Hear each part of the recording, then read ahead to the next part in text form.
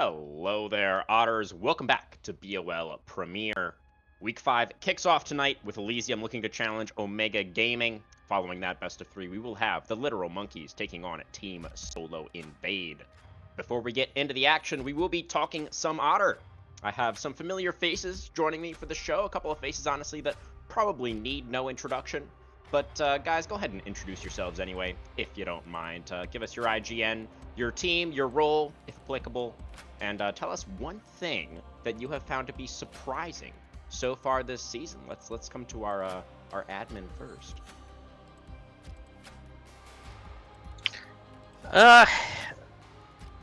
It's interesting. Going to the season, I had a lot of high expectations for a lot of teams. But it's crazy that an E1 cap changes so much between a D4 cap, because there are a lot of quote unquote Emerald League players in D4 because most of them are D4 cap. But the minute you put it down to E1 cap, you now have a wider rank of potential solid players that might not be E1 or E2, but they might be E4 or E3, but they can still do extremely well in the league. So it definitely changes a lot of perspective on some of these teams, and I enjoyed the fact that a lot of these teams are competitive. So it's not like there's 4 teams that are just absolute shit and just basically the top 4 is set. Second or the 2 last spots of playoffs are up in the air kind of thing. But it feels like going to the playoffs, a lot of these teams can just immediately be contenders to win the entire thing. Interesting. So feeling like the Premier League has actually been perhaps a little bit more competitive than you were expecting so far. In terms of expectations, I wanted to make sure that teams were competitive. Obviously that might not always be the case, but I also wanted to make sure that teams are picking up players that they could probably develop. The idea of the Premier League is to pretty much have these players year over year, and maybe you'll see some additions, maybe you see some that leave. Obviously, people have lives that they can't always dedicate their weekends or at least 1 week to playing this league. But it'd be fun to have them grow over time. I do plan on making a global stat database for Premier. So let's say Premier runs for 6 seasons. You'll see every player that has played all their games that are played. So maybe this player is playing every season of Premier, and you can see their KDAs, you can see how many wins, losses, etc. So it's kind of a historic stat line for the league. Excellent. Well, a bit long-winded there for an introduction, Bully, but certainly appreciate hearing that insight from you, hearing your thoughts on what you had in mind when you were putting this whole thing together. Great to have you here today. Chong, if you could go ahead and introduce yourself, please, sir. Yeah, I'm Chung Somo. I am one of the casters on Sundays and current content writer. I know it's delayed. Everybody's going to complain about that. But, one of the things that's shocked me so far this season is that you really can't determine what team is going to win every matchup most of the times. It feels like a lot of these teams can take games off anybody else besides maybe the top 2 teams. But I think it's super competitive, like Bully was saying. So it's just really good to see that and the growth of a lot of these players so far over these 5 weeks. My man's pulling triple duty over here. He's got the casting content, the podcast content, and he's writing up some content all at the same time. Absolutely amazing. Yeah, and he got pulled over, so that's extra content. Yeah. Some real life content as well. Don't let your registration expire. That's a big one. Watch out for that guy. That's why you got pulled over? Yeah. Man, and I only got a ticket. And I only got a ticket. Oh, wow. Well, last but not least, our one player brave enough to join us for the show this week, Mr. RJ, your introduction, please. Hello, everybody. I'm just RJ as my IGN, and I play currently as bot lane for TSI. The surprising thing for me this season so far, it's been that my team hasn't imploded. I only participated on one team on another league 2 years ago, and we were constantly fielding a new person on a new role every 2 weeks. So having this foundation, Brendan has done an incredible job. So it's been an incredible ride. So thank you for setting up, and thank you, Brendan, for making the team solid. RJ, quick question. Where are you from? It's the accent, isn't it? It gave me away. It did. Yep. I'm from Mexico. Gotcha. Very cool. Very cool. Yeah, interesting to hear, RJ. Generally speaking, I feel like teams don't tend to fall apart very often when they are winning, and you guys have been doing a whole lot of that so far. So I'm sure that doesn't hurt. But I believe we do have some current standings. I believe you said, right, Mr. Monster? Oops. Oh, the schedule. Okay, no, that's perfect. Let's start with the schedule. Take a look at what we've got coming up here. So this is this week's matchups. As previously mentioned today, we've got Elysium and Omega Gaming going to be facing off first. And then RJ, your squad, going to be going up against the Literal Monkeys a little bit later on tonight. And then, of course, tomorrow, Chong, you're going to have the Spire versus Conduit and High Alert versus Dorado. Bully, coming to you first here. Which of these matchups are you most looking forward to this week? There's actually a couple of matchups that are very, very key in terms of like how the standings are probably going to end. The second match today is mostly because Literal Monkeys are going to possibly get eliminated from playoff contention. But the main matches are literally the ones on Sunday, in my opinion. Yeah. And the reason why is 3 of those teams are 2-2. One of them is 1-3, but I have like Tyler, I think, is a pretty solid team. So there's going to be one more team that's going to be eliminated before playoffs, and I'm pretty sure it's going to be one of those on the Sunday matchups. So I'm very curious to see what happens between the High Alert and Dorado Gaming one, because High Alert, they need to win this one, or they will move to 1-4 and have a very tough time making playoffs. Dorado needs to win this one because they did get lucky in week 1 of getting that free win. And so they need to kind of prove that they are a playoff contender. And so that is probably the matchup I'm looking for the most. And of course, it's the last matchup of the week. Very true. Very true. Yeah, I believe it's top 6 making it into playoffs, right? And then the top 2 teams get a bye through the first round. Is that how it works? Yep. Yeah, makes sense. So definitely, after there's 3 weeks left to play, including this one. So definitely all those teams towards the bottom of the standings right now. It's crunch time. They need to start picking up these wins right now, or it's just not going to work out. But Chong, let's hear from you next. Which of these matchups are you most looking forward to? I mean, I gotta agree with the Bully. It's definitely the Sunday matchups, but I'm more specifically looking at Conduit and the Spire. Mostly because the Spire last week, they did lose to Dorado, but that was with, I believe they had a top laner. I think Strawberry Frog did play well, but it just, when you're playing with a substitute player, if you don't get enough practice time with them, it can always be a little rough. But I also think Conduit is actually on the rise right now, especially with them getting Pine in the starting jungle. I think Pine is the best jungler in this league over everybody else. I've played with him before. I've watched him play for a couple seasons now in BOL and other leagues. I think this man, the way he plays the game, is just phenomenal.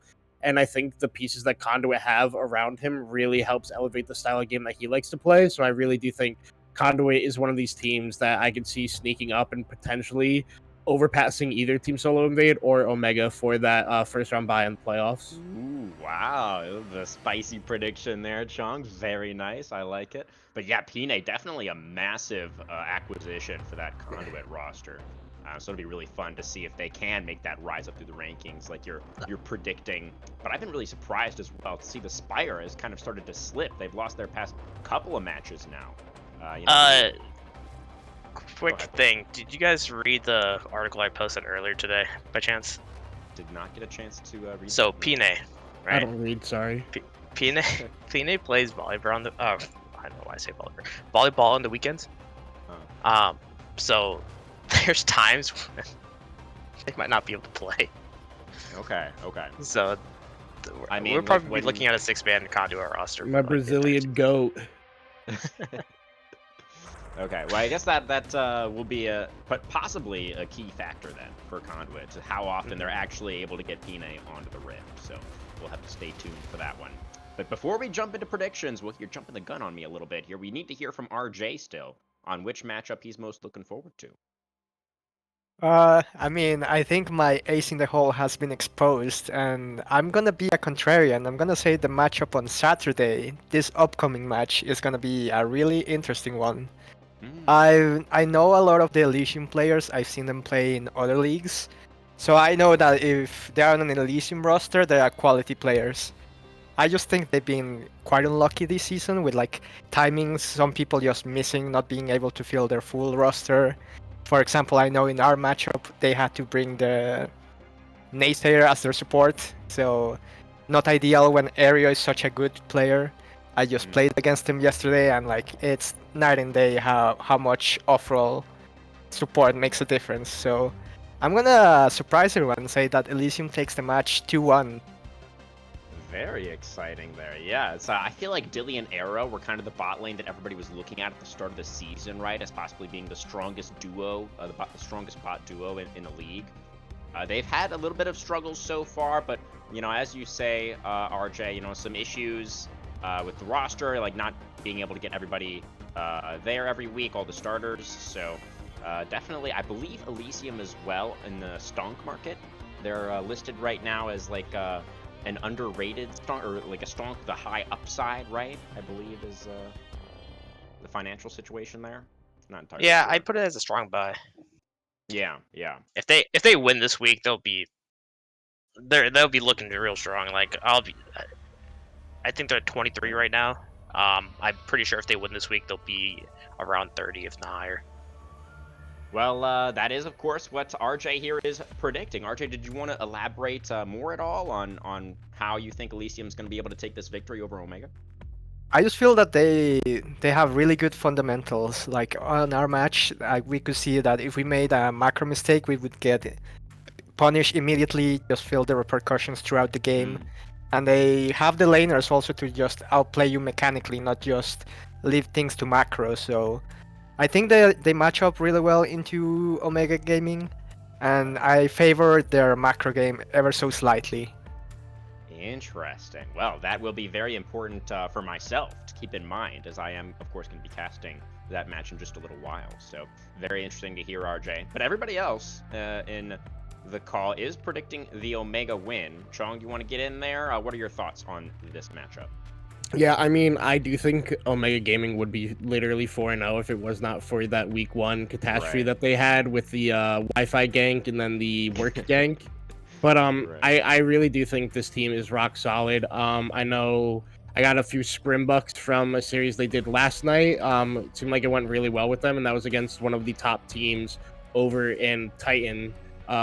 So it looks like they've been doing really good lately, and the draft that they pulled out in that game that I saw the clip from was definitely really interesting. So, and I wrote it in my piece that's going to be coming out later, but I think this is like the most like cohesive roster on paper. I think every piece just works really well together, especially Caxi and Saren in the mid jungle. I think they're probably the second best mid jungle duo, maybe first, but it's between them and Unleashed and NBK. I think just the way that Omega plays the game and just the smart macro decisions they're making, as I get to cast them almost like every other week, it feels like.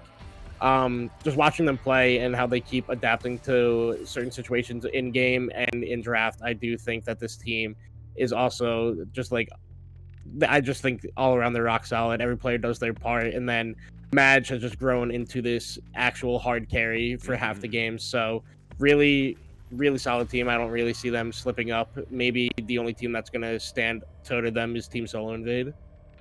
Absolutely, Chong. Yeah. Oh, go ahead, Bully. Oh, I think they got whipped enough with the belt, honestly. I think the lesser just like, I mean, the problem is they should have lost game 2 last week against Lyra Monkeys. That was a massive throw. Yeah. And we've seen that not once, but a couple times from this Omega team. So they do have a way to, like, you know, their weaknesses are exposed. And I think if there's one team that could do it, like expose it, is Elysium. The problem with Elysium, in my opinion, is that they run it down too much. But if they get to a good spot, I feel like their macro is as good as any team in the league. Yeah, certainly. You know, I actually was just reviewing that game, Bully, that game 2 from last week between Omega and the Monkeys. And, you know, I think it's definitely fair to say that the Monkeys did throw that one away a little bit, but I feel like we do also have to give some credit to Omega. They were, you know, behind for pretty much that entire game, but they were able to stay in it. They were in the right place. the right time in the late game. They were playing well around the objectives. I agree that their macro has been really solid, which makes it, all the more exciting if RJ is correct in his assertion that, and you were saying as well, Bully, that the macro of Elysium can go head-to-head with the best of them. So that'll be really exciting for me to see if that is actually going to come through in this matchup. But I think we can probably go ahead, guys, and move on to our next matchup, the second one that is going to be played today. That is the, unfortunately, hapless Monkeys going to be going up against the undefeated, your squad, RJ Team Solo Invade. And let's hear from you first on this one as well. Obviously, predicting yourself to win. Anything you'd like to share with us about your thoughts against the Monkeys? I mean, I am not like the scouting guy on our team, so I haven't watched their matches as closely as I should probably have done. But it's just my mentality of every match. Just never underestimate the team, even though the match score is not as catchy as ours. As stated before, every team is competitive in this league, so definitely not gonna give them an easy out and just get too confident and just slip up. So full focus tonight. Excellent. Yeah, glad to hear that you're respecting all of your opponents. Very, very important. Yeah, the Monkeys, they did so well in the Emerald League last split, but, it's not the same roster that's playing here in the Premier League, and they definitely have been struggling so far. Chung, coming to you next, of course. Your thoughts on this one? Yeah, I mean, it's been a little rough for the Monkeys. I do think they've had some standout moments throughout the series that they've played, but it just feels like they always get to that one crucial team fight and it just kind of falls apart and ends up biting in the butt, especially in that game 2 against Omega that they should have closed out. I do think Evil Gumi up in the top lane is definitely like the standout star of that team most of the time. I feel like he can hard carry a game for them, but I feel like if he doesn't get ahead, it can be really rough for the rest of the team. I know that Cool Pro Ninja and Poppy Fox have been trying their best, especially with the Yasuo Diana game I got to see a while back. But it just feels like sometimes with the go buttons that they do have, they just don't seem to execute properly on the team fights. But they have been making strides. They have been going and getting better as a whole team. But I think matching up into Team Soul Invade, it's going to be rough for them, and I just don't know if they're going to have the ability to get the win here this week, but I do hope that they keep, expanding and growing as a team and hopefully look forward to the next weeks and try to, make a playoff run if it's possible, if they do something this week and upset Team Solo Invade. Yeah, I think you hit the nail right on the head again there, Chong. Seems like that has been kind of the big stumbling point for the Monkeys, has been those team fights. There are so very many of them. The current iteration of the game is so focused around objectives and gaining advantages in that way. And the fact that the Monkeys have been struggling in the team fights, and the fact that seems like it's one of Team Solo Invade's greatest strengths is their team fighting, does feel a little bit unfortunate for the Monkeys, but we'll see. Bully, what are your thoughts on this matchup? I think it's a little bit too little too late. It was kind of rough because I know they had struggles early on with their roster. And unfortunately for them, last week they had to play Omega. This week they have to play TSI. So dropping to 0-5 will put them out of playoff contention, I think. I'm pretty sure. You're probably right about that, yeah. Yeah, it's pretty hard to get Haven't done playoffs the with a math, 2-5. But the funny thing is it has happened before, which is wild. Sure. But I think at this point, you kind of just look to be just try to get upsets. And also, honestly, if they win today, they might, take that momentum to be 3-4 at the end of the season, and that might get into playoffs. There was a Monkeys roster that did start 0-3, and they ended 4-3 in the season, and then they won the entire thing, I believe. So okay. Could happen. Yeah, I mean, would be a massive upset, as we've already discussed. But, if the Monkeys do take down TSI tonight, their Week 6 opponent is going to be Dorado, and then their Week 7 opponent would be Conduit. So, certainly not pushovers by any means, but I could see that being the angle. If the Monkeys somehow make it happen tonight, maybe they could take those wins. Excuse me, sorry. Take those wins in Week 6 and 7 as well, but we'll have to see. Moving on now. We've got Conduit versus the Spire. It's going to be our first matchup tomorrow. And Chung, I'm going to come to you first this time. You are a Conduit predictor like myself. What are your thoughts about that matchup? Yeah, I think it's actually pivotal on if Pine is playing in the jungle role that day or not.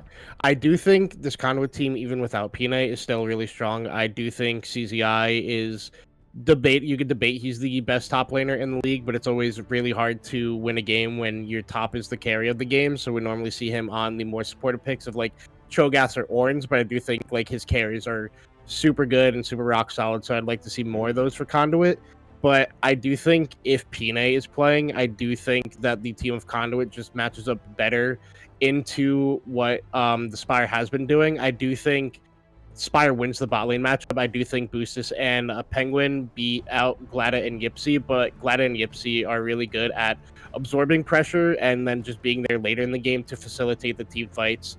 Like, I think last week we saw at one point Glada was down like 40 CS on a Smolder and ended the game like 17-4 or something like crazy like that. So if Conduit gets to play the style of game that they want to, I think it's really hard for the Spire to be able to match up into it. But I think if Boostus and Witch Hat Black Mask can impact the map like I know they have as playing with them and against them, they'll be able to handle what Conduit has if it's not Pine jungle. I think Pine throws a real wrench into a lot of teams' plans just from the way he plays the map and just looks to play the game as a whole.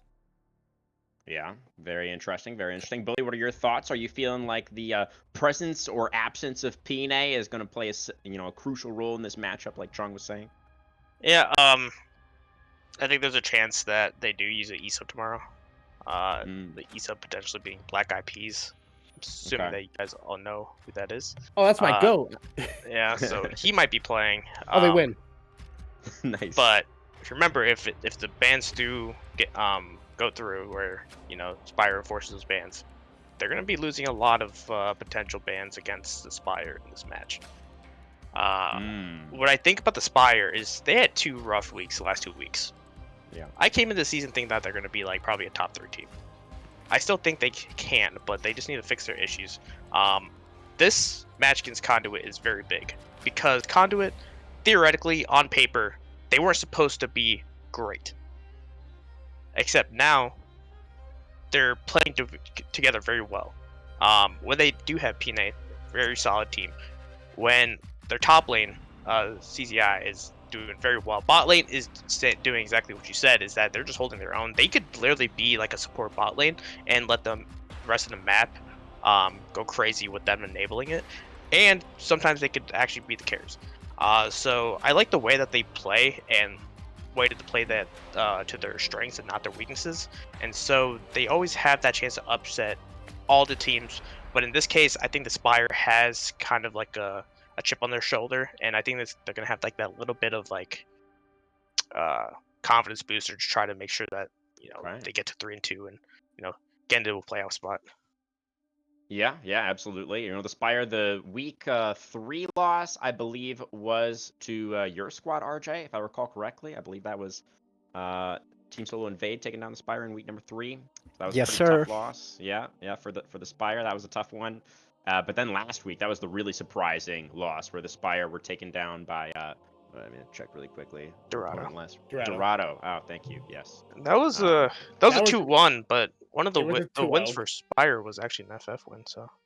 That's right. Yeah. So technically, not actually able to get a game last week either. So definitely, we'll have to see if the defending Emerald champs can bounce back.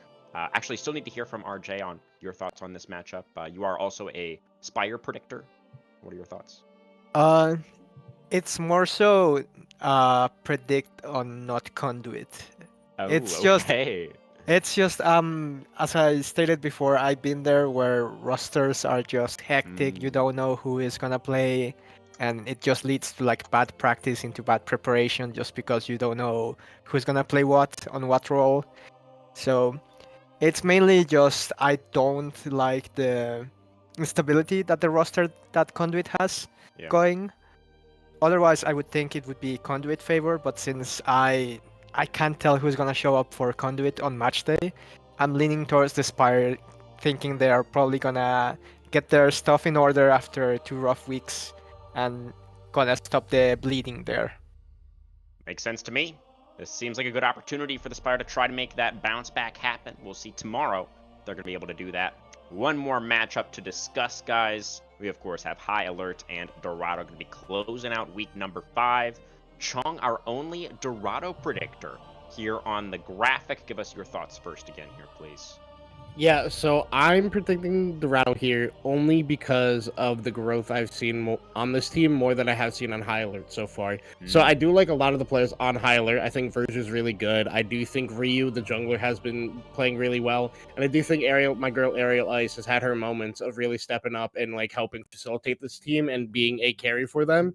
But I think what I've seen over Dorado and the growth that they've had over these last few weeks, especially in their mid laner Cora, I think she's really been stepping up.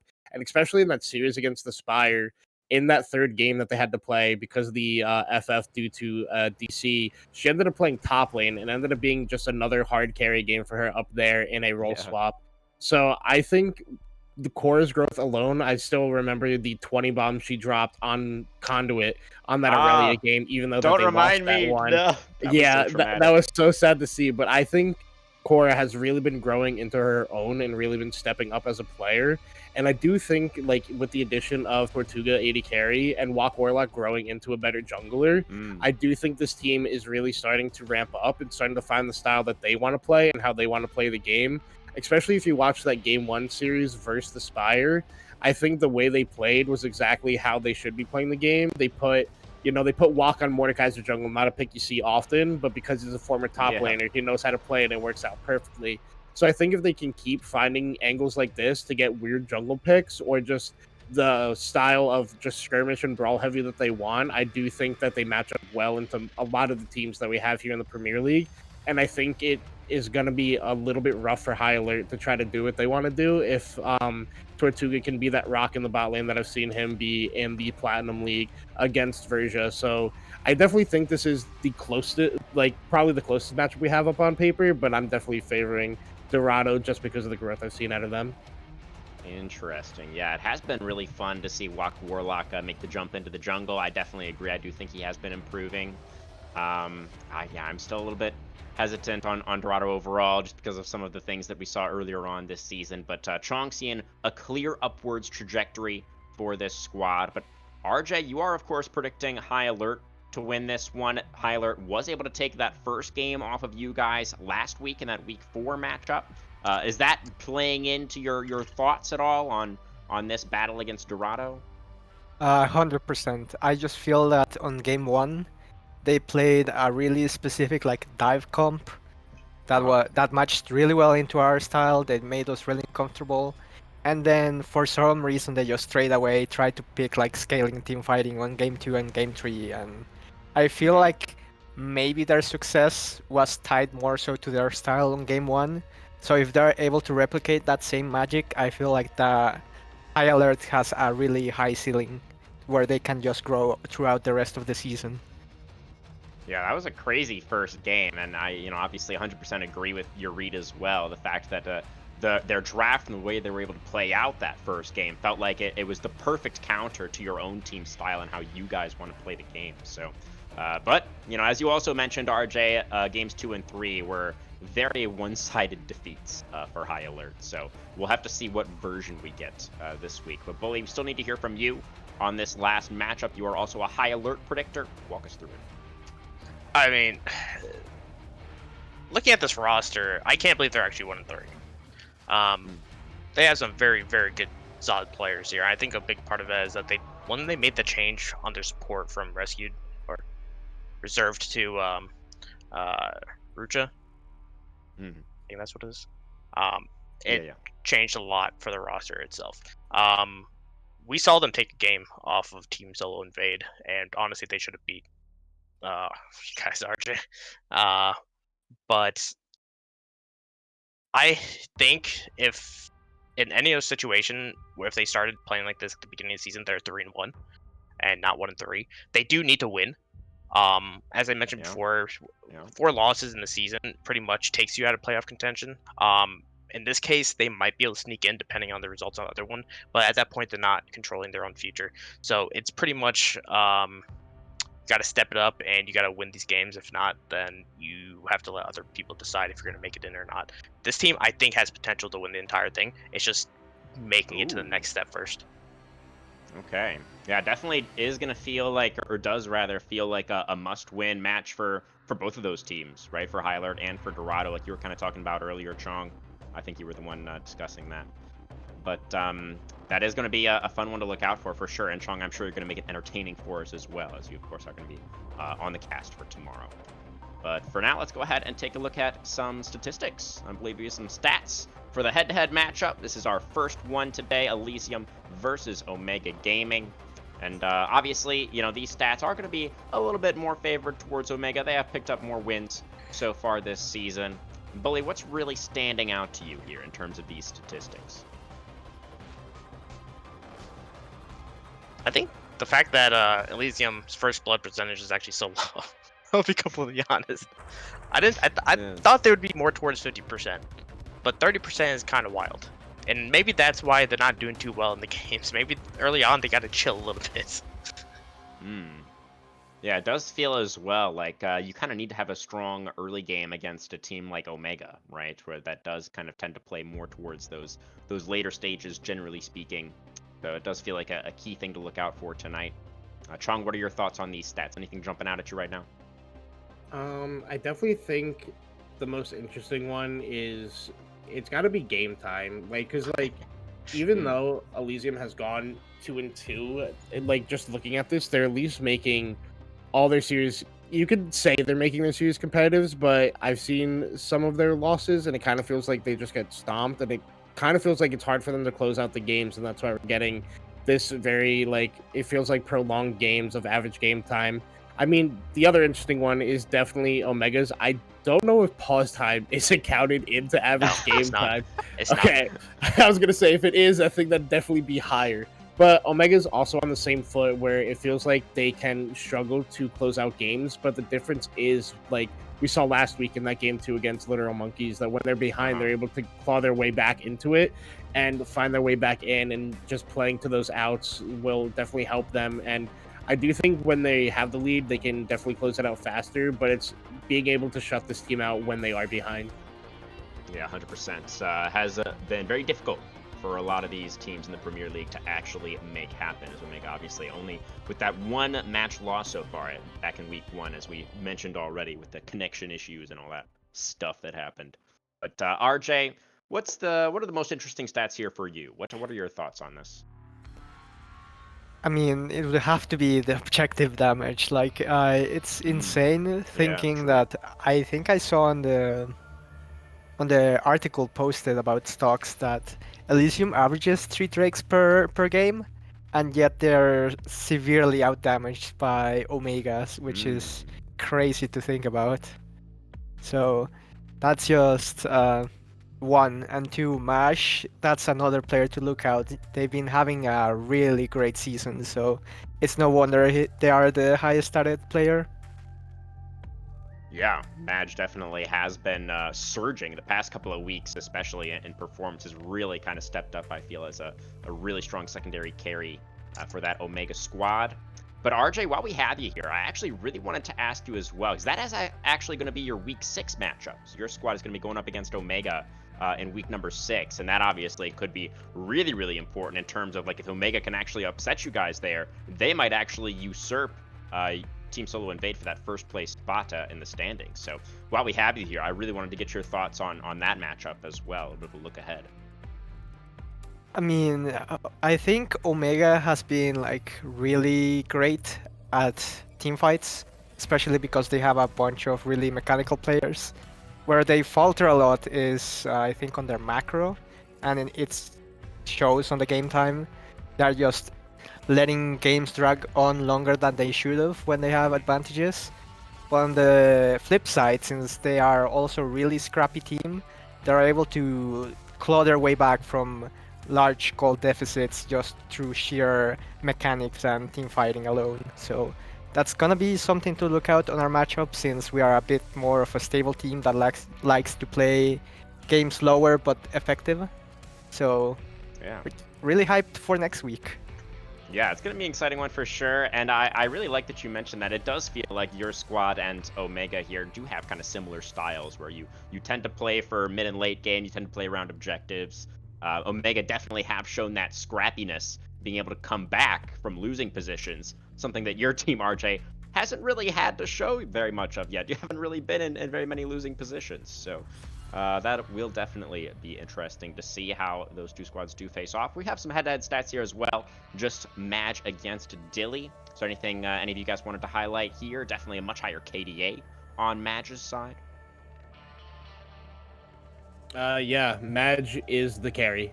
Like, it doesn't matter if he's playing Seraphine or Victor or Varus or Corki, he is the carry of this Omega squad. Even if Saren is having a good game, even if Perspicacious is having a good game, or Taxi, I think Madge is going to be the reason that this team wins, and he has really been stepping up. We can see, like, even his kill participation is at 70%. He's winning lanes, he's out CSing his opponents, and just the way he's been playing and not getting caught out is also a huge boon to the way this Omega squad has been playing. And I think Madge is like my player to watch for the rest of the season, the way he's been playing and growing.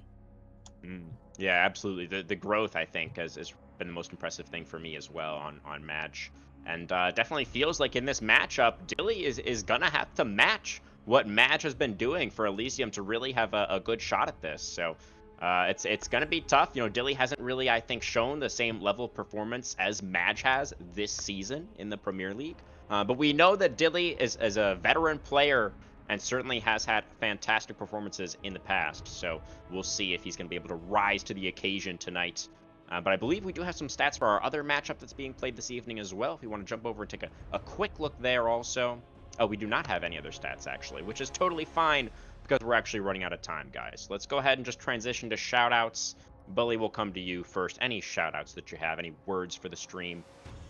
Yeah, let's shout out our sponsor for this. I guess just 22 days left. We love 21 sponsors. days. King of Avalon.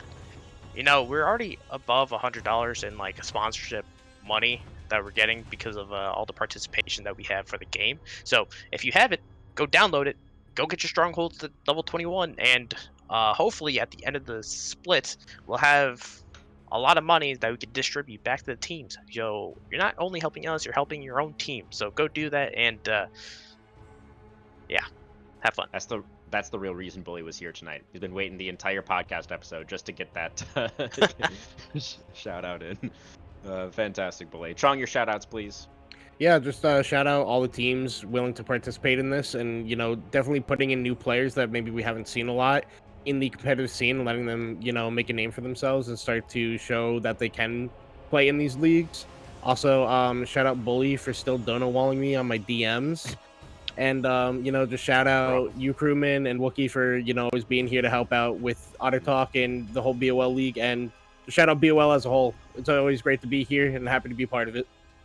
Absolutely. Oh, thank you very much, Trong. I wanted to give a shout out to you as well. I've really been enjoying your casting on Sundays alongside Ferris there. So glad you were able to make the extra time for some extra content to join us for OT this week. That's been absolutely fantastic to hear from you. But we do still need to hear from RJ, of course. Your shout outs, please, sir. Shout out my teammates. They've been making me look good, even better than I should have. I think I'm a fraud, but they just make the thing go smoothly. So shout out to Axe, NBK, Unleashed, and SK. They are so underrated and they are great players. Also, shout out to Brendan for running our org really effectively and without any problems. Nothing but love to that guy. And shout out to Relix, our superstar sub. Fantastic. Thank you very much for joining us tonight, RJ. It definitely has been pretty smooth sailing for you and the rest of the squad so far. We'll see tonight if that is going to continue against the Monkeys, who have very little left to lose. So stay tuned for that one, guys. That's going to do it for Otter Talk for now. Our first best of 3 this week. Of course, going to be Elysium going up against Omega. That's starting in just a few minutes. Don't you dare go anywhere. We'll be right back with Premier Week 5.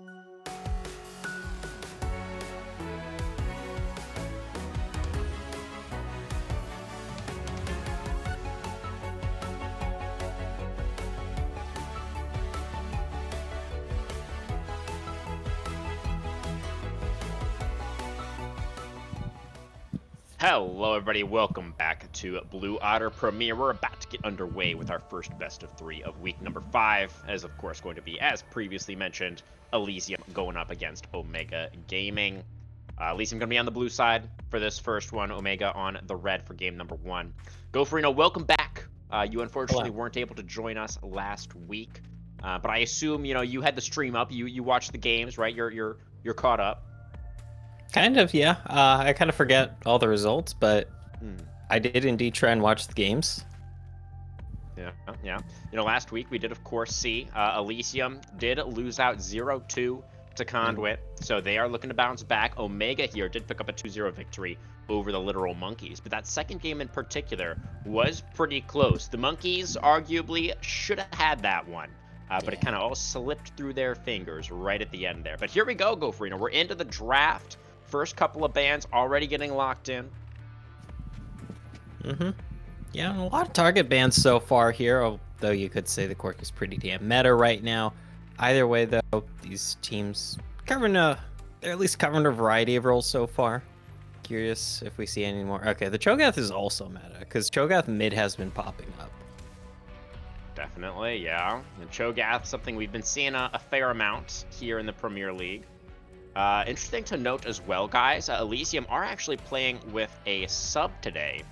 They have their sub in the mid lane. Repent is the mid laner today for Elysium, and Sofa, the starting mid laner, is going to be playing top lane today. So I guess they're they're missing their starting top laner. So having to do a little bit of roster shuffling here is Elysium. We'll see how that does end up working out for them. So Syndra and Nocturne going to be the last couple of bans. And Elysium going to take the Amumu on B1. Amumu, I feel like Goferino has been so powerful here in BOL Premier. Yeah, in general, too, in League of Legends, it feels like a lot of the other junglers, they've gotten some light taps. The Skarner has been taken down a notch.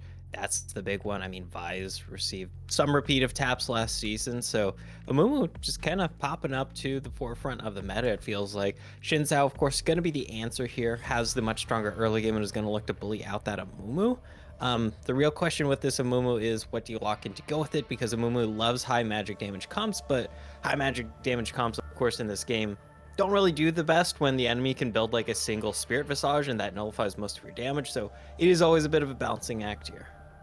Certainly is. Yeah, it'll be interesting to see what kind of draft that Elysium do go for, what they want to pair alongside the Amumu, because, we were discussing this as well a little bit during this week's Otter Talk episode, which thankfully we were able to have this week, and nobody wanted to join last week, but we made it happen this week. And, we were talking about how Omega really is kind of similar to Team Solo Invade in the sense that they tend to play towards those team fights in the mid and later stages. So it'll be interesting to see. I'm really curious if Elysium are going to try to match them in that style, if they want to try to take it to Omega in the team fights, or if they're going to go in maybe a different direction with the draft. Amumu Ziggs definitely feels pretty team fight to me so far. Yeah, I mean, you just curse the sad money, Mega Inferno Bomb. It is a recipe for success here. The Poppy, of course, going to be a flex pick. I know it has been creeping up more and more in the support role. Don't really see too much to hard counter so far with the Poppy. The Poppy very much more so like you pick it when the situation's right. She's there to counter comps. Of course, does hard shut down the Xin Zhao, so that is nice to have for now.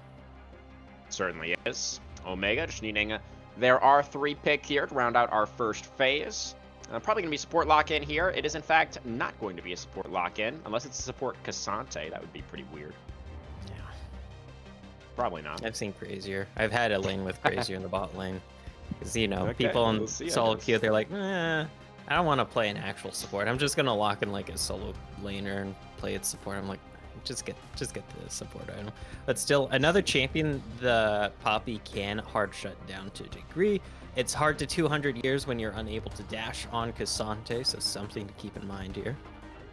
Yeah, that's a fun little thing about Poppy. I feel like that's part of the reason why she's made a resurgence, even in pro play as well, is I feel like the anti-dash tech is, like, uniquely powerful against all of the 200 years champions, right? They all have a billion dashes. So the Poppy stocks have just gradually increased as more champions get released. Pretty funny. But into the second ban phase now, we've got a little bit of a mid-focus, it looks like, is going to be coming out from OE. I'll ban away the Ezreal as well. Take that away from Dilly.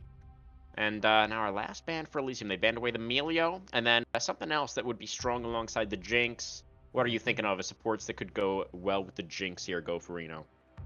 I'm not sure. You're probably picking the support more so for the rest of your team here if you need engage. Okay. The Melio ban makes sense because you're playing the Amumu, and Melio can hard shut down that champion to a degree. Tara can also decently hard shut down the Amumu plus Ziggs combo because I think the Cosmic Radiance will come through fast enough to block the Mega Inferno Bomb. You might also have to preempt it just a little. Either way, though, two great champions that can kind of nay your comp here a little. Well, there is the Lulu. Gonna get locked in on the R4 for Omega. That is, of course, a pretty classic pairing alongside the Jinx, and it does pair really nicely with that Xin Zhao as well. So it feels like a pretty powerful pick. Yeah, Wild Growth of Xin Zhao as he goes in, or you just Wild Growth of Jinx when they go in on you. So right now there is, of course, quite a big target on the Jinx's head. That is kind of expected whenever a Jinx is locked in. Blitzcrank, I mean, makes sense here into the Jinx plus Lulu. Blitzcrank Ziggs, though, I'm not entirely sure because Ziggs, he has a good poke early on. The main issue is you don't have the best burst until you have the Mega Inferno Bomb. So you might not be able to convert those hooks into kills here in the bot lane, at least early on. We'll have to see. Could still be Ziggs mid. If Elysium wanted to flex the Ziggs into the mid lane. Could be a possibility. Let's see here. I mean, okay, it looks like that is going to be the plan. So the Varus going to be the lock-in. Not necessarily a classic Blitzcrank pairing, but certainly I think you're going to get more kill threat with the Varus than you would with the Ziggs, right? Yeah. It also depends which Varus build you're going. Obviously, the lethality has the much more dangerous all-ins, but the on-hit Varus can give you that much more sustained damage for taking down that Jinx if you're not able to burst through her initially. It does kind of all depend here. And yeah. Acidin on the R5 for Saren. So, you know, not surprising to me that Omega would save the R5 pick for the mid laner, as Saren, I feel like, has probably been the most consistent player for this team so far this season. But the Cassidon is something that I certainly was not expecting. I mean, I guess it's relatively comfortable into the Ziggs, right? The Cassidon's going to be able to scale up at least, you know, towards level 6 pretty seamlessly. What are your thoughts on the Cassidon R5, Go Farino? The main issue is definitely going to be the early game wave clear here. The Ziggs is just going to turbo shove you under turret. You do have the Xin Zhao for early aggression who can look for those early ganks, so that's some form of relief here. Obviously, the side laning is going to be so much better here for the Cassidon, but at the same time, Ziggs doesn't side lane too much. It feels like you just throw out the Mega Inferno Bomb to clear out waves with ease. So I'm curious about that. Obviously, the Cassidon will outscale here and will have a much easier time into the Ziggs. Can also be tricky to lock down here for the Elysium comp. Definitely can be. Yeah, you know, Elysium, they do have some crowd control with the Amumu, obviously. You know, Blitzcrank, Silence can be really powerful against champions like Cassidon, right? That, you know, later on in the game are just going to be spamming out those abilities constantly. So, we'll have to see there. You know, Saren, obviously, the Cassidon as well is something that I feel like I've seen a lot, particularly in solo queue, right? Where Cassidon, he's scaling, he's getting stronger, he hits level 16, he goes in, and then he gets CC'd and instantly dies. So you have to choose your moments very carefully, even when you do get to the level 16, you know, much memed, instantly exploded Nexus, yada yada. So we'll see how Saren pilots the pick. But again, I feel like he has been a really consistent member for Omega so far this season. So expecting the play to be pretty solid. Yeah. And of course you can just turbo snowball here as the Cassidon because neither the Solars are going to be able to do too much into you. Yes, the Poppy can stop your ulti for a bit, but if you're wise with that... Oh wait, no, the ulti is not a dash, right? It's a blink, so the Poppy steadfast presence does not break it. I believe that's correct. But yeah, so the main thing Saren is going to have to watch out for, definitely going to be the silence from the Blitzcrank, and obviously the ultimate from the Amumu. Does have to be very wary of those. But for the side of Elysium, the main thing that I'm kind of concerned about with this draft is it feels like they're pretty light on damage, right? Yeah. I mean, Ziggs and Varus do good damage, obviously, but Ziggs needs a little bit of time to scale. Varus maybe would like to go for the lethality build for, you were kind of talking about earlier. It's more threatening in lane, but I feel like with this draft, you kind of have to go on hit, right? Because if you go lethality Varus, you're going to have no damage at all in the late game. Yeah, you're definitely. It's a little bit of a rock and a hard place, I guess. The on hit still has like okay-ish all-ins. It's just not as early of a spike. You just don't get the Dirk and start popping people. So it's something to keep an eye out for. The Ziggs does, of course, scale up and has like kind of consistent damage because your cooldowns are so low. You are required to constantly hit skill shots though, and as mentioned previously, any bit of MR can really just shut down a lot of these AP caster champions, unlike buying a single armor item against ADs. Well, except for Tap Eyes, but that's a different story. It is a different story, yes. But it's going to be especially interesting. I think my eyes are definitely going to be on this Varus, at least for the early game. Something else we covered towards the end of Otter Talk this week, Go Farino, is the fact that the stats for the Omega AD carry for Maj are actually significantly better, pretty much across the board, in comparison to Dilly for this season of the Premier League. So, Dilly, mentioned this on the show as well. He's obviously a veteran player. He's been around for a long time. We've seen really high highs from Dilly as well, but it definitely feels like he's going to need to take a step up and match what Maj has been doing here in this season of the Premier League to really give Elysium a good chance at coming away with this one tonight. Yeah, we're definitely going to have to step up here a little bit. Bring it home, because like you said, they did get 2-0 last week, so that is going to leave a sour taste in your mouth going into this week, but also might stir up some fire in you to get some vengeance here against Omega. Yeah. In that 0-2 last week for Elysium, Sofa did actually have a relatively strong performance. Was 10-4-4 on the Cho'Gath in game number 1, and then was 12-10-3 on Wei in game number 2. But so positive KDA in both games, but not enough in either one of them to actually get Elysium a win. So playing the top lane this time around, Sofa going to be piloting the Poppy for us, which is actually a known counter pick into the Cassante. So we'll see what Sofa's able to get done in this one. Overall, Go Farino, how are you feeling about these drafts? The R5 Caston, definitely a fun little wrinkle getting thrown in by Omega. It feels like a pretty standard composition for them as well. Definitely a draft that's looking to scale and play for objectives and team fights in the mid game. But for the side of Elysium, they definitely have some interesting tools to work with as well. So what are your general thoughts on these drafts? Favoring Omega here, especially in the later team fights. If Elysium is not able to get a bit of a cheeky lead early, whether that's through some nice ganks, whether that's through blitzcrank hooks, they are going to struggle a little bit in these team fights, I feel, especially as the game goes on.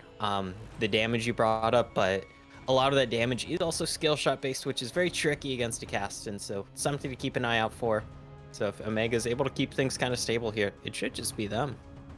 Yeah, and that long-range poke damage, it can be ineffective against champions like Xin Zhao as well because of the Crescent Guard and the way that works. He can kind of immune Ziggs ultimates and empowered arrows and things like this. That could be a lot of your damage just gone into the wind. So it definitely feels like not only with the drafts, but stylistically for these teams as well. It feels like Elysium need a pretty hefty lead coming out of the early game to really be comfortable in this matchup against Omega. We'll see if they're going to be able to find it, guys, after this short break. We'll be right back.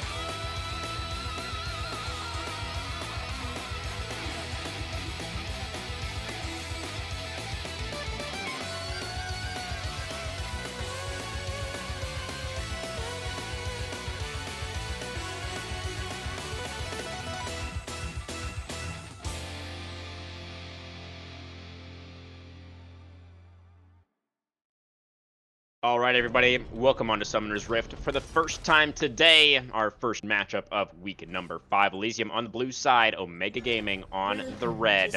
Let's see what we get from this Blitzcrank level 1 Goverino. It's in the mid lane, the flash for the hook, and the flash comes out from Saren to avoid it. Good try, Elysium. Flash or flash, always fine to get when you are the support player in that situation.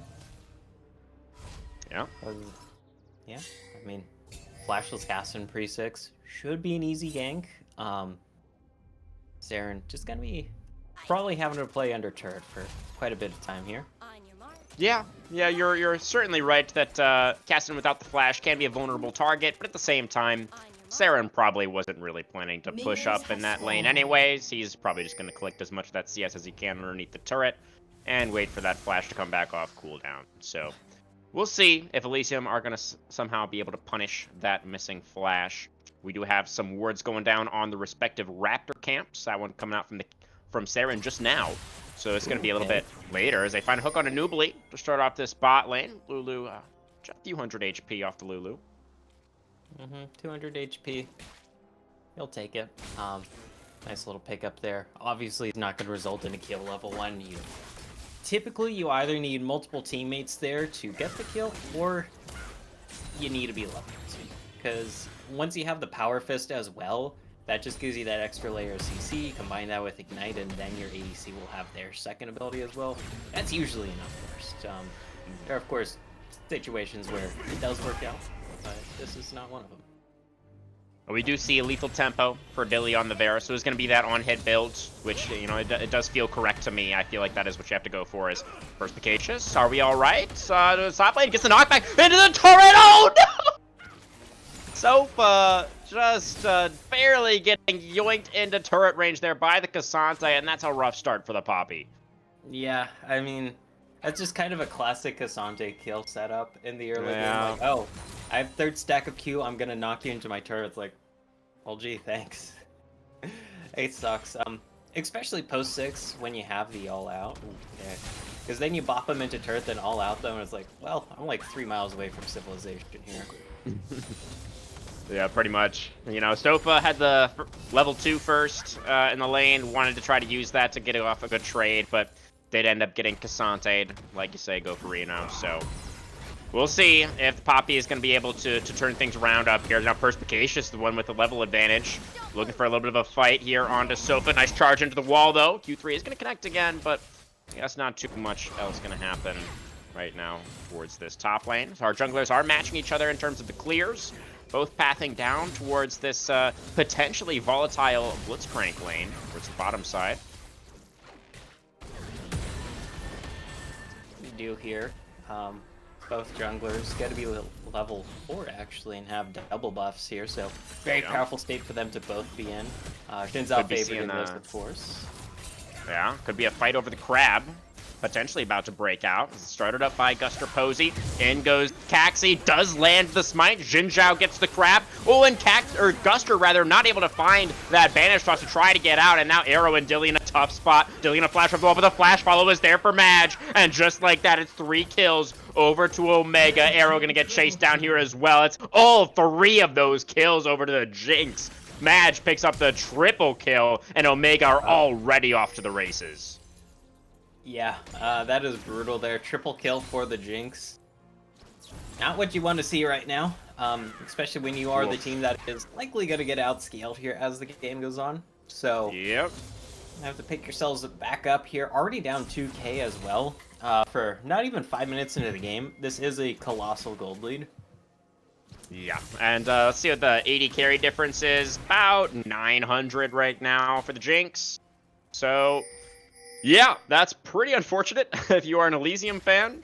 Definitely not what we wanted to see. We were talking about how we felt like they needed to get the early lead, right? And that is definitely not the case right now. Although at least Guster is going to be able to take that North Scuttler. Oh yeah, and you missed out on... I forgot. You missed out on the Scuttle too there, which is absolutely brutal start. Not as bad as the Jinx getting a triple kill, but hey, collapse on the top side here. Got some moves here for Arrow. He's going to find the rocket grab onto Caxi, but both bandage tosses for Guster are going to miss. And the Xin Zhao's going to be able to charge over to his Raptors. He's totally fine. If either one of those bandage tosses had hit for Guster, that might have looked really different. Yeah. Keep in mind though, Repent had basically like 0 mana there. Maybe could have thrown out 1 bouncing bomb, but would not have been able to contribute too much there to that fight.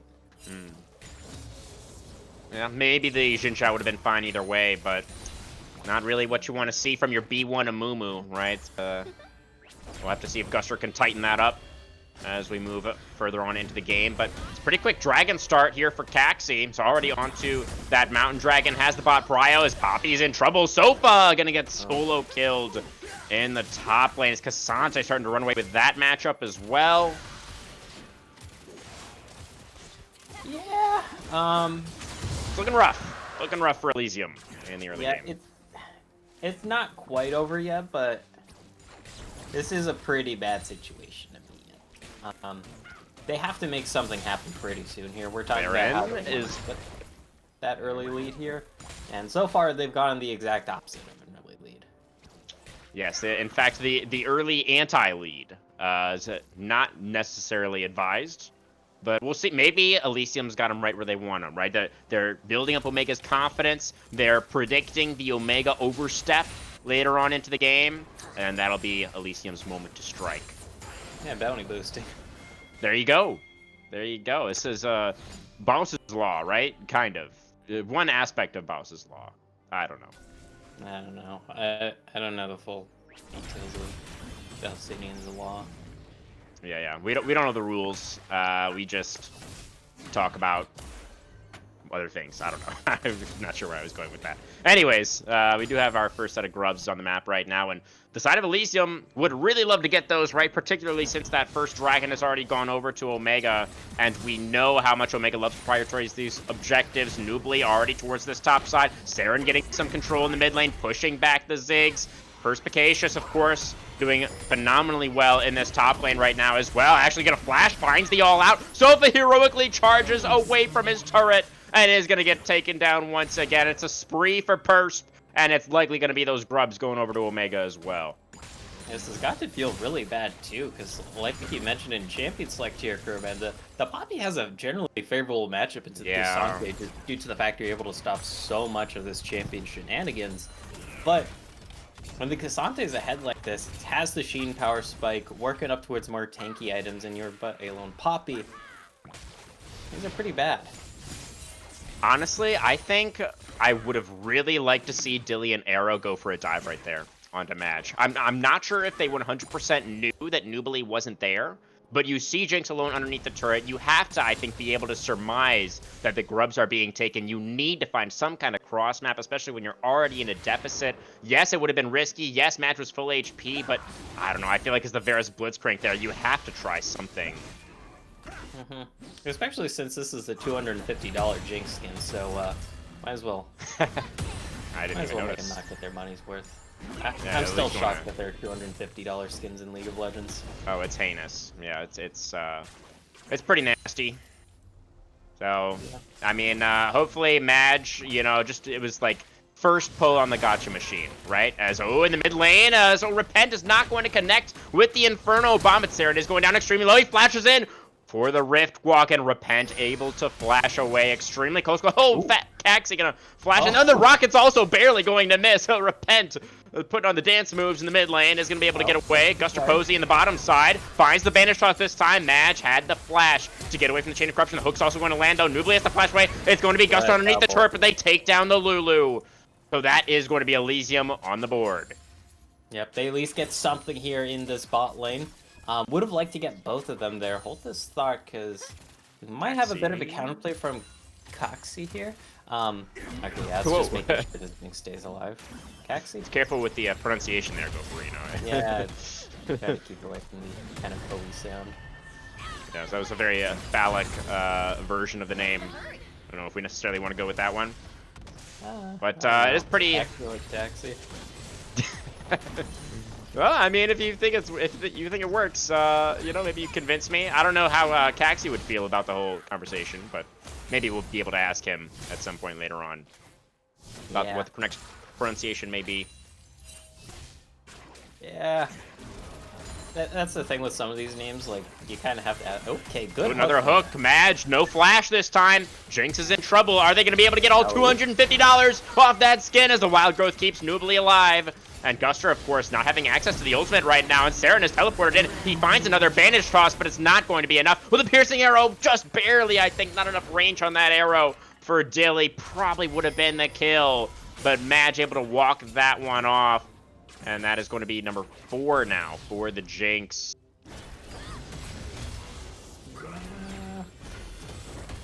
That is, Wait, is Sofa dead here? He's going to get Cassante. Oh, the flash away from the Q3. Probably necessary there for the Poppy. Yeah. Things are still kind of generally getting worse here. I mean, Elysium are finding some plays here in the bot lane. They're trying. They got the 1 kill. Yeah. Very nearly worked out there again. Problem is, no mana was there on Dilly, so they could not cast the Chains of the Corruption if it was up.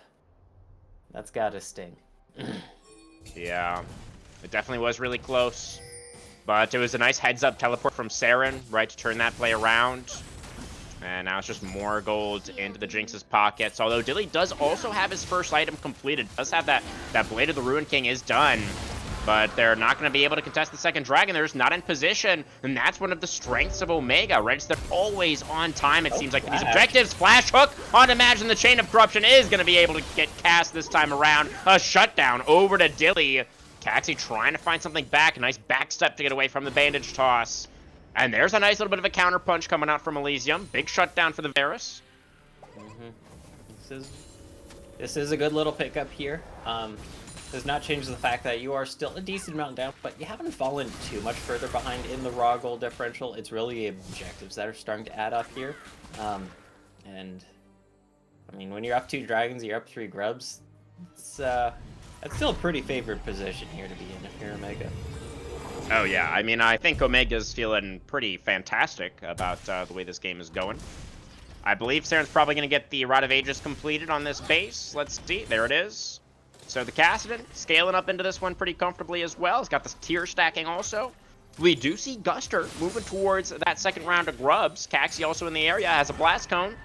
So we're going to get some kind of fight here. Saren is not anywhere near. He has a Hex Gate to try and get over to this play. First grub going to be smote away by Guster.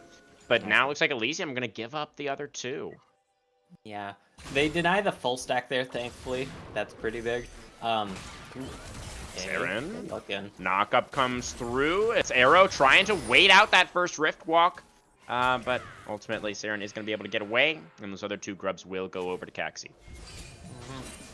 Yeah, they deny the full stack there and kind of recognizing, like, we're behind, especially in the top side here. Like, Precipitous comes on Perspicacious. Yeah. That's your homework for next week, Gofredo. You got to practice that one. Yeah, fully completed Iceborne. There's also the Titanic Hydra completed here. You're sitting on the components for Leandri's and a Balmy Cinder. You're not going to win that. Yeah, it's pretty doomed for the Poppy at this point, unfortunately. Sofa's just going to have to try to stop the bleeding. 30 CS down on the Cassante now as well. It all went wrong so early on for Sofa in that lane. Just a little bit of a boop into the turret. Saren looking for another play towards the mid lane. Repent and Saren both pretty low. The wave is moving in, though, towards the Kassadin. I wonder if he's going to try to set up some kind of favorable lane stay. Here's the rocket actually coming out. I believe that did land onto Repent, who's flashed away as well. The Chain of Corruption, though, is going to land onto the Lulu. Wild Growth keeps Jinx alive for now, but still a lot of damage coming out from this Varus. The heal barely keeping Madge alive. So good attempt there again from Dilly and Arrow. They get out the flash. Go flash mid. Oh yeah, Saren flash down as well as both carries in quick succession for Omega losing out on the flash. Yep. Self is 2 levels down here, like. Yeah, thankfully there's going to be able to have a presence that is very steadfast. Gets away. Ooh.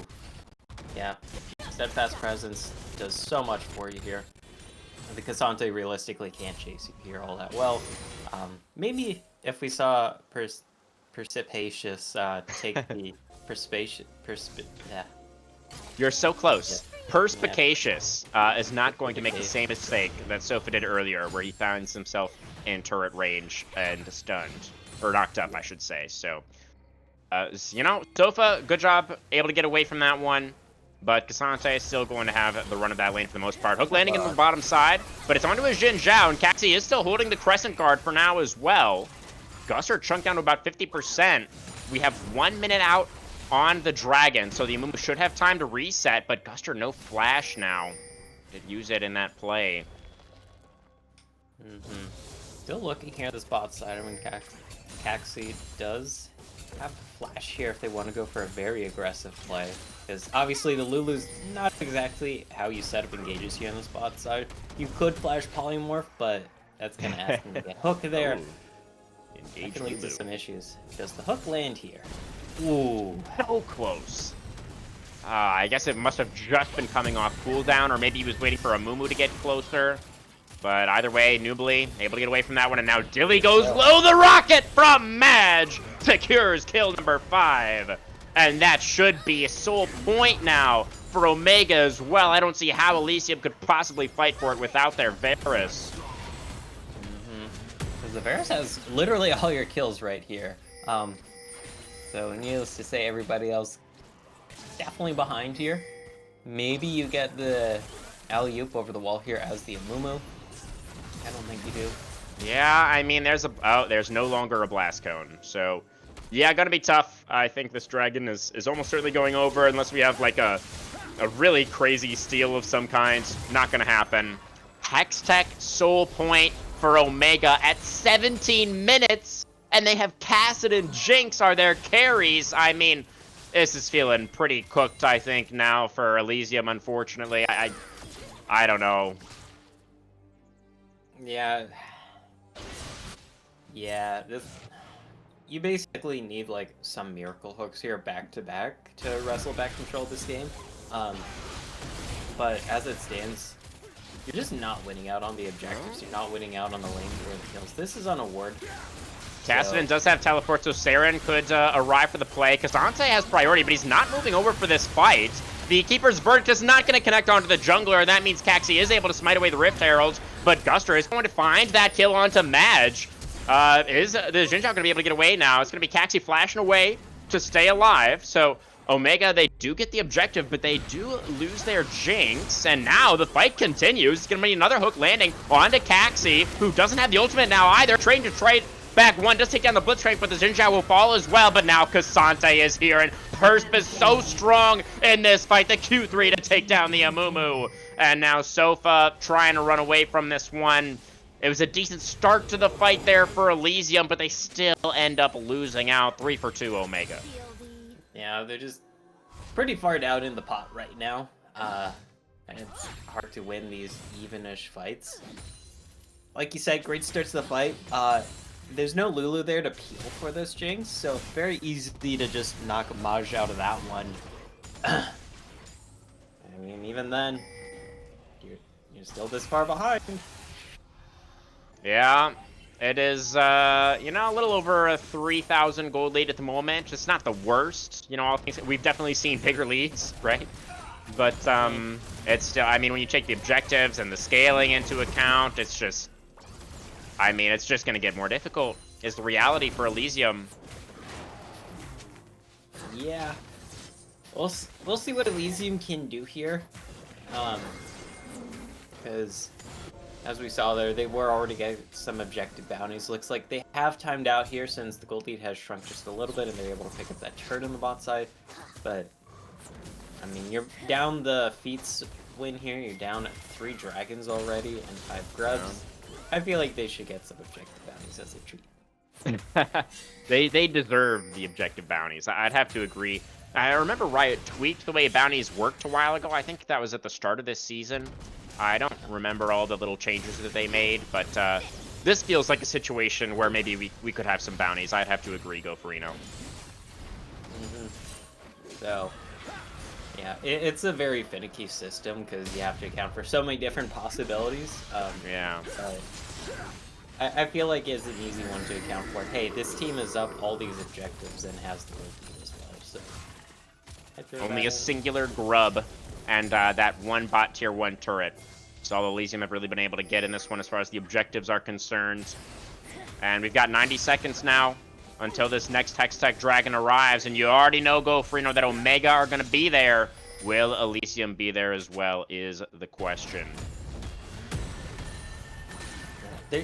Elysium has to show up to this, because giving over a Hextech Soul this early on against the scaling comp is just extremely rough. And you do not want to be dealing with those AoE slows that do come out from that. Well, not AoE slow, but it's the chain lightning slow. So there's an area of sorts. Yeah, absolutely. I mean, we've been talking about how this game for Elysium is really difficult right now. I feel like if you give over the Hextech Soul, it's actually just over. Like it's unwinnable at that point, if you ask me.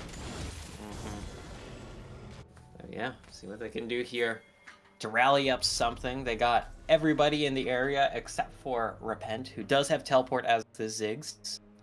Looking to save this top tier 2 turret because it's pretty low. There's 5 grubs on this Cassante who has 2 full items here. Thankfully no magic resist, so this Ziggs will be doing some damage. Yeah. Repent, like you said, does have the 2 item spikes, but Cassante, as we can see, also does damage. So the Ziggs is going to have to be a little bit careful. 20 seconds now on the Dragon, and Saren trying to focus that into the river. Nice sidestep to get away from that rocket grab. But some decent control over the area right now for Elysium, and the trade is going to come through. Omega recognize the fact that Elysium have no choice but to fully commit to that Dragon, and so Omega are just going to take the uncontested Otacon instead. Man. Otacon's just going to keep giving him value as the game goes on. Yeah. That is the Ruinous variety, right? So it's going to buff up all of those buffs that they already have from the dragons that they were able to secure earlier. Even able to get that tier 2 in the top lane with the help of the Rift Herald as well. Now the gold lead starting to grow a little bit for Omega. And they feel fine just giving over the 1 Hextech Dragon, right? Because you still have the general advantage in this game. So why not pick that up? Sure, you don't get the Soul Sweep challenge, but I don't think you... Oh, Tier 1 goes down, but now Omega gonna look for a play. The Banish Toss connects onto Caxi, but still he's able to dive on top of the Varus, and Dilly is just one shot.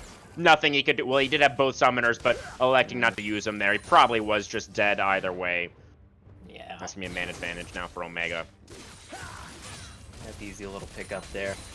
Great, just pincer maneuver there. Damned if you do, damned if you don't. Thankfully, you do still have Ziggs here. We can clear out the waves decently. Sad news, there's a bunch of grubs. All right, and I know Varus isn't here, and Yamumu just can't really do anything. Now Sofa getting engaged on next. He's getting knocked up. He's getting taken down. It's a double for the Jinx. Lulu gets pulled in, able to flash out from underneath the turret. Caxi going down relatively low. Another turret shot does come through, but still that is 2 more kills for Omega, and they just like they're cruising this first game. Oh, Arrow! Okay, did have Flash get away from that one. I don't think that was the right time, though, to be clearing out that vision. Mega Death Rocket not quite going to be able to secure the kill. Arrow so low. Stepping up here, still looking for the hook. I guess it's desperate times, right? Not able to find it, though. I mean, also your options there were maybe you hit the Jinx, but more likely you hit the 5-0 Cassante here, who will kind of just ignore all the damage. Yeah, he does tend to do that. That is one of Cassante's favorite moves. It's just not caring, not taking damage, right? That's classic. Even when all out, the champion just feels pretty damn tanky. Obviously a lot less tanky, but I feel like, really? You lose 80% of your bonus resists there. It doesn't feel like he loses 80%. Did they change it? I remember it used to be like 70, oh, I think you're right. Bumped it up to 80. But Cassante did also get like 2 reworks since then, so maybe the numbers changed once again. Yeah. Get this $250 skin out of my face. Thank you. I know, yeah. Wookie, feel free whenever we're looking at Jinx and there's not a fight happening, just go ahead and get us out of there. I feel like that would be optimal. Guster, in danger here. Yeah, definitely a little bit of danger. It is level 16 has been reached for Saren. The ticking time bomb has exploded, and Guster gonna get Rift Walk on again in a moment here. Does get taken down by the Cassante. Chain of Corruption gonna connect onto the Jinzhou, And they are, looks like, almost able to get Saren, but he has Rip Walk back again. Of course he does. Gets back over the wall, and now Sofa is out of the living room and into the death chamber. 3 more. Oh, the Inferno Bomb, and Saren just doesn't even die. Has a Lulu shield. Doesn't even care. Isn't bothered. And now we're going to take the Baron. This is the on-spawn Baron. It's, I don't know if do we still call this the T1 Baron? You know, T1, not quite maybe the insta Baron killers that they once were, and it does spawn later into the game now. What do you think? 5 minutes, Baron? It doesn't quite have the same ring to it. Yeah, I guess. Because you have to do plus 5 minutes. I don't know. Still pretty damn early here. That goes to show just how far ahead this Omega Gaming composition is. A minute 15 till Dragon, you'll still have the buff there as well. So your lane's already pushing. You're going to make them push even harder here. They should be an easy soul pickup. And then this, you should be able to get quite a bit done here with this buff. What exactly would you like to see Omega get done? Obviously, get the soul. That one's a gimme. Other than that, they're gonna get Sofa done as well. Sorry to interrupt. Sofa. Yep, that's level 16, level 17 casting for you with the triple mana item here. So it's gonna take a while to get through all that mana. I don't know if Saren also has the mana flow band. This is a kill. Oh, Billy flashes away. Would have been a kill if the Varus didn't have flash. Thankfully he did. So we'll be able to survive. And the inhibitor not going to be so lucky. So the base has been broken, just like you were calling for, Gofrino. And this might actually just be the end of the game. I mean, Omega are far enough ahead where they can look for it. Nexus turret's under fire. Curse of the Sad Mummy onto 2, but he doesn't get the carries. You can see Maz just spitting out those rockets. So finally, the Jinx does get rooted down. There's some damage from the Inferno Bomb as well. But Elysium, they're just way too far behind. A whole bunch of bodies already on the floor. And that's going to be a 27-minute win. Baron into victory for Omega Gaming. What a game number 1 for them. Yeah, quite the statement here. And I thought the soul was a gimme, but they could also just end the game right there. And now, it's how far ahead they were. And yeah, we wanted this Elysium comp to get an early lead, and they did quite the opposite and fell behind, what, 5, 7 kills, I think, before they got their first kill? Something like that. Yeah, it was definitely not a good start for Elysium in this one, and they just were never really able to bounce back at all. And it was what we're used to seeing from Omega, right? They just showed up to every objective. They took almost all of them, and they were able to close this one out very, very cleanly with the early advantage that they were able to find. Yeah, 27-minute win. Pretty damn clean. Because typically the games, they go about 30, a little past that. Works out for you. We'll see if they can carry that momentum going to the next game here, because obviously this is pure Fearless, so some of the key champions they had this game won't be available next game. And I'm curious if that's enough for Elysium to bounce back. We'll see. We'll see. If things keep going at this rate, we might be done early today, Gofrino. We'll have to see. With this series. Well, our series later as well, is it definitely there's an overdog and an underdog, let's say. But we'll get to that later. For now, we do need to award a Game 1 POG for the side of Omega Gaming. What are you thinking? I mean, obviously, everybody played pretty good this game to get such a one-sided victory. But if you only have one POG award to give out, who's it going to? I'd have to say Caxi. They're just all over the map. Their counter gank at that first scuttle there, well, I guess counter scuttle there, really helps solidify the lead in the bot lane. They're just there on all the objectives. So great work by them. Put in some solid work here. I mean, sure, they're 1-1-11, not the highest damage, but you know, it shows in the macro, it shows in the results here. I like it. I like it. Yeah, Xin Zhao doesn't really strike me generally as a Caxi sort of champion. I didn't actually pull up the stats to see how many games he has on the pick, but definitely played it well this game. I mean, was able to use the ultimate to create space in the fights like you want to see, right? And like you said, also showing up to every objective. Credit to him. Definitely had a great game here in game number 1. We're going to go to a short break now, guys, while we prepare to get into our game number 2 draft. We'll see you soon.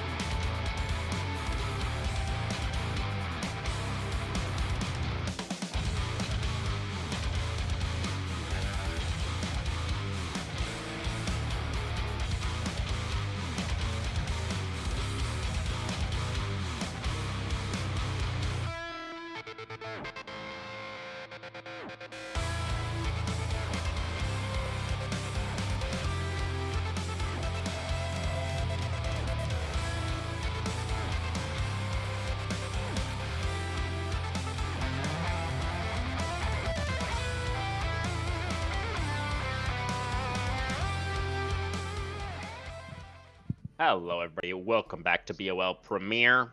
That was pretty one-sided game number one that we just saw, where Omega were able to take down Elysium. Elysium going to be needing to bounce back in this next one in a big way to make this a competitive best of three. But just maybe go for Reno. They could utilize pro comps to get an edge in the draft. Quick shout out to them. Pro comps are a sponsor, a game changer app for the league community. It's not just like the other tools. It's a personal draft coach. Perfect for both teams and solo players, and you can pair it with any other app that you may already be using. With Pro Comps, you'll receive real-time drafting advice with tailored champion picks and band recommendations that stands out with features such as the ability to generate champion pools in seconds that you can share with your friends, a post-draft guide to attack the game. You can generate comps based on your preferences, coaches and analysis, can even create personalized tier lists. Think of it as having a virtual coach and a strategy toolkit all in one. The app has already over 280,000 downloads, thousands of daily users. It's totally free. Give it a go, guys. Download now. You'll experience a whole new level of drafting power in your league games, which is exactly what Elysium need right now. Go to procomps.gg, download it from Overwolf, or click the link in our bio. Where are we at, Goferino? I'm getting in here. The Corki did slip through, so instantly nabbed up here by Omega. The response is going to be the Zai here. Could see the Zaya Rakan. Zaya has been popping up a little bit more. Problem is the Corki aggression early on is just really damn potent. So whatever you pick here, you might have a bit of a rough time in the bot lane. Yeah, definitely. You know, the Corki, something that we've seen RJ pull out quite a lot this season. I believe we have seen Madge on it at least once as well. I'm not 100% sure though. But definitely, you know, that feels like a strong opener for Omega, and the Zaya answer definitely feels like it's looking more towards that mid game, right? Zaya not really known as a lane bully necessarily, so Elysium maybe just recognizing the fact that early game and game number one went so poorly, maybe they feel like the need to draft away from the early game go for Reno. I don't know if I necessarily agree with that, but could potentially be the thought process. Yeah. We'll have to see here. I'm hoping it gets locked in with Rakan. That gives you a lot of just bonus stats, and well, not bonus stats, but some bonus solid benefits in the bot lane there. And yeah, but it does mean Omega though. They're gonna get the Corki Skarner, and Skarner has definitely fallen off in prio, but still pretty good here in the jungle. With the blind Croc as well in the top lane, that's interesting. Yeah, I'm pretty sure that is a big old comfort pick for Perspicacious up there. Pull up those OP.GGs right now. One other thing that I do think we need to mention, Goferino, is the fact that we're doing some more roster shuffling on the side of Elysium. Sofa is out this game. They're keeping Repent in the mid lane, and they're bringing in another sub, Duddy Brains, gonna be coming in this game for Elysium in the top lane. So because of the fact that they are making this substitution in the middle of the series, it's their second sub playing tonight now as well for the side of Elysium. Omega could have enforced some missed bans on the Elysium side. As we can see, Omega chose to waive that right. They allowed Elysium their full bans. So that's just something else that I did want to mention as we saw the Ornn come through on the R3. Yep, and just also quick heads up, predictions are live in chat. They have been up for about a minute, I want to say. No one's bet just yet, though. I'm guessing people want to see the team comps pan out here, but, you know, Gambling's fun, so go gamble in the chat, please. Getting through the bans here, though. Support pull, very, very much so pinched right now. That's 4 supports taken off the board right there, right now. 5 if you want to include the Seraphine, but I'm just talking about the second phase here. Yeah, so we're looking for that DraftKings sponsorship next, right, Goferino? That's the plan. We'll see if that does end up coming through. But Victor going to be the last ban for Omega, taking that option away from Repent. And now let's see, Elysium, they've already got the makings of a pretty powerful teamfight composition here, right? They no longer have the ability to go for the Rakan, because that was banned away. Who's going to be the Janna alongside the Xayah in the bot lane. That's I don't see too much Janna these days, huh? Yeah, I mean, the Monsoon ultimate is very strong still. It can deny a lot of engages here. It doesn't stop the unstoppable Ixtal impact from the Skarner, of course, but if you're able to bop away the Skarner while he's channeling the Impale ultimate, or you're able to just bop away the Renekton after the Slice and Dice is consumed, it does make it pretty hard for those champions to get back in. Of course, very squishy here, so if we see an all-in support paired with this Corki, the Elysium bot lane is going to be working on quite a few knives here in this bot lane to make sure they don't drop. The Star Dragon going to come through for Sarah in this game. This is something we saw Humanoid pull out earlier today. Did end up playing pretty well on the Aurelion Soul in that game, so we'll see if Saren can have a similar level of performance. Maybe he's LEC bound, we'll have to see. But we've already seen that NA players do get imported over there, right? They're stealing all of our players over there in Europe. Very bad. Anyways, we've got the Nami alongside the Corki to be matched up against that Xayah Janna lane. So you're just expressing a moment ago some concern, Goferino, for this Xayah Janna lane, that they could potentially be pressured early. But the Nami, I think, not necessarily the best pick if that was Omega were trying to go for, right? Yeah, Nami can bring like some early aggression. You have the bubble, which is like long-range non-committal engage, which is nice for laning trades. The Tide Color's Blessing as well. Like, you can go a little aggro on this champion compared to other Enchanter supports, so it is some juice in the tank here. Maybe definitely not as aggressive as I want to see, but it will power up your Corki here, or potentially your Asol here, whatever you want for it late game damage, because this is a beefy frontline from Elysium. You have the Ornn plus the Volibear here. That is just going to be a lot of fat blobs in front of you you're going to have to cut through. Certainly. But I think a good amount of damage for this Omega roster, so we'll see if they're going to be able to, as we've seen a lot this season, they tend to play out those team fights pretty well. So we'll see if their own team fight is going to be able to overcome the frontline power of the Ornn Volibear. But the Akali coming through here on the R5 Goferino is definitely a pick that adds quite a bit of spice, I think, to this Elysium draft. It doesn't really, I think, necessarily align with what the rest of the composition wants to do. But maybe having that Akali as sort of a wild card threat is what they need in this game. How do you feel about that Akali R5? It is interesting. I will give it that. Like you said, I'm not entirely sure how it fits in this comp. Obviously, you have the dive buddy in the Volibear. The Ornn kind of dives, doesn't, since you have to channel the Call of the Forge God and you don't have any dashes against the back line, it's not like dive, but it's just dive, I guess. So you are in some risk here, but it does give you some nice backline threat here, because once you pop the Corki, once you pop the Asol, that does take a lot of Omega's bite away. It definitely does. We'll see if that Akali ends up getting some work done in this one. I'm checking the OP.GG. Repent isn't like an Akali main or anything, so that's not really explaining anything for me. But yeah, I really feel like Elysium are just feeling like they don't necessarily want to just go straight up head-to-head 5v5 versus Omega, right? They want to throw in a little bit of a wrinkle there. So that's, I think, what the Akali represents to me. But it does feel like a lot of pressure is being put on Repent with this pick, right? Because Akali is definitely one of those characters, like many other assassins, right? Where you really are a hero or a zero in a lot of cases. Yeah, it's just the nature of assassins. Either you're able to kill the squishy, or you're not. And typically you want them to be able to kill the squishy. In a perfect world, yeah. I think that is what the Akali is going to be looking for. But for Omega, again, it feels like a very standard draft for them. I feel like they're in their comfort zone, right? Saren for sure has pulled out the ASOL already this season as well. He's got 11 games this season in solo queue with a 55% win rate, so feeling pretty good there. I'm fairly certain that it was a win on the ASOL that he picked up here in the Premier League as well. So that's all looking quite good. The Corki, we already talked about quite a bit as being a strong pick in the meta at the moment as well. And for Elysium, it definitely feels like, I don't know, it feels like they had a direction with their draft, and then they kind of like panicked at the last second. They were like, wait a second, why are we drafting Teamfight against Omega? We got to do something. And they picked the Akali, and I don't know. Do you have similar feelings to me, Gofrino? I'm pretty heavily favoring Omega here. I'm not honestly sure how much of that is nameplates as opposed to the actual champions that have been locked in, but where do you land? Yeah, I'm definitely favoring Omega here as well. Definitely biased because of the first game's dominance, but also Exactly. like their comp. Like you have a clear front to back here. You have the double frontliner. You have the ASOL scaling. You have the Corki for aggression in bot lane.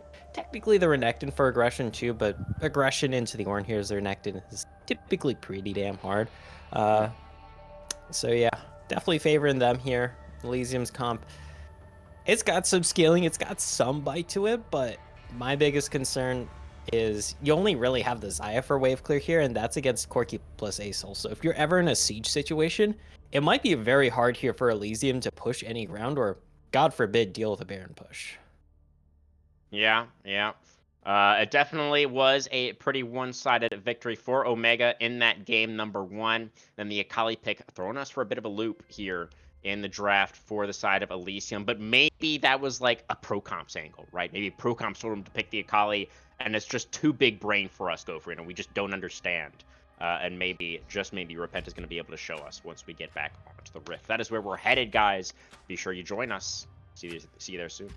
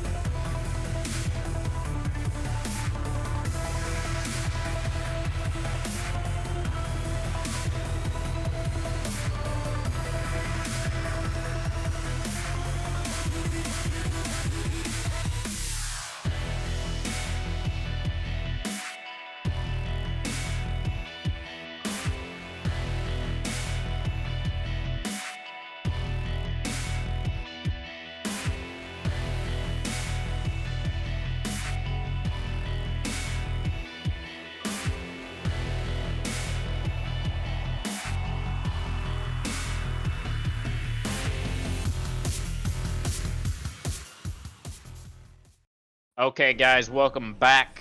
Time to find out if Elysium are going to be able to bounce back after getting a little bit run over in that first game. It was 27 minutes, I believe.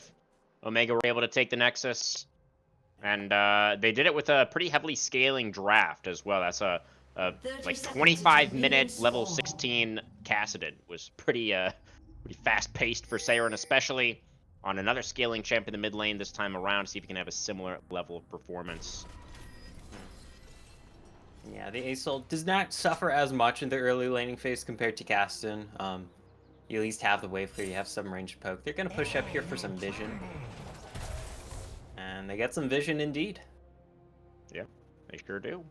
And no counter Raptor ward is coming out just yet. We can see Arrow there, positioned in the bot side banana brush. Not making any kind of moves just yet. Yeah, if you do that, I mean, you would be able to get away with it here, especially since you saw those two on top side. Well, we'll take some damage from Noobly if you do so. I don't think that's going to happen here. It doesn't seem like that ward is going to come out, so no information really for Elysium. They might perhaps suspect that Caxie's starting the top side because they saw the Skarner go for that invade to get the early ward down, but they don't know for sure. I'll have to see. Both these junglers, though, pretty standard clear so far. Buff into camp, into what I assume is going to be a full clear here. Maybe Guster Posey could look for something finicky here in the top. No. Alright, Trap Rush is warded. Guster Posey cannot really look for anything here in the top side. Because no matter which way you go, unless you take the long way around the red buff and take between Baron Pit and then avoid that other word. But it's not worth the trouble here. Ooh, nice bubble gonna land. Arrow going down very, very low early on in this lane. Has to burn the heal and the potion just to barely stay alive. Yeah. That is one of the benefits to the Nami compared to other enchanters. You definitely have the much more aggressive early game. You land a bubble like that, especially on someone squishy like this Janna here. This Corki for Maj just gonna be able to pump out so much damage.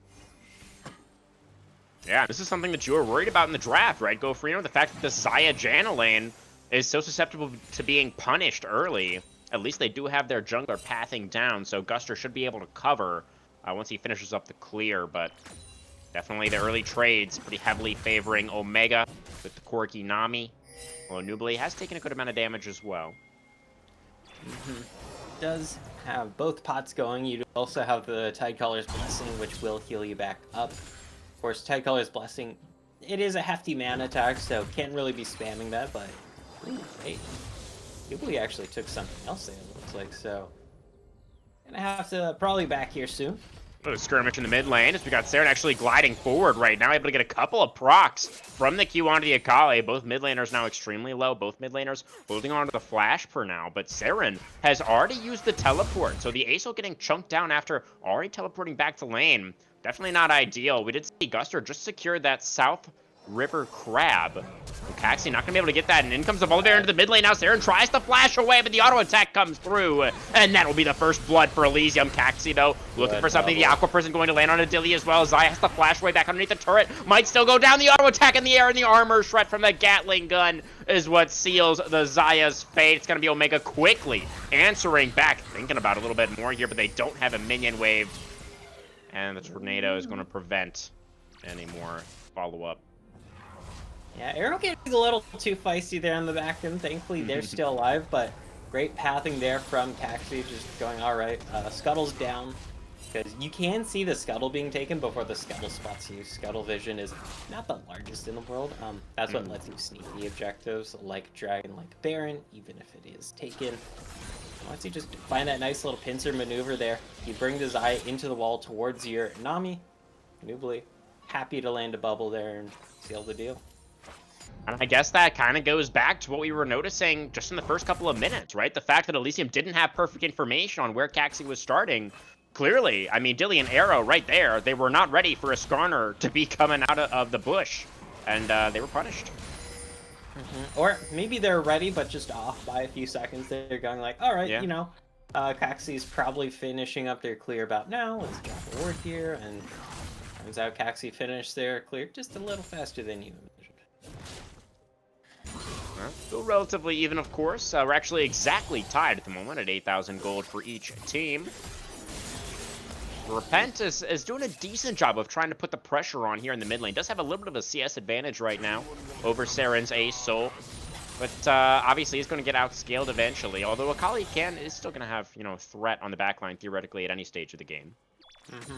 Yeah, once you get the perfect execution is online now for Repent, so look for some action. Who's gonna use it immediately? Finds the shuriken, gonna go for it underneath the turret. The R2 comes out, it's almost enough, but not quite. And now the Akali is taking a turret shot. The 5-point strike doesn't have the range. Here comes the Skarner. Akali does still have the flash. The jungler is here though. Guster peeling for Repent, pushing Caxi back.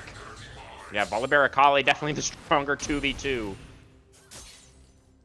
Yeah, and surprisingly, the flash still saved here by Repent. If I see that Skarner there and I'm the Akali, you know, I'm just instantly flashing out. Playing it safe, but Repent. Finds another Hurricane. Taxi's still here though. Oh, Repent's still gonna go in for it. Does take down Saren, but the slow from the boulder is going to ensure that the Akali also goes down. So 1 for 1 in the mid lane. 1 for 1. And importantly, Saren gets nothing off that, so now 0-2 here as the Ace Soul. It's a bad spot to be in, despite the top lane prio. Thought he mistiming the combo a bit there. Gonna take a Call the Meek on his way out. A little unfortunate. Study, of course, as previously mentioned, not on the Rift in the previous game. Which was the sub-in for Elysium. And so still warming up a little bit, perhaps, is Duddy. Yeah.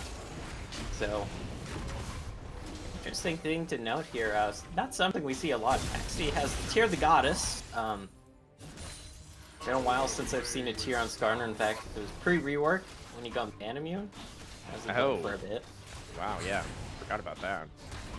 That is an interesting choice.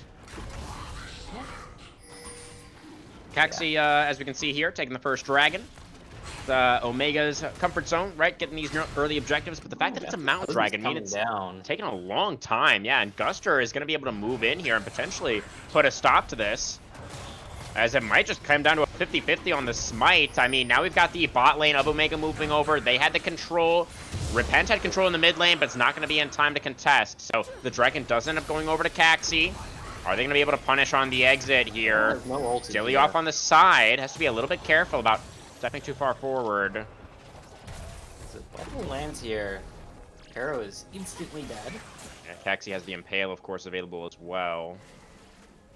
Teams crap over the vision. Looks like nobody's going to really pull the trigger. Yeah, and this Corgi bot lane dominance still coming through. The CS lead is steadily growing a bit because Caxi was shown to be in this area. Might still be in the area for all we know. And he absolutely is. Going to get blocked there by the tornado, though, and now it has to flash out from the Volibear Stormbringer. A summoner advantage there for Elysium. Still, Omega ready to fight. They're undeterred. They're securing control over that Tri-Brush, saying, this is our bush now. Your Volibear has no ultimate. We are not afraid. Because the bot lane still has the health advantage here. Arrow still not level 6 either. I mean, of course, neither. Oh, that's going to be the Valk forward for Madge. That was almost a kill. Flashes for it. Gets it. Madge, the AD carry for Omega. You know, we were singing his praises so much on Otter Talk as well, saying how he's really improved so much over the course of the season. And that was a great play right there, the killer instinct. And he's not even playing Kaisa. Yeah. The killer Valkyrie. There you go. The Valkyrie instinct. I guess it was a flash there to seal the deal. Not exactly the Valkyrie, but either way, great pick up there. 2-0 now with the CS lead growing. I don't think they've grabbed any points in the bot lane, so that is tempering this lead just a tad. But has the Tear the Goddess now going to start stacking that up. 3rd tier for their team, actually. And well on their way to the Triforce here with the Phage and the Sheen completed. I gotta imagine next back we're going to see the Triforce completed unless they have to take an early back. Yeah, absolutely. Pretty good pace for the Corki. And it might end up being a lot of pressure on Madge this game, right? Considering the fact that Saren has fallen a little bit behind here in the early minutes. Yeah, Madge gonna have to put in some work here. Saren at least kind of keeping even in CS. Okay. Repent again. Look for it. The Rocket Belt not quite able to land the Shuriken this time, though. You get the A-Stall off the wave, though. So you deny a minion or two. No. And supports. No real kill threat here, I think. We did get creative the neutrals this game, actually, as the first round of Grubs was fully secured by Guster, by Elysium, but now Guster in trouble here in the North River. Call the Forge God comes out to try to peel for the jungler, does find the knock-up onto the Crocodile, but Perspicacious already in the Dominus, gonna have another round of cooldowns back up too, but not in time! The Crocodile gets taken down, he gets turned into a handbag, and now it's just Skarner Ace, so there's no way that they can win out in the fight. R2, almost enough, but Repent not quite able to find the angle to actually finish off the Ace. Arrow, it's fine. It's fine. We didn't see that. Yeah. Had the angle just been a tiny bit different on the R2 there for Repent, I think they follow Saren there and able to finish him off with another 5-point strike here. That's going to secure you all 6 grubs. Dilly going to be in a lot of pressure bot lane here. Does at least have the Feather Storm if needed, so should be safe from a dive. Yeah, and does have his support back now as well. Arrow taking a big chunk there. Madge, oh, that rocket would have been very close to another kill for the Corki. But really big, honestly, for Elysium. The fact they're able to get all 6 grubs this game. You know, there could be an angle for the Akali in the side lane later on. You know, split pushing a bit. Akali not normally a great split pusher, but when she has 6 grubs, there's nobody who's really going to be great at matching her. Yeah. I mean, maybe if Precipitacious is bad enough and tanky enough. I love the fact that you're still trying, Gofrino. I just want to say that I appreciate that. Yeah. Shaping up for a 3v3 here. Keep in mind, Arrow's still super low. Mad's gonna get stunned up by the Volibear. Corki going down low, doesn't have flash. The Impale to try and save the AD carry, not going to keep him alive, but the Volibear is also going to go down, and Saren is here, able to trade back onto the Janna. Featherstorm comes out from Dilly, the Bleak Caller as well, has to flash away from the bubble, and now Repent. Here's the Akali, going to be able to clean this one up, has the ultimate, already gone in with the R1, lands the Shuriken onto the Ace, so gets pushed back towards the turret by the Skarner, and not going to commit forward with the R2. So, ends up being a pretty scrappy fight down there. It was a 2-for-2, I believe, in the end. 2-for-2. You do get the shutdown though on Tamaj, and I'm also looking. Okay, Dilly not able to push that wave up into turret and crash it, so you're not able to get any plates there. However, you back here, you got your Essence Reaver. It means you're roughly even in terms of trading power with this Corki when you look at the item stats. Of course, Corki still has the better early game. Ooh, another Shuriken. Repent, the flash away for the Ace to bring the Akali underneath the turret. That's going to force the flash away from Repent. But complete control right now in this mid lane, and Rocket Belt not quite enough range there. Oh, 2 turret shots. Repent is okay for now. And with that control, that's going to be Guster onto the objective. His Volibear looking to burn this one down. Has the control ward down as well, and Skarner is not here. So this should be us tying things up at 1 dragon apiece. Yep, and we'll give them that feat, because they got 2 sets of grubs. Oh, yeah. Who got the feat of warfare? Do you remember? Yeah, there's one more feat of warfare, and that is for the first turret. Because we already saw the kill one go down earlier this game in the bot lane. I guess that was for Omega. Yeah. Yeah. I got first of 3 kills. So yeah, it all comes down to the first turret, I guess, in this one. Yeah, you can't see the overlay since you're watching in client, but I'm watching on Flicky Monsters Discord. Yeah. It does have the little icons there. Yeah. Okay, going in. Stormbringer not available. Tidal Wave, really, really nice. The Impale as well finds 2, and it's a massive win. The ultimates there from Juggle and support really set Madge up for success in that fight, but Repent is going to find Saren in the jungle. The Aurelion Soul ultimate to try and do a little bit of self-peel, but the Shuriken flip comes back off cooldown. Repent able to find the solo kill, but feeling a bit like a consolation prize. That fight in the bot lane was 3 for nothing, and they get the first turret as well. Yep, that is going to secure defeats here. So what else they can do with it? 3-1-4 for the Pi KDA here for this Corki. Absolutely massive. Get the Triforce spike. That is arguably one of Corki's biggest points in the game. I don't know if this is stronger or if when you have the Triforce plus stacked Mana Immune is more powerful, but either way, this is going to be the peak moment for the Corki in terms of power, and Zaya will outscale you, but for now, very comfortable lead. Certainly is. We'll see what Maj decides to do next with that lead. Probably we would like to see the Corki and the Nami move into the mid lane, right, and take over for Saren. Defending that mid-tier 1. Saren might actually be in trouble right now, as we can see Guster here in the Raptor camp. The Volibear does have ultimate, and the Flash is just coming back off cooldown as well. Aesol is full HP at the moment, so we're not too scared. Yep. Quiet lead has been built up in the top side here. Daddy has fallen behind in the sea. Whoa, go Farino! Yeah, oh my goodness! Before. Hey, Diddy Kong. Yeah, oh no. This one before. Yeah, we're gonna get demonetized at this rate. As Perspicacious now potentially in a little bit of trouble. Goes back in with the dice though, and looking for the play onto Guster, who's only level 9 still. That's the Monsoon gonna come out from Arrow, but doesn't really find much value with the healing or the knockback. And now Guster been taken down. The Crocodile getting in there, helping to finish off those kills. It's 2 more for Omega, and they're starting to build up a bit of a lead. See what they can do with this. They were a bit behind, thanks to the mid lane deficit and losing that one shutdown in the bot lane here. Not to mention the objectives. Teleport behind here. This is the Akali who has been babooming the Aesol this entire time. Look for the Shuriken to land. Yeah, that's another baboom.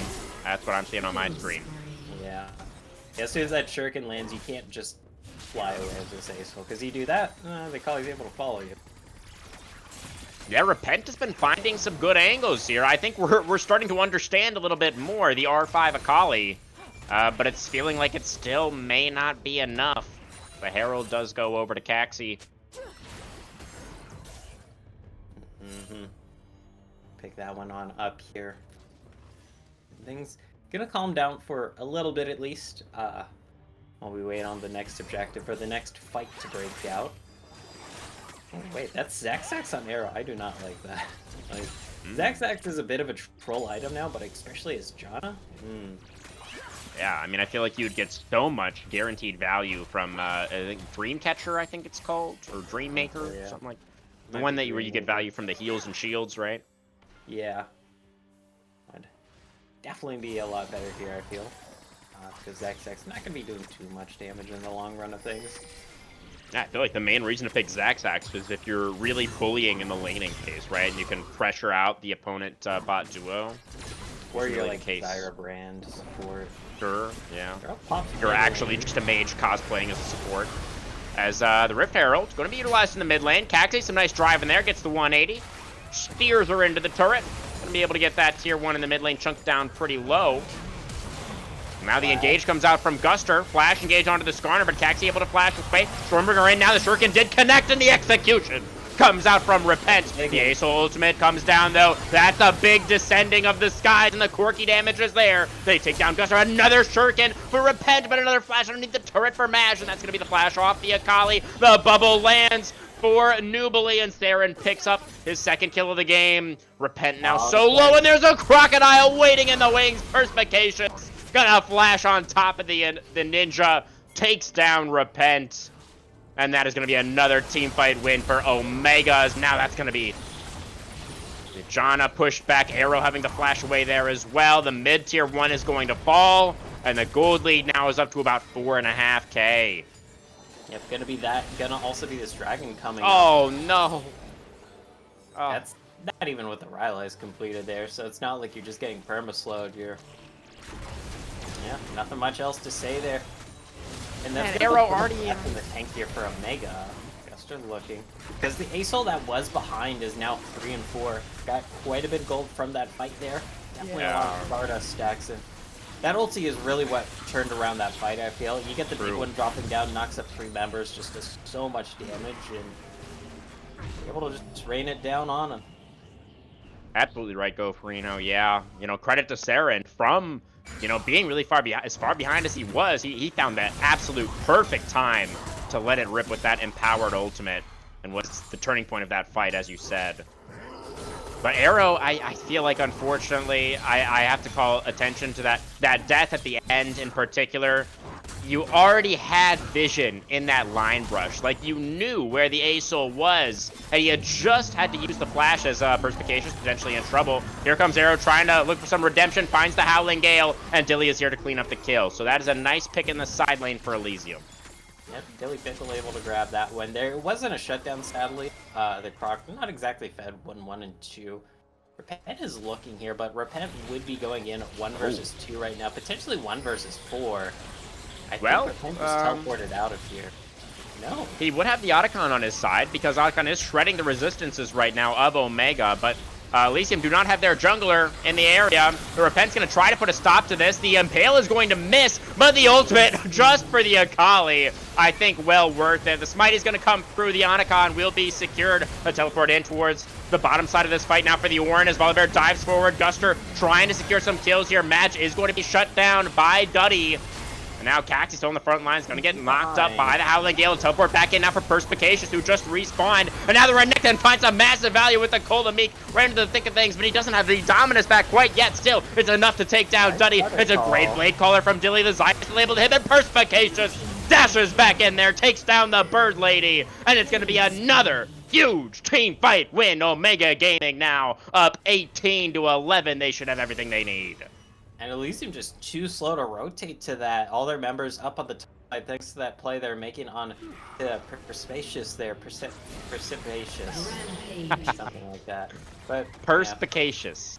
Yeah. Just sound, try slowly. Try slowly. Perspicacious. Nailed it. Perfect.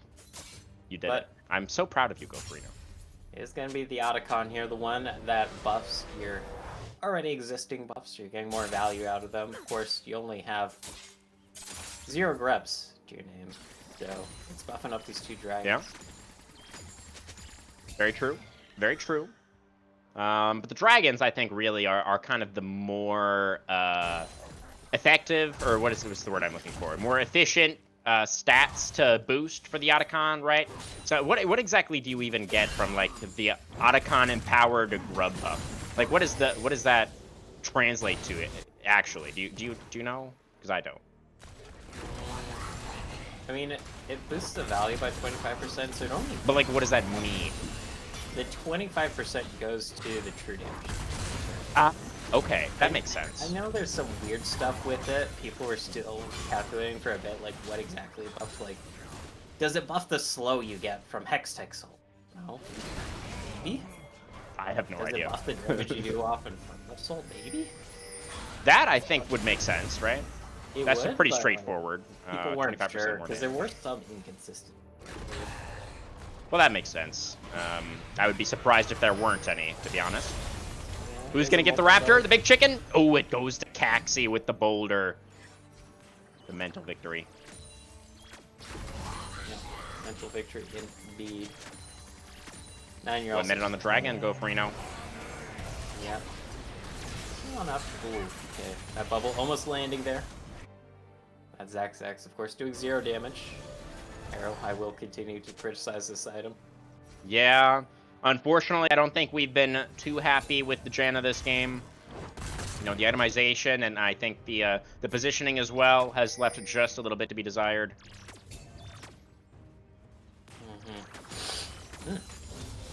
Lord, a little runny in the nose there. Here comes the thunder thingy. It's not the Stormbringer, that's the idea. I never really learned Volibear ability names after work, just the Stormbringer's the ultimate. Sorry, what was that about Volibear? I never really learned the other names. He's only knows.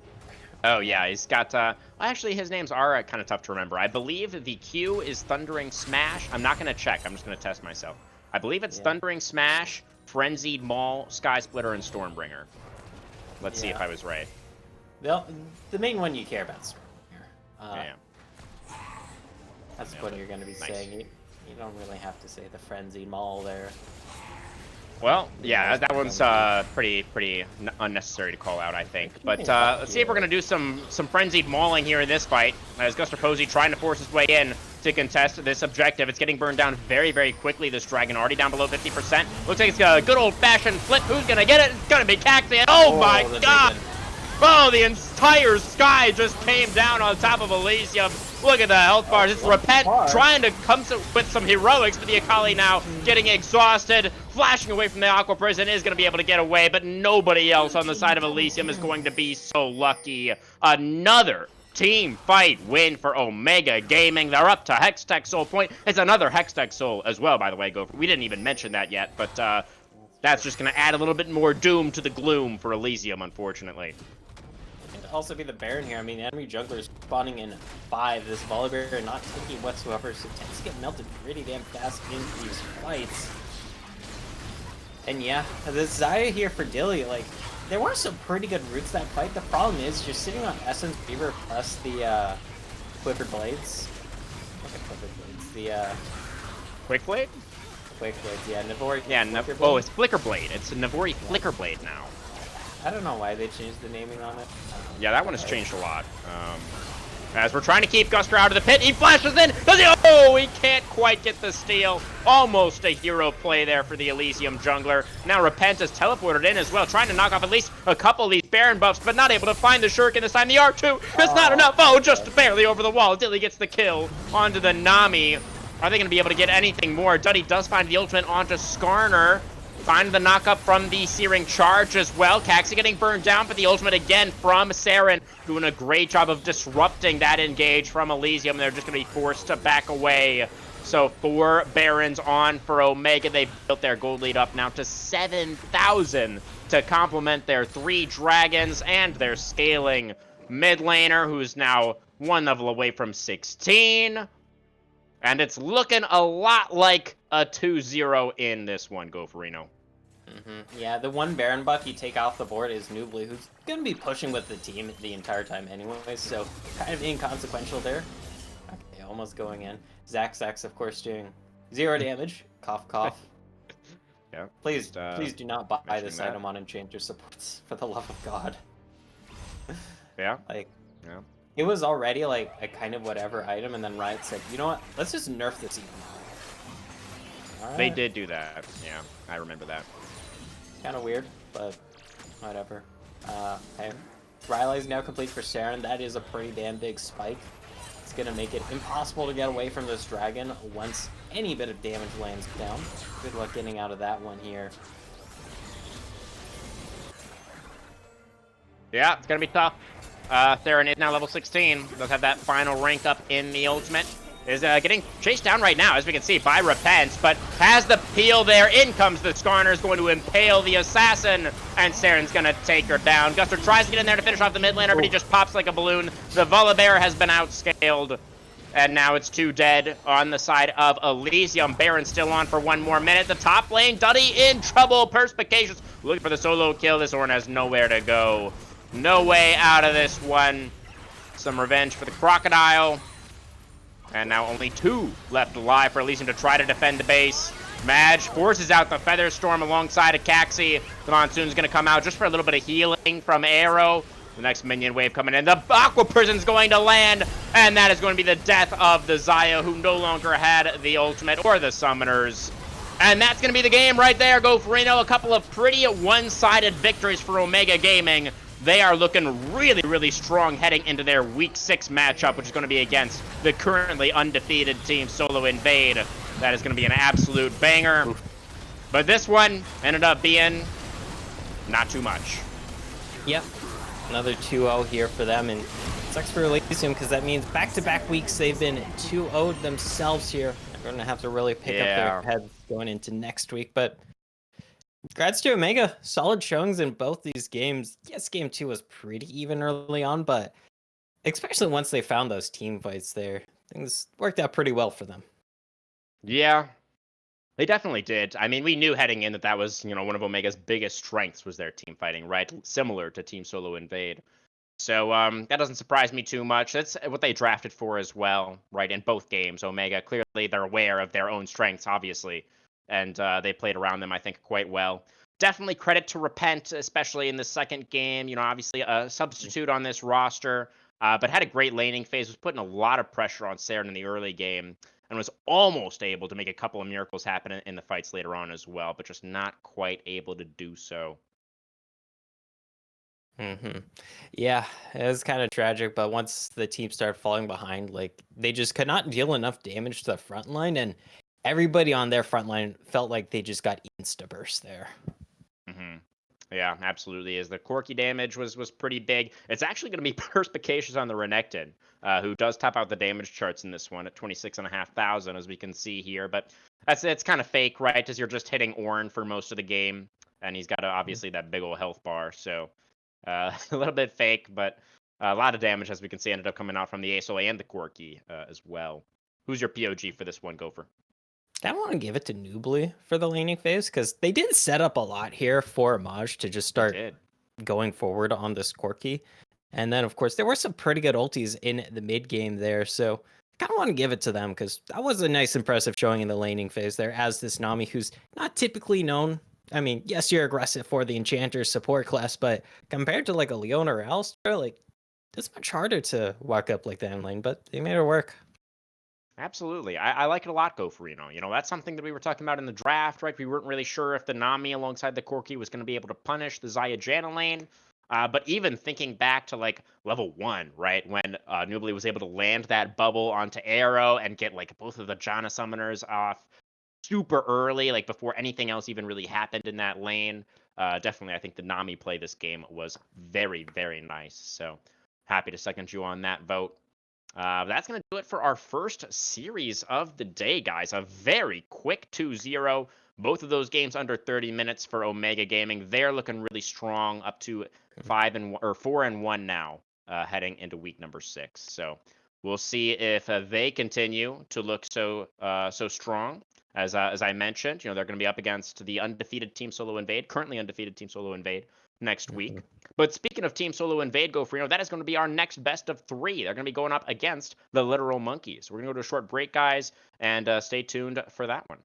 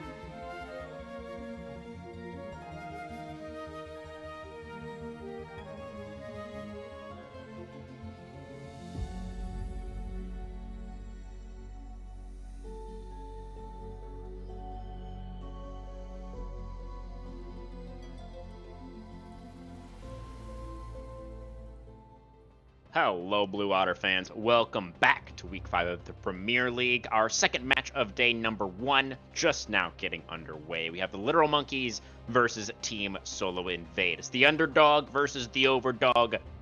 David versus Goliath. Mankey versus Mewtwo. Kind of how this one's feeling to me, Goforino. That's true. They are literal monkeys, I guess, if this was the world of Pokemon. Although, ironically enough, they banned Wukong, who is literally a monkey in games. True. They banned Maybe they are their own... backstabbing their pride origins here, but... Oh, questionable. They're They're gonna get the Scorpion instead. Alright, Skarner B1 snagged on up. We saw, despite the nerfs, it can still put in some decent work like we saw last game. Especially with that funky build we saw. I know Wookie was having quite a joy looking at that. We didn't really bring it up on cast because it didn't come up too often, but it was a Redemption Skarner, so that was interesting. Certainly a choice, you know. It's something that we've seen from time to time. These tank junglers, especially in pro play, you know, tend to be very low econ, right? So picking up the support items can make sense in that regard. And Caxi, I think, does fulfill that kind of role on that team, right? Where he's definitely, you know, a low econ player that really is just looking to set the team up for success, and certainly was able to do so very effectively in that previous game that you were just mentioning, Goforino. But we do have the Maokai as the response here. Another very meta jungler, but could also, of course, still be flexed into the support role as well. So the Varus also going to be coming through on that R2 slot. Yep, nothing too surprising so far here. I guess typically into the Skarner, a lot of junglers like playing the power farming junglers. I know we've seen Zyra in the past, but there's other ones you can pick too. I think a Mumu can power farm into that decently enough, but just going tank in the jungle, although Skarner kind of juggernauty. Zyra would be interesting here. Okay, gonna be locked on in. Of course, struggles early against the Varus. You have 500 auto range to Varus's 575, plus the piercing arrow. You will be eating a lot of harassment here. Definitely, yeah. And Rakan not really going to help with that too much, right? Another champion that's kind of susceptible to getting poked out in the lane phase. So kind of similar to what we saw last game, honestly, with the Xayah Janna, right? In terms of they might struggle to really find their footing early on in that bottom side. We'll have to see if the Literal Monkeys bot lane is going to be able to fare a little bit better. You know, at least for the Sivir, you have some favorable interactions there, right, where you can spell shield the Chain of Corruption, or you can even spell shield something like a Maokai ultimate if that's coming through. But, you know, the main issue there being that you do only have one spell shield. And with an Ornn locked in now as well for Team Solo Invade, that's a lot of threats towards the back line already. Yeah, and that's already a pretty solid front line here for TSI, who are known for being the team fighting team. So you already got your front line locked in here. You got the Varus. Lock in an extra care with this Varus, and then lock in a... If the Maokai's going jungle, lock in a nice support here, who can peel for the back line. That's what I feel would be optimal here. You already have the Maokai plus Ornn for some decent engage. Pretty solid engage, I would say. Yeah. So, let's keep them going. Through the second ban phase here, we've taken away the Gwen and the Mordekaiser for the side of Team Solo Invade. A couple of mid lane options being removed by the Monkeys and the Galio and the Syndra. Likely going to be a support lock-in here. I think what we're anticipating for the Solo Invaders, something alongside the Varus, unless they do want to flex that Maokai into the support role. No, it's going to be the Melio. Pretty strong pick that we've seen, and of course can be really nice into the Skarner especially. Yeah. Although Skarner is a suppress, so I don't know if Melio ulti cleans that. I thought that it did. I guess I'm not 100% sure. Might. I don't know, because I don't know if Melio ulti is like QSS or if it's like cleanse. Because cleanse does not cleanse it. Well, cleanse it obviously, but the QSS does cleanse it. So something to keep in mind. And Bessa plus Silas locked in though. Ooh, very aggressive here. Definitely, yeah. Feels pretty strong though, I think. Especially into the Ornn top lane here, the Bessa. Like, if you fall behind, you're really going to struggle because the Ornn more than happy to just build a metric ton of armor against you. And, you know, if you don't have the cleaver, if you don't have the armor pen to get through this, then it's going to be suffering in that top lane. Of course, if you get ahead, it might be a completely different story, mind you. Okay, and then we're going to have the Veigar coming through for NBK on the R5. Very interesting. This is obviously the usual style for TSI. No reason for them to be changing anything. No reason for them to be throwing any curveballs, right? When their usual style has been working out so exceptionally well for them. We've seen NBK on the Veigar this split. We've seen RJ on the Varus as well. We already know that, you know, the Ornn and the Maokai are going to be providing that great front line, and this should be a composition that they can pilot very comfortably. For the side of the literal monkeys, definitely the B4 and the B5 making this draft pretty interesting, I think. It definitely feels like they're kind of recognizing the fact that TSI are so strong in those team fights, and the Sylas and the Ambessa are going to allow the monkeys, theoretically, right, to be a little bit more scrappy in the early and mid stages. Go for some 2v2s right in the side lane. That could end up looking pretty good for them with these champions, and try and pick TSI apart before they can get into that 5v5 formation. And it also works out here because you have the Sivir. Obviously, she did get some changes last year to make her a little less of a wave clear bot, but she can still mow through waves here, especially once you have the Essence Reaver plus a second item. I also forgot to mention, bets are live, so start gambling in the chat, please. Coming back here, so that will help you set up for a 1-3-1 if that is the general game plan. Just play through your side lanes here. That does rely on your solo laners being able to have a bit of a lead here, though, crewman, because I already touched on it with Ambessa, but also the Sylas. If you fall behind on the Sylas and the Veigar is just able to clear against you and you have no clear threat, that's really going to hamper some of the power of this Monkey's comp if you're going for the one.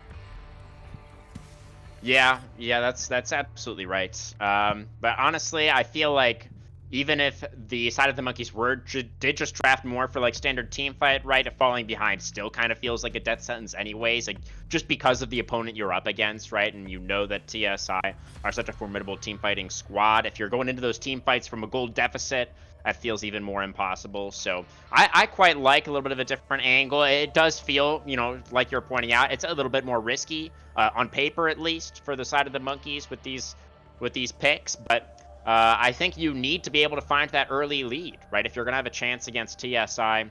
But something else that you were just touching on, Farino, is the gambling. So I do actually have a little bit of an inside scoop for us. I've got Ferromancy on the friends list, and he was sharing with me, you know, the game plan heading into this one. So obviously, TSI heavily favored, going by the odds, right? So the plan for the monkeys is going to be they're gonna lose out in game number 1 to, you know, increase the odds against them even further, and then they're gonna go for the big win out in game number 2. So any monkeys believers out there, you're gonna want to save those channel points for game number 2, and that's when you're gonna want to go all in, okay? And if it doesn't work out, blame Ferromancy. You didn't hear it from me. Anyways, you said this right as I placed a bet on the monkeys as well, so. If I lose 420 channel points, well, that's not on him either. You know, that's on you at that point, Gofrino. You know, he told you the plan, so we'll see. He told you the plan. And then I told you the plan as relayed. But it's totally fine. It's absolutely fine. I'll survive losing 420 channel points if that is the case. Somehow you'll make it, I'm sure. Yeah. But quite the handsome payout for me. Oh yeah. Oh no, we got some Monkeys fans coming in. Okay. Okay, all right. So maybe some Monkeys fans that aren't just they're expecting the win and not necessarily the way that Ferromancy is predicting, but faith in the Monkeys regardless, which we do of course love to see. So we'll have to see if that faith does end up getting rewarded. We can talk a little bit about a couple of these solo lane matchups. So, you know, with the client draft finalized now, it looks like it is going to be, as expected, that Ambessa into the top lane against the Ornn, Sylas in the mid lane against the Veigar, and, you know, Ornn and Veigar both scaling champions. So, on paper, right, it should be, those matchups should be favored for Ambessa and Sylas. No? What do you think? Yeah, I haven't seen the Ambessa versus Ornn matchup because obviously the Ornn, with the passive, you just get so insanely tanky for free, and it can snowball once you start building those resists. Early on in lane, though, especially after the change, this was a few seasons ago, but you don't get the bonus health immediately when you, say, buy a Ruby Crystal off the Ornn passive, so that really lowers the sustain here in lane. If you're able to consistently trade and stay ahead here as the Ambessa, you should be able to generate a natural lead in this lane. It definitely will help once you're post 6 and you have the public execution that gives you the passive Omnivamp, and that helped you out so much against these tanks. Just being able to sustain through a lot of their damage that does come out. So something to keep an eye on. See if Evil Gumi is going to be able to make that happen on the Ambessa. But overall, go for Reno. Let's. I think we should probably turn the nameplates off for this last question. If you are not aware of these teams and their current records heading into this one, which draft would you be leaning towards? I'd say TSIs mostly because it's a very easy comp to execute on, and typically we've seen here in the Blue Otter League, the easier team comps where you're just more so focused on the team fighting, the 5v5s, those typically pan out much better here. That is assuming that monkeys are going for a 1-3-1 here. They could be looking for 5v5s themselves as well. They have a nasty team fight with a saver to back it up, but TSI's comp definitely just much more geared for those big old 5v5s here, it feels. Makes a lot of sense. Their comps often are, as you well know, Go for Reno. So we're going to see if TSI can make it happen once again, or if the monkeys can pull off what would be an incredible upset. We're going to go to a short break, and then we'll be back onto the Rift for game number 1.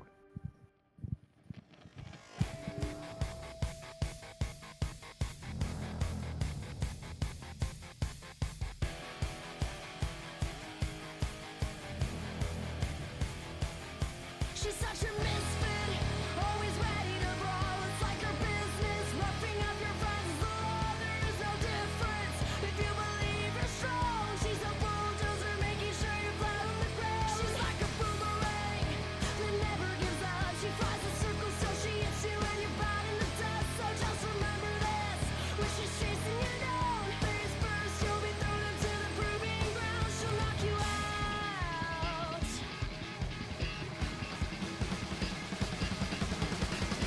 Have you ever really wanted to be a total rebel, flipping tables on the enemy? Did you ever try to further improve how fast you punch people through the roof? Oh, was there ever any certain time when you thought brute force and style combined? Well, I guess now's time to shine, 'cause finally she's here. Here comes Vine. As a matter of fact, the best bet one has is to quickly react to the first attack that's safe for the bullets. She'll never be back, just reset.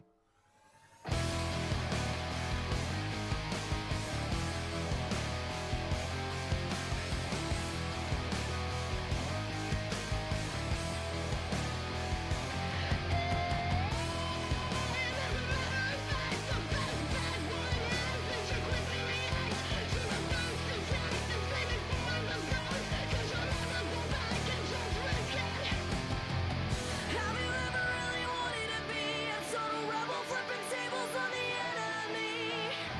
Did you ever try to further improve how fast you punch people through the roof? Oh, was there ever any certain time when you thought brute force and style combined? Well, I guess now's time to shine, 'cause finally she's here. Here comes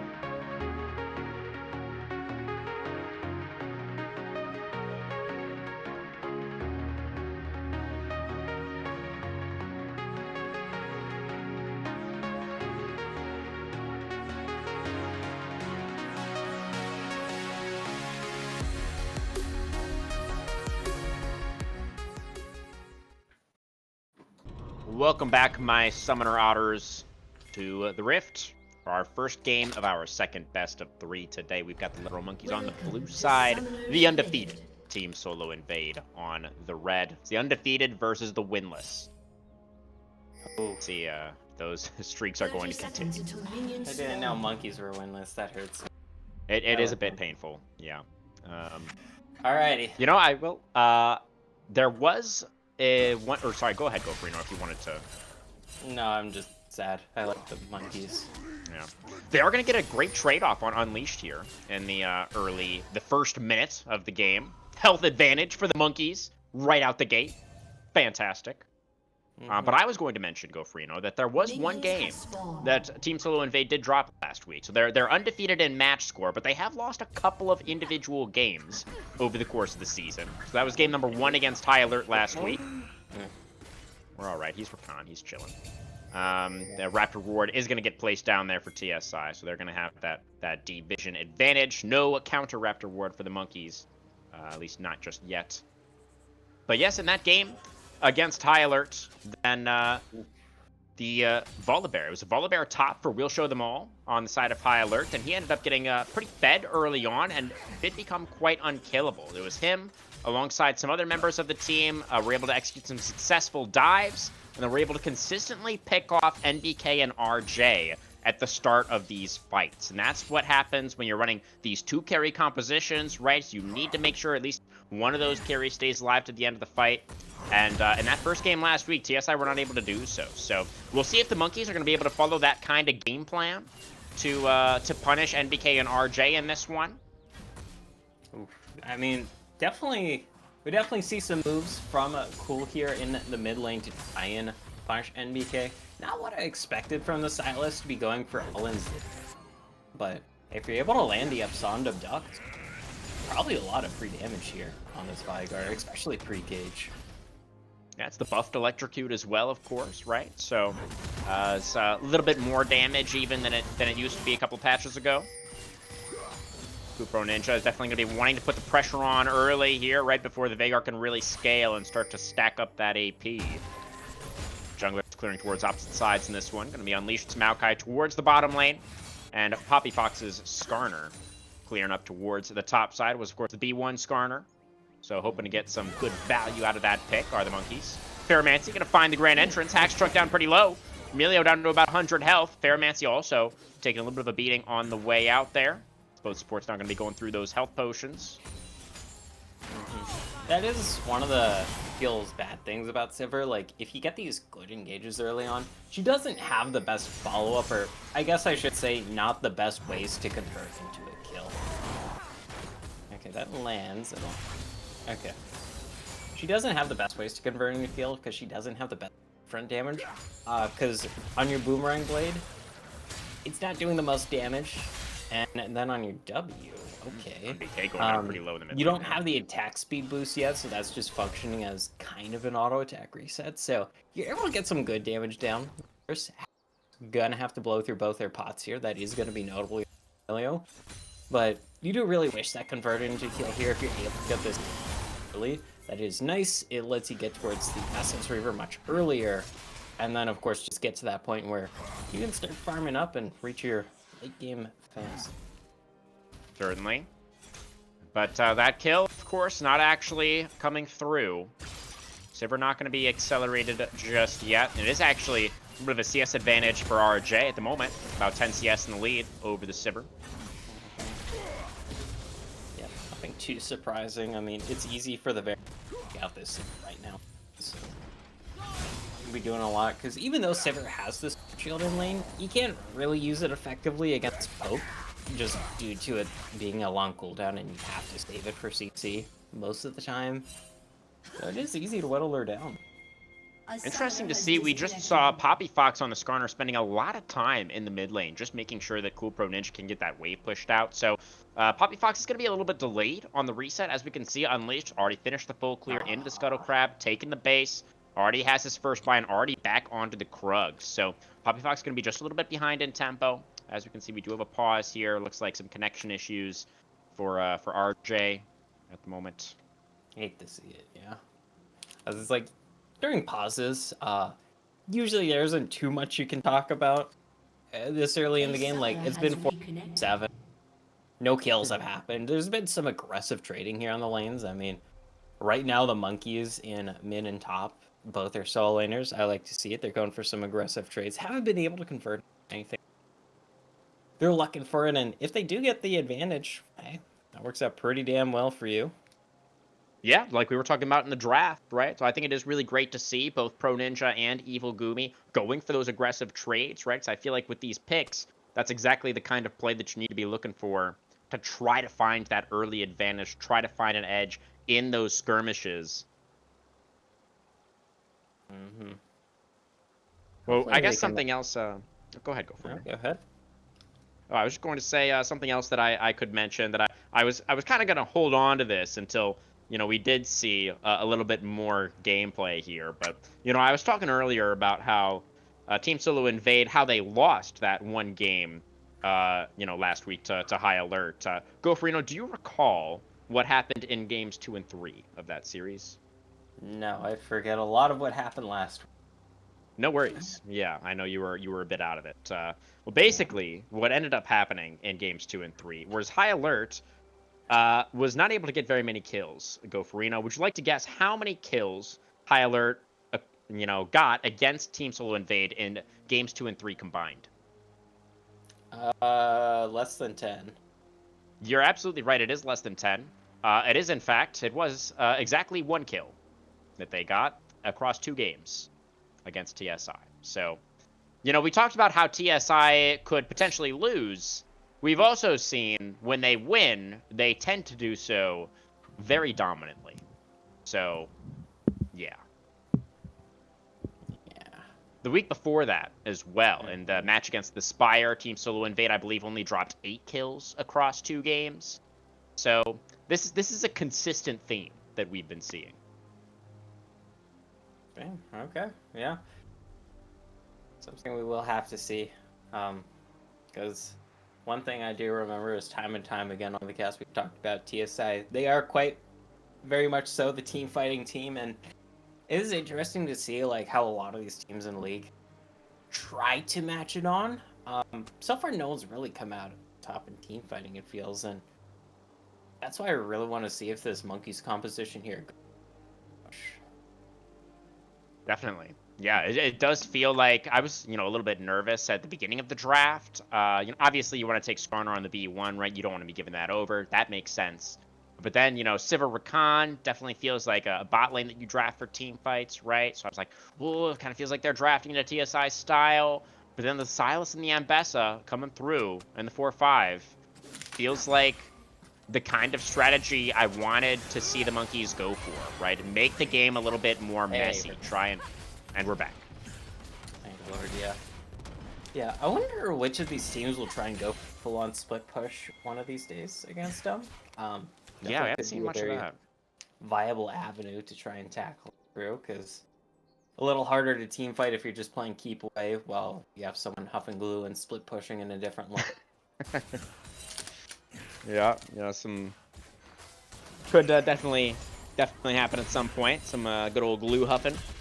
Yeah, Go for that's what I call it, because usually it's top laners in my No, I hear you. /flex queue /draft games who just literally sit top the entire game. They do nothing.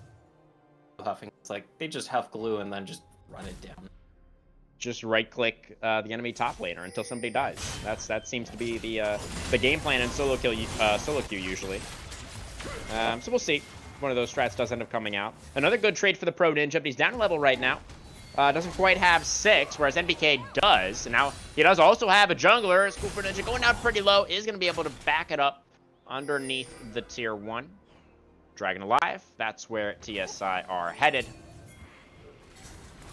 Team doesn't answer because Grubs have just spawned here, and that would be a very fine thing to cross map, but looks like they might be trying to contest here. Pro Ninja still at half health. Your bot lane still kind of scaling up here. It's a level 4 Sivir with a pickaxe in this team fight. Not the most deadly. Oh, he was Warren as well from SK, so... Ooh, true. And he has the ultimate as well, so... I think he just probably, here. Yeah, not going to be a fight that they can realistically out. Ferromancy? What the? Oh, he has the spell book! It was the spell Spellbook Smite from the Rakan! I forgot. Oh my god. Yeah, we were going to talk about that, and we totally forgot. Spellbook Rakan, go Freno. Take it away. +1. I mean, even though I play some Rakan, I've never heard. This is something we've seen on like some supports in the past. Okay, knockup comes through, but it's just gonna get healed on off. Typically it's on the melee engage supports, so I guess like the Rakan here. I know Braum was a bit popular for the it. healing. That was really close. Cooper Nonja getting a healing from the W keeps him alive for now. The Grubs are going to go over to the Monkeys as well. All 3 Grubs. We're going to get both of those early neutrals thanks to Ferromancy's shenanigans. And Maybe this is the way you beat TSI. With Unsealed Spellbook is the key. It was the whole time. We'll have to see, though. It's still very early on, obviously, in this game. And for someone, the Elysium Twitch chat, you can clip it if you do so. Sadly, we don't have replays here because Crewman's in the game watching, and Wookiee's also watching, so it's very hard to think of replay here. Unless Wookiee has a second PC in the game, which some producers do, but obviously that requires a second. So if you want to, give a donation and fund Wookiee's second computer, that would also obviously be welcome. Just donate an entire computer when computer parts are getting a little high. Tariffs are starting to. I believe in our chatters. They seem like generous folks. But back to the game here, go Freno. The fact that both of those early neutrals did go over to the Monkeys, pretty big for them, right? Says that's going to buy them a lot of extra time in this game if they need it. Especially for the Grubs here, it means TSI. Okay, flash on now. TSI won't be able to get the 6 stack against you, or even a full stack themselves. Or, well, a 4 stack, I should say. So you don't have to worry about that here. You're fine giving over the next spawn and trading it for a dragon yourself here. Of course, if they are going for the 1-3-1 angle here, you want as much grubs as possible. And that maximum grubbage. Duck lands here. Steal the ulti. I think this is a... Ooh. That was very close. Yeah, the stolen primordial burst. Good shout there, go Freno, but not quite enough damage in the end. NBK had the refillable potion ticking there, helping keep the Veigar alive, but still very low, hanging out underneath this. Turn the abduct connects. Cooper Ninja gets in there for the first blood. Unfortunately for the Ninja, there's a tree that was also in the mid lane, so it will be a 1-for-1. You don't give over an assist though, so NB. I think at most they get 0 gold. Okay. Oh, the Sivir Ultimate gonna get popped, and the Impale onto RJ, who does have the flash, uses it, get back underneath the turret. There's the Chain of Corruption gonna come out onto Ferromancy as well.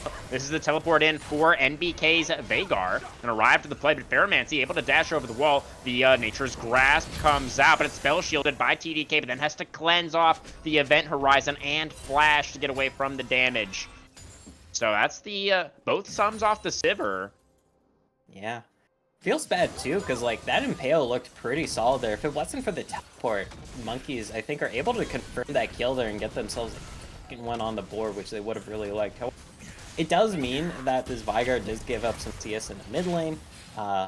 Wave's gonna crash, and that is extra XP advantage here for Pro Ninja. So, silver lining here, small advantage.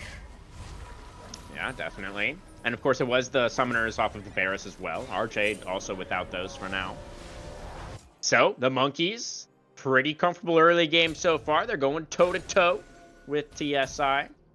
And the next round of Grub is going to be in about 30 seconds, go Freno. So we're about to find out what level of grubbage the Monkeys are going to be able to acquire for themselves.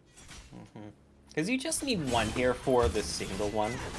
If that's the angle you want to go, that gives you heal off and contest the dragon. Could also just grab all 3 here if it's a grab upgrade. You're also more than happy with that. 6 grabs is quite a nasty buff to have, as these top laners are going at it, getting a bit low. Gumi gonna have to back off for now. Those top laners holding on to the ultimate. NBK in trouble, just gonna get solo killed in the mid lane by the Pro Ninja. That's massive, right before the Grub spawn as well.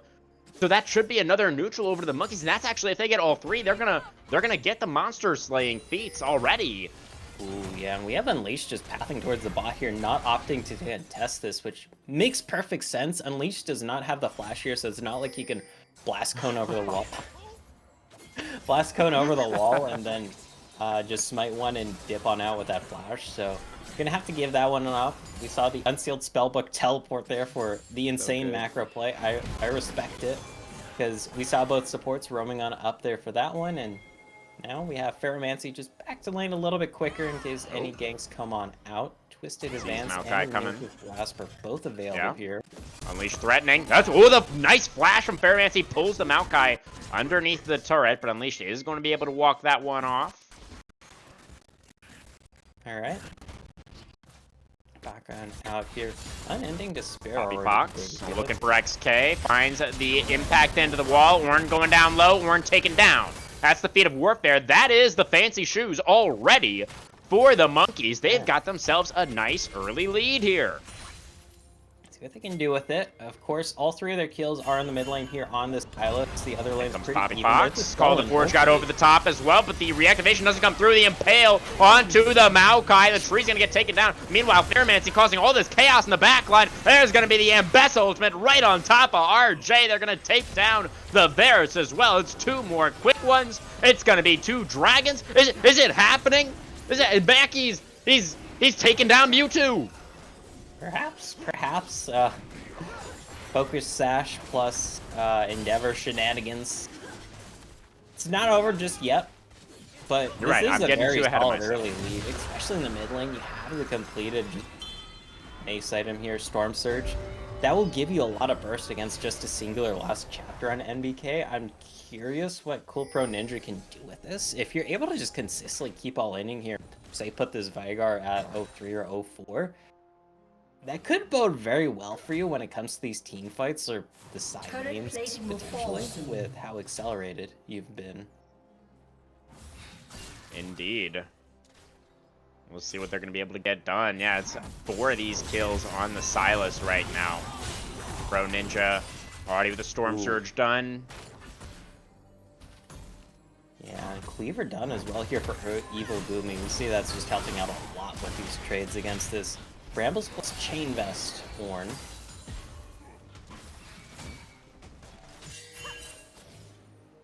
It's been consistent priority in both of those solo lanes for the Monkeys. Exactly what you want to see with these picks, right?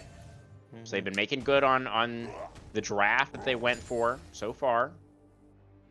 It's not too much. Oh, go ahead. Bot lane's definitely been suffering a bit because of it. You've got a lot of attention on the top side, and even though just RJ is 0-1, they are up 20-ish CS, so a little over 2 waves right now. Gonna have the Varus a bit of an advantage here. Absolutely. Now, we did have RJ on the show this week. He joined us for Otter Talk earlier today. Definitely, you know, made it a point to mention that he takes every opponent seriously, right? He's not coming into this matchup thinking about how, oh, it's the Monkeys. Oh, they got to play towards the top side. It has to be the best ultimate onto SK, who tries to flash away to stay alive, but it's not going to work out. Uses the ultimate there as well, but that's just going to be a dead Ornn and a rampage for the Silas. 5-1 now for Cool Pro Ninja. Oh, you have to be careful here if you're TDK. You do have on the hunt, you have both Sunsphere. Here comes Nature's Grasp. When does the Spell Shield come out? It immunes the Maokai ultimate, but now he doesn't have it for the Chain of Corruption, and that's going to be the kill. RJ picks up. Now the Varus says, turn aggro. Oh, so close to taking that last shot, but just barely. Be able to get away. That's a flash out for NBK to dodge away from Ferromancy's engage. Tier 1 turret in the top side. It's about to go down to the Ambessa. SK arrives with a teleport, but not in time to save the turret. Yeah. Chunks down. Definitely favoring the Monkeys there because you get that first turret. You also get the flash out of NBK. Definitely sucks though because TDK is gonna be your way of getting through SK in these team fights. So you want to put a few more eggs in this Sivir basket right now. Hopefully get some juice in the tank. I'd like to see maybe a kill fall in their pocket, or at the very least dedicate a bunch of CS to them. But your Monkeys right now, you're definitely feeling happy. Small gold lead, you've taken every objective here thanks to the cheeky spellbook smite from Ferromancy earlier this game. I hope somebody clipped that. Surely they did, yeah. Surely. That was pretty legendary. Yeah, we'll do that on next week's Otter Talk. True. Yeah, we're gonna need to get Ferromancy on the show to walk us through that one. You know, see how much of that Fluffy. really was according to plan. That's going to be the flash away now for Unleashed, as TSI are very much on the back foot at this point. They are kind of, it feels like they're reeling, trying to stabilize in this game right now. Like you said, they're losing every objective. They're getting pushed in, it feels like, in every lane. You know, they were at least able to find that turret dive a little while ago onto TDK, but it feels like that's the only thing they've really been able to make work so far this game. Yeah. Yeah, see what else monkeys can do here, because even though it feels like they're very far ahead, it's 1.5k, and we got some extra hits here from both the dragons and, of course, the upgraded boots, but they do want to push this one on home. They got a Herald in their back pocket. That is an excellent tool for furthering a gold lead here. You got one more outer turret, two more outer turrets, I should say, because the mid lane wasn't picked up here. That'd be a nice pickup before this next dragon. Or if you're able to just pick off some people here and put yourself on soul point, that is another nice place to be in. But you do want some raw gold in the pocket. Absolutely. For the side of TSI, they desperately want this dragon, but Ferromancy doesn't want to let him have it. The flash engage from the Rakan. RJ flash away, but the stolen chain of corruption locks him in place, and in comes Poppy Fox to help secure the kill. 6 now for the Silas. He goes back in. The chain's not going to connect this time, and Poppy Fox taking one too many turret shots. That's 1 kill back over to TSI, and critically, it's the jungler down for the monkeys. Can they still take a look towards this dragon? Unleashed is very healthy on the Maokai, and NBK is still there to DPS the dragon. Does Ferromancy have smite again? Let's see. I currently see heal and I see hex push. I don't know if he has it I back. swear to God, if there's another support Rakan steal here.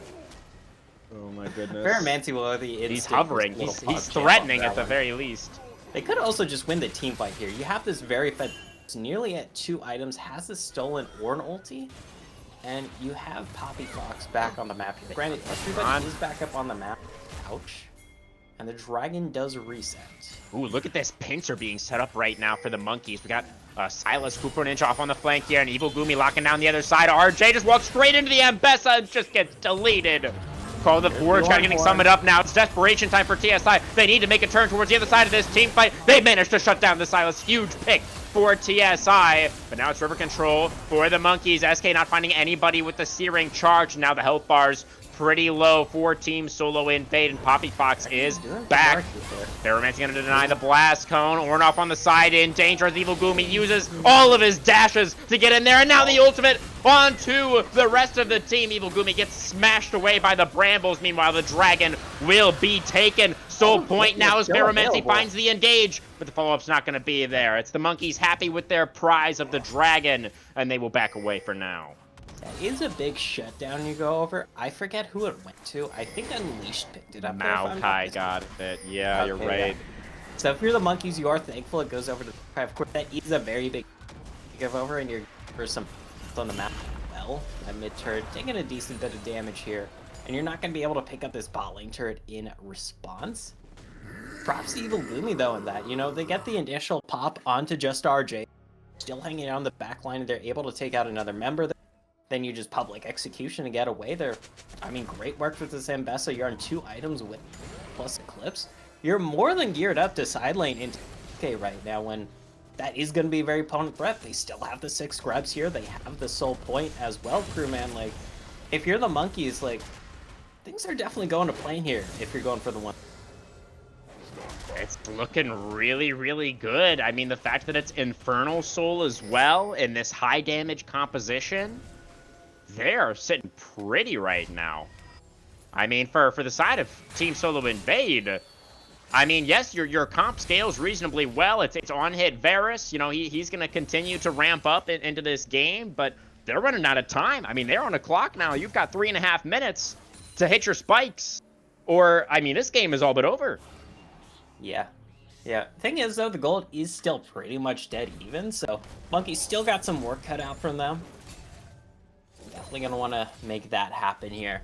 Because, like I mentioned earlier, you need some raw gold in the pockets here. You want to have the item advantage. Because item difference is absolutely massive in League of Legends.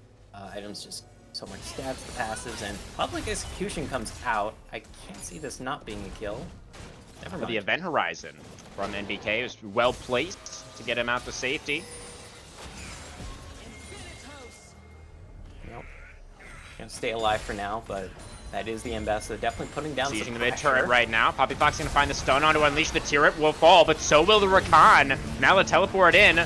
And SK immediately going to get impaled on arrival. The call of the Forge God not going to connect. And now the stolen one comes out from the silos, and that's going to find the entire team. But doesn't matter. Cool Pro Ninja alone up on the flank, going to get taken down by the Veigar. And that's going to be a 3-for-0 team fight. Finally, Team Solo Invade able to land a solid punch of their own.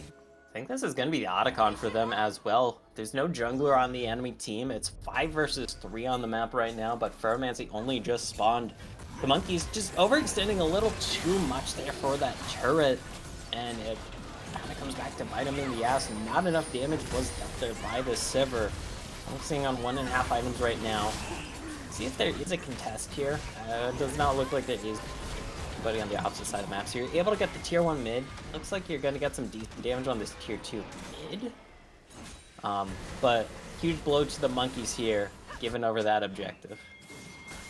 Could end up being big. I mean, it was the, which Otacon was it? It looks like it was the, It's the one that buffs your the flower field, you know, rudeness. So, the fact that it's buffing up your other neutral objectives when Team Solo Invade don't have any other neutral objectives means it's not really providing them with a whole lot of value right now, but certainly, you know, being able to deny that from the Monkeys is pretty big. And if the side of Team Solo Invade do start stacking up some Infernal Dragons, then that's going to end up being really, really powerful. Yeah. So, something to watch out here. Of course, if Monkeys get the next dragon, you don't have to worry about them at least having any elemental buffed up by it. Another thing to note, though, is that it did give a metric ton of side of TSI, so it gives them some stats from that. Yeah, I don't think roses are buffed by it, because they're not from a neutral objective, but they are neutral. Yeah, that's, yeah, you're technically correct, which some would say is the best kind of correct, so there you go. But we've got less than a minute now on this Dragon. TSI going to be able to set themselves up for the team fight. They've been so consistently good at that this season, but this game has been a little bit difficult so far. The Ambessa and the Silas have been doing a great job of coming in from these off angles and not letting TSI set up the front to back that they've excelled with so far this season. TSI moving in now, front line in first, NBK trying to get some chip damage down before the fight really breaks out. Ooh, didn't quite see who ended up getting the Scuttle Crab there. Looks like it is the Monkeys that were able to get the crab. Dragon about to spawn. Yeah, good to call out. Around for blue buff here. This is currently, though, this current setup is pretty favorable to the side of TSI. They've got a lot of their tools available. Here's the Call of the Forge God. SK gonna let it rip. Poppy Fox on the front line. Skarner in danger of getting burst down. He finds the Impale onto RJ, but the Melio ult cleanses it. Now Cool Pro Ninja trying to get in there for the fall. Evil Gumi as well, causing some chaos into the back line. But the Cool Pro Ninja has been taken down. And now so is TDK. It's a massive wipe, a massive team fight win. The team fighting prowess. Ferromancy, oh, he has smite back and he's just gonna die. It's a quadra kill for RJ, the clean ace for TSI. They've done it again, go for Reno. Yeah, I mean, they weren't too far behind in Golden. In 5 versus they excel at. If the Monkeys at least got sold there, maybe that would have been something, but that's a rough deal to say the least, because you got 5-0'd there. You don't get anything in return whatsoever. You're going to give up a turret mid lane, you're going to give up a turret lane, you're going to give up your chance at the soul for now. You're going to have to try again here in about 420 time.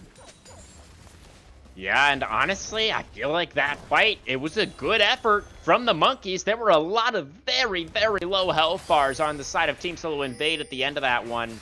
But I feel like it was just a slight miscoordination. Like, Poppy Fox went in first. That was correct, right? You want the Skarner to go in first to tank up the aggro. He was able to find an Impale onto one, but then it was immediately cleansed by the Melio. And I felt like the follow-up from Cool Pro Ninja and Evil Gumi was just like a second late. By the time they get in there, the Skarner was already down. And against TSI, you can't make even the smallest mistake in those team fights or you know that they'll punish you. Yeah. A rough one here. The 6-1 Silas, now 6-4, getting consistently burst out in these team fights. You have the Storm Surge plus Lich Bane, which is a lot of burst, but it's not a lot of tankiness in the pocket, as the Lich Bane does not give you up, which you probably sorely could use. Ooh, gonna find the chains there onto NBK's. Vagar's in trouble, doesn't have flash, doesn't have a chance as Cooper Ninja's just gonna, actually has to give it up. He did have a chance as SK teleports in to save the mid laner. But But look at this. Yeah. there is Unleashed here on the top side. This would be a 4 versus 3. This could be a 50-50 smite, mind you. But Ferromancy still has does have his smite as well. teleport. They can combo it together. Ferromancy going in, though. Gets burst down. The Rakan obliterated. Evil Gumi tries to get in there. Tries to get on top of RJ. But now the Embed's out by burning down as well. The Impale is decent, but it might be a little bit too little. It might be a little bit too late as TDKs can get primordially burst. And Cool Pro Ninja wasn't really able to get involved in the fight at all. Now, finally, he will get involved with the barrier, keeps RJ alive. And it's another 4-0, another massively favored fight for Team Solo Invade. They have completely turned this game around. And I like that Baron call from the Monkeys, because SK would obviously not be able to respond. They were bot lane, so NBK could teleport in, sure, but man, oh man. It just did not work out. Ferromancy goes in just a bit too early, gets burst so heavily, and you just don't have enough damage there somehow to cut through the bear. So much healing and shielding coming up. It does also help that there is the Jack Show completed here for this bear, so that is quite a bit of extra time, but that's rough. Yeah, again, they were so close, right? That help bar on RJ was just a sliver. He was so close to going down. But all the shields, like you're just highlighting, are what kept them alive. And Team Solo Invade now, they have gained themselves a 6,000 gold lead, just like that Baron buff on for 2 full minutes. See what they can do with it. Should be able to do quite a bit here. Yeah, I mean, if you're gonna have it here for the next dragon, you can just force a team fight easily enough. And okay, little root coming through. No one wanting to fall through because the name of the game is going to be this turret. Pushing Ferromancy back. They are able to secure the tier 2 in mid. Continuing to push for now. So NBK was trying to play off the side lane, but he can't be there alone with Cool Pro Ninja. He's going to look to join up with the rest of the team now. Meanwhile, the Silas is just going to keep split pushing. He has the teleport available. If necessary, he can join with the rest of the team. He's going to try to create some pressure. Force TSI to back off. Looks like he will be somewhat successful, but RJ stepping up, getting some hits onto the tier 3 turret here. Okay. Just like that. Now NBK is the one with a level lead thanks to all those one team fights and having the CS lead here, despite kind of getting a little bop in lane.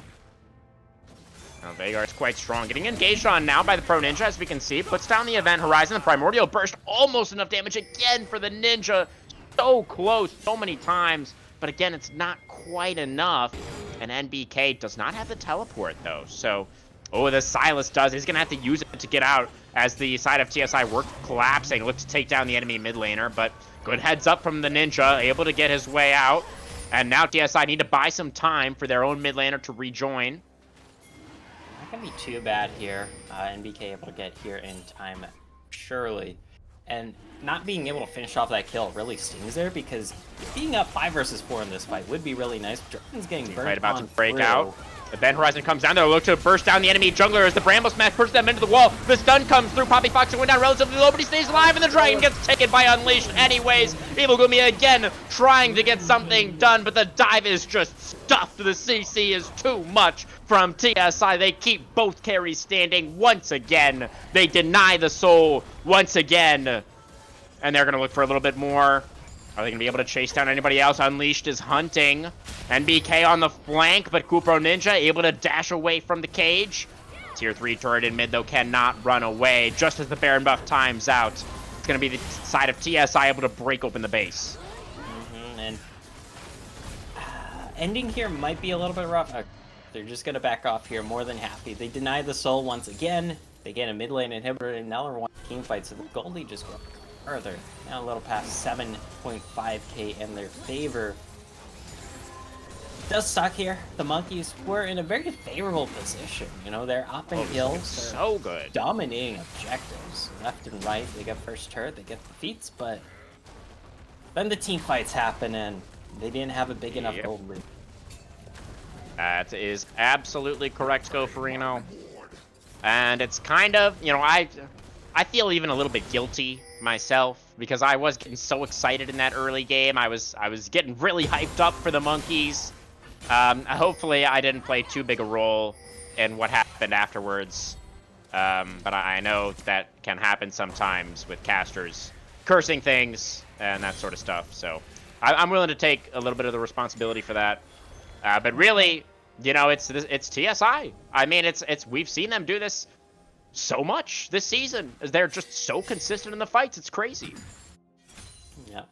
See how they can bring this one on home. Monkeys definitely have an uphill battle to climb here. I've been able to do enough damage here. Thankfully, your Sivir working towards the last Whisper here. Well, I should say you'll get last Whisper. Either way, that extra 35% armor pen can be very handy here against the as the Sunfire plus Thornmail and the Maokai, who has built a whopping Warden's Mail and the Unending Despair. Yeah, got the Knight's Vow on there for Unleashed as well. You were just talking about support items on tank junglers earlier. That's going to come into play again here as well. It does give armor. Gonna help keep just RJ alive longer that much more. Kind of sucks because we've seen the monkeys, they're trying to go to burst out this Varus and a lot of things land, but it's just not enough. We even see the Serpent's Fang coming out from Evil Gumi just recognizing like, yeah, we gotta get through these heals, we gotta get through these shields, we have heal cut on ADC, I'll get shield cut. Yeah. Will it be enough, though? I mean, we see a tank item now for each of these carries for the side of TSI. NBK has the Force of Nature, and RJ, of course, with the Jack Show. To give themselves that little bit of extra durability, make sure that they're not going to get burst down by these divers on the side of the monkeys. Baron spawning now, and TSI gathered around the pit. A lot of these ornaments been distributed as well. It's only Hax who hasn't received his yet. And they're just going to start up the Nash immediately on spawn. Ooh. You can see the pings coming out, so I think the monkeys do have some idea, but this Nash getting one shot right now. The on-hit Varus just shreds through the thing, and it's going to be uncontested. Yeah. I'm going to pick up anything on the backside here. Oh, man. Good thing Ambessa has so many dashes. If she had even one fewer dash, probably would have died there. Yeah, you do at least get the mid lane inner as a console. Probably a bit of instant move. Oh, look at this flank. Oh, wow, Unleashed. Looking for the play. Bramble Smash to start things off. The Maokai, of course, very far from the rest of his team right now, but now the Cavalry is arriving. The Event Horizon comes down. Ferromancy forced to flash out of it. Call the Forge Eye connecting only onto the front line. Unleashed still trying to chase down TDK. Finally, the Sivir will commit the flash to get away. The Impale comes out, but that's onto RJ. The Varus, he's tanking enough to survive. He takes down the Sivir. He flashes. He eventually falls, but he is the only casualty on the side of TSI. It's another one team fight for the undefeated squad as they look to push down mid. Yeah, it is a 1-for-1 in the end. So Gold gonna favor the monkeys here, but one of these happens to have Baron. One of these teams happens to have the much healthier health bars right now. It's gonna help them set up for this dragon, put themselves on Silp here. Triple Infernal Dragon. The stats are gonna be adding up here, especially with the Otacon they did up. A bit of a death rush being set up. Oh no, Poppy Fox! Oh, you had no idea. Well, he's Skarner. The interrupt from the Ornn. SK keeps him in place, and NBK takes him down. And that will guarantee... Well, Ferromancy has Smite, but it's only 600 Smite. Look at his position, though, where Rakan is right now. He wants to go for some kind of miracle steal on this dragon. It's possible. I mean, why the hell would you check this brush right? Like, realistically, no reason to the check enemy it. jungler is down, so I believe... There's no way. They're Axe is going to, in the end, check the brush. Ferromancy going to get trapped in the cage. It was a cute idea. You know, honestly, I feel like... I don't mind it at all. I mean, I feel like you kind of had to go for it as the monkeys there. Now there's 3 Infernal Dragons. Now we have to talk again about the fact that Otacon was secured earlier. That is just another multiplier on top of the adaptive force they get from all of these dragons. And it really feels like TSI have kind of turned the corner. And it's going to be pretty tough for them to lose from here. Yeah. You've doubled the kills on the enemy team. You're only 8k gold ahead, which is kind of weird to say, considering... Only 8k. Yeah, but like, they're up like 7.5k a bit ago, and it's only grown this much, which is kind of interesting. Yeah. But there's going to be a lot of hidden stats. You know, they've gotten the extra dragons. Foreign items are coming through. That's like an extra 1,000 gold of stats for those things. True. Yeah. Got to keep that in mind for sure. Poppy Fox at least able to secure the blue buff there. So that's something. It does feel bad, man. Though we'll see what monkeys can do in the next game to recuperate. Because right now, they definitely are not doing enough damage to cut through this front line. Even though you have the completed. Ooh, double stun from the cage. Evil Gumi gonna get shrunk down to half. Can't defend the tier 2 anymore. They don't even need a wave on the side of TSI. Just brute force it down. Yeah, you'll get a consolation prize here, maybe on the bot side. You got a decent enough wave, but it is taking its sweet ass time walking up here. Yeah. Looks like the teleport was available for NBK, but electing not to commit it. Just going to allow that turret to fall. A little bit of gold back for the Silas, for the monkeys. Yep, that one on up here. I mean, 700 solo gold went over to Cool Pro. Of course, there was global gold that was distributed, so that's gonna help maybe hit some power spikes here for the next team fight, or at the very least, maybe even extra like longsword or anthem gun. But you're gonna want everything here as the monkeys for the next team fight, because clearly it's gonna be very hard for you to side to this right now with your exposed base. NBK built Dead Man's Plate. Dead Man's Vagar. I mean, it's working. It's just very funny.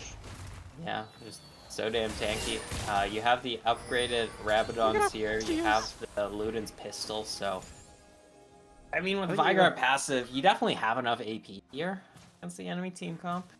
It is kind of funny to see. It also means, with that extra armor, the Siffer's going to do even less damage to you, which is kind of weird to say. This is a 3-item Siffer with an extra BF sword, and even then, barely denting the Zorn.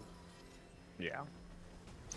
Yeah, very, very tanky at this point for the side. Oh, Evil Gumi stunned up by the cage. Chunk down, 50%, unleashed, finding the Nature's Grasp. We do have Poppy Fox getting the stun onto NBK, who flashes away to stay alive for now. That's going to be the Impale only onto the Maokai. Nature's Grasp going to come out here as well. They burst down the Silas right at the start. As Orn ultimate over the top, only connecting onto Poppy Fox. Skarner going to be able to get away from this one. Ferromancy on the wrong side of the town, but the Rakan is going to be able to get away. Is going to be able to complete the recall to rejoin with team in the base for their 4v5 to try to defend the Nexus turrets. There's no wave yet, so I don't think they can end this. It's going to be a little bit awkward around for this wave. You have a bit of a wave pushing up here in both your side lanes, but that's also kind of far off. A little bit awkward on the positioning here, but that mid laner will only just be spawning a few seconds after this Baron spawn. Saw how fast they took it last time, so should be more than enough time to just secure control over this pin and get yourself another. Yeah, it does seem like that is probably what's going to come through here. So NBK is going to get the flash off of Ferromancy with another well-placed cage.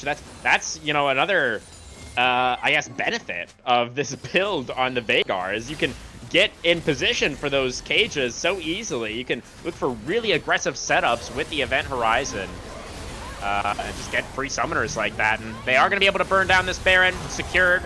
RJ gets it with the auto attack at the end there. It's a twisted advance now onto the Rakan. Ferromancy barely surviving. Dashes away. Will survive. Chain of Corruption onto Poppy Fox. As the side of the monkeys don't want to let all these Barons go, but Poppy Fox already been taken down. Cooper Ninja and Evil Gumi, they try to get in there. They do take down NBK, but both solo laners on the side of the monkeys lose their lives in the process. And now it's only TDK and Ferromancy left alive to try to defend. And Team Solo Invade, they don't care about the Dragon Soul anymore. They're going to look for the Nexus instead. Yeah, this should be an easy pickup here. Death timers are just massive at this point. You're just playing keep away on these last two members. Yeah, the Sivir probably finishes the recall here, but what's a singular Sivir going to do against 3 people here? Not too much, especially when both the Nexus turrets are already down. Flashing in to try and get something Good here. try. Almost able to take down RJ. It was too much in the end. Go ahead. Go for it. Yeah, I feel bad for the monkeys here because, like, they were decently poised here, crew, man. They were in a the- great spot. They had a fantastic early game. Yeah, the lack of a gold lead definitely nipped them in the butt a little bit there, I feel, but man, feels bad. Yeah, they were able to land a couple of critical hits at the beginning there, but unfortunately for the Mankey, Mewtwo knew recover. So was able to bust that one out, refilled the HP bar, and ended up taking the win here in game number 1. But important to remember, guys, as we heard from Pharomancy before the match started, this is all going according to plan. Okay, Monkeys fans, everything is under control. They showed us in this first game that they have the capabilities of taking it to Team Solo Invade, and they just need a little bit more, just a tiny bit more, to actually push that over the line and secure potentially a game victory for themselves here in game number 2. Before we get there, of course, Go Free, I do need your game 1 POG. What are your thoughts there?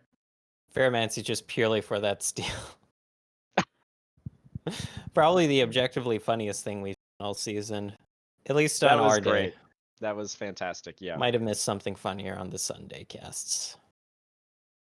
Yeah, he sent me a message as well. Is get ready for my spellbook recon. We weren't ready, Pharomancy. I don't think TSI was either. You definitely made him sweat with that one. But it was at TSI. Come out with a win in the end. I head into a short break now, guys. When we come back, the champion select phase for game number 2.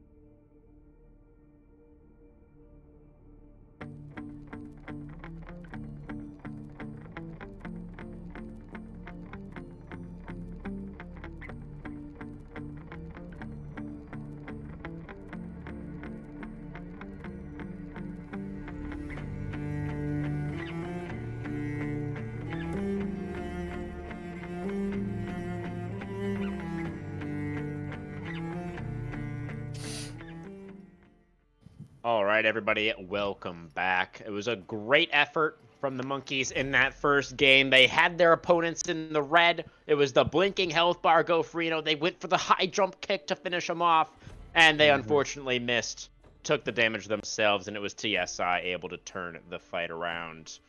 And now the Monkeys, they're ready for their bounce back. This is the win out, right? Let's see if they can come through. It does also make me wonder. I don't think Primate learns high jump kick, but that's getting sidetracked. The fighting type. Yeah. Close enough. Yeah, I want to see the Monkeys here, though, rally back. Obviously, they had a pretty damn successful early game there. They just need to keep leveraging that, get themselves a big gold lead, or I really wanted to see some more side lane action there. Just pressure on. You had that 3-0 Mbessa, you had the 6-1 Silas, you know, those are nasty Nandos in the side lane. And they had the 6 grubs as well, right? Instead, I mean, I get it. I think the first big team fight L they took was at the Soul Point one, or maybe just a bit Dragon, before that. yeah. But because I know that Soul is very tempting, but at the same time, like, it's gonna take them a while. So why not just bust open some turrets and just slam them on home? I would have to agree, Gopherino. You know, it was clearly the Monkeys. They wanted to go for the throat right there. You know, they wanted the finishing blow. But I feel like you're right. I feel like playing for the side lanes from that position would have been the safer call. Would have, I think, played a little bit more. You know, would have been better aligned with their composition and what their composition really excelled at, right? You know, our producer brought up a great point as well during the break, the fact that, you know, it was Kupro Ninja on the Silas who had most of that early lead, right? It was Silas getting a lot of those kills, had a lot of that gold. But the builds that came out from Team Solo Invade, particularly the carries picking up those tank items, and the fact that they had such a massive front line as well, meant that the Silas, you know, down the stretch towards the later stages there, just wasn't really able to get enough done, despite the fact that he had such a big lead.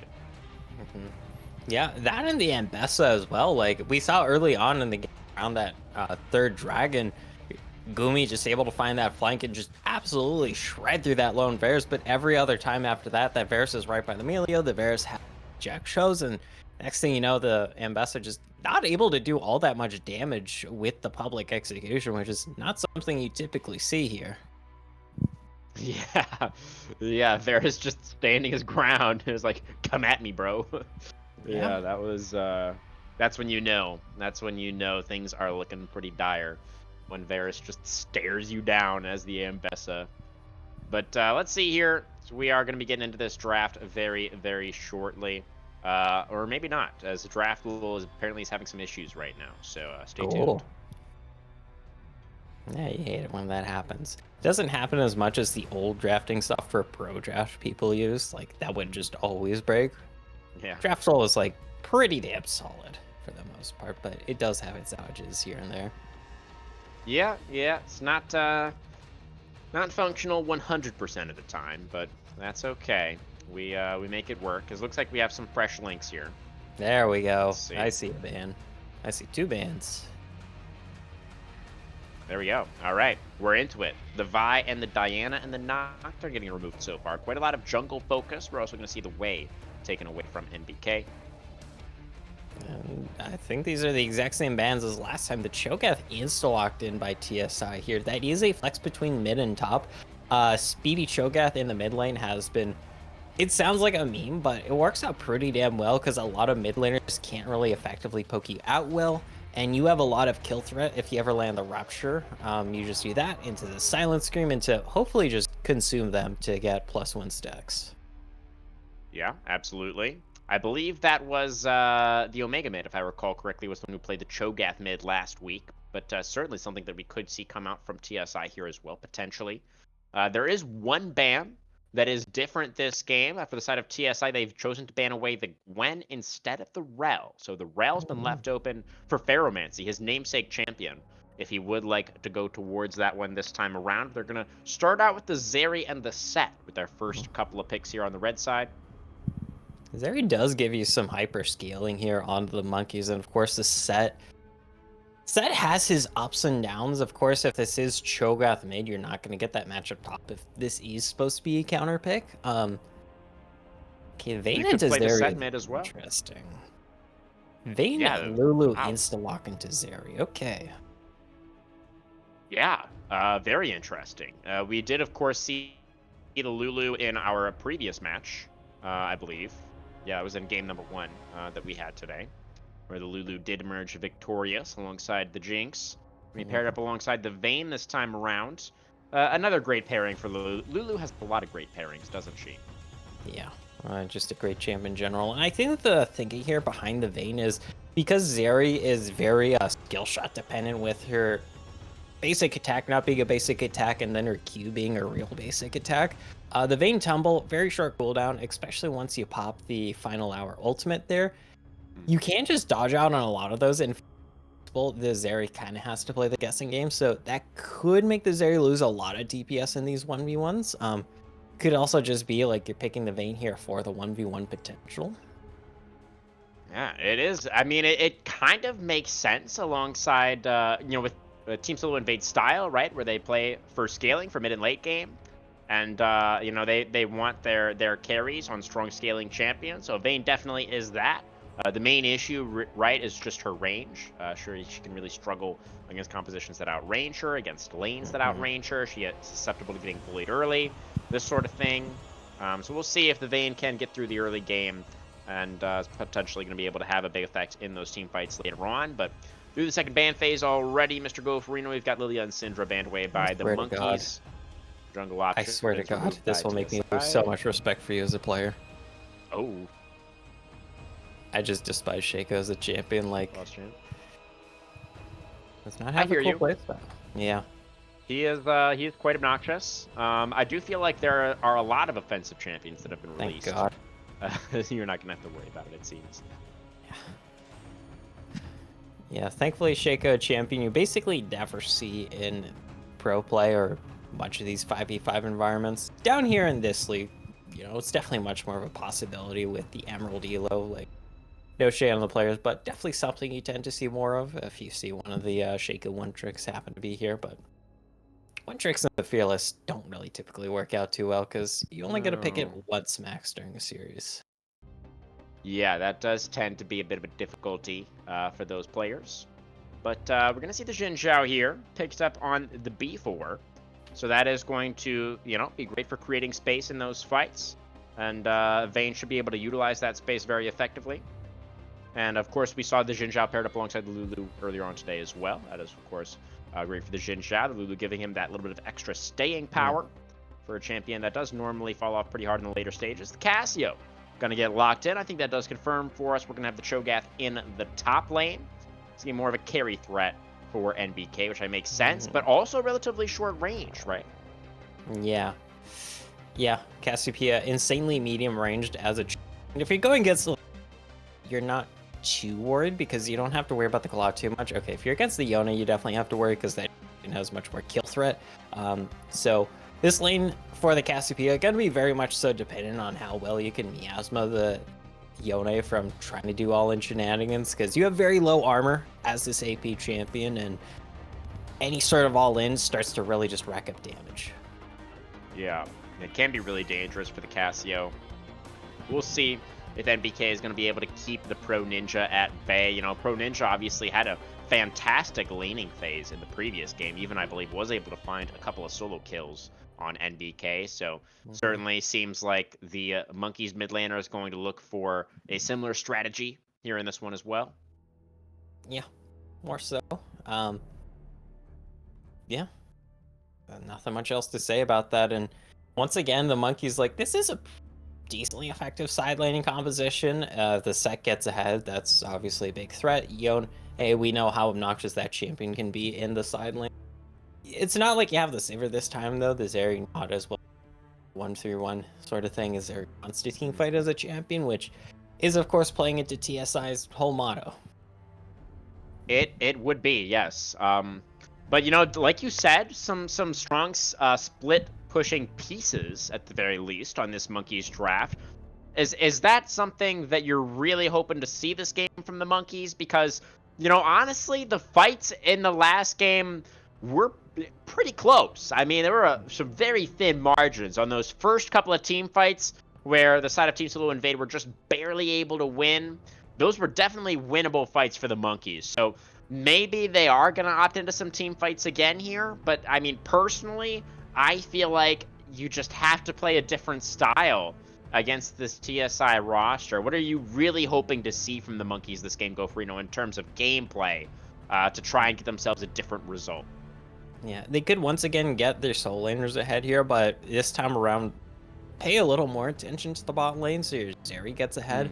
That is going to be such a main source of DPS in the lane. Of course, Yone scales up pretty decently well into the game. You just have to worry about being kind of squishy and having to go in as the melee, but you always have the fate on to just yoink on out. So yeah, put some more eggs in the 80 carry basket here, because I think that's going to be your way of winning these team fights here, the Zeri popping off. You do also have to be very careful. You have 4 auto attack reliant champions, and your one source of magic damage is going to be this Nico, so if you start falling behind and this Cho'Gath can just turbo itemize armor against your comp, it could bode very well. Bode very poorly, I should say, for your Monkeys. Bode very well for TSI, poorly for the Monkeys. Yes, a very, very important point I think that you're bringing up there, Gofrino. Definitely something we're going to have to keep in mind. But I think you're absolutely right as well. And this is something that you also did call out during the game, in the previous game. The fact that Sivir was really the one who had to cut through that front line, right? Silas and Ambessa just they don't have those tank shredding capabilities that you need against what was such a beefy TSI composition. And the fact that the Sivir specifically wasn't ahead, I think what did end up kind of being the downfall of the Monkeys in that game. So 100% agree. I think if they can make sure that TDK gets a lead this time around on the Zeri, you know, obviously another really strong scaling pick, things could end up looking pretty different for them. But for the side of TSI, I mean, yeah, they're a little bit light on range this time around, but it feels like a pretty standard composition for them once again here. You know, the Vayne, definitely a little bit of a wrinkle. How risky do you really feel like this Vayne pick is? You know, that we see the drafts completed. How hard is this game for Vayne to play, in other words? Lane is going to be tricky here. You have to be wary of the roots coming out from the Nico. Thankfully, the Zeri doesn't have the early all in. Can definitely poke at you some with the Ultra Shock Laser. Definitely a little worried about the team fights though. If you get hit by one form of CC, you're just gonna get bowled over by the Yone or the Set, because the Set probably just gonna be stopping the Cho'Gath or the Shin Zhao every single time right onto your face, and that's gonna be quite the issue to deal with. If you're able to survive that though, it is a very health stacking front line here. We don't typically see the full tank Volibear in the jungle. It's typically the kind of health stack kind of bruiser builds, or we've seen some other funky builds. I mean, we saw Riftmaker earlier tonight as the Volibear in our first series, so you will have the health shred to cut through them, thankfully. Yeah, it's going to be tricky for RJ to stay safe, though, definitely in these fights.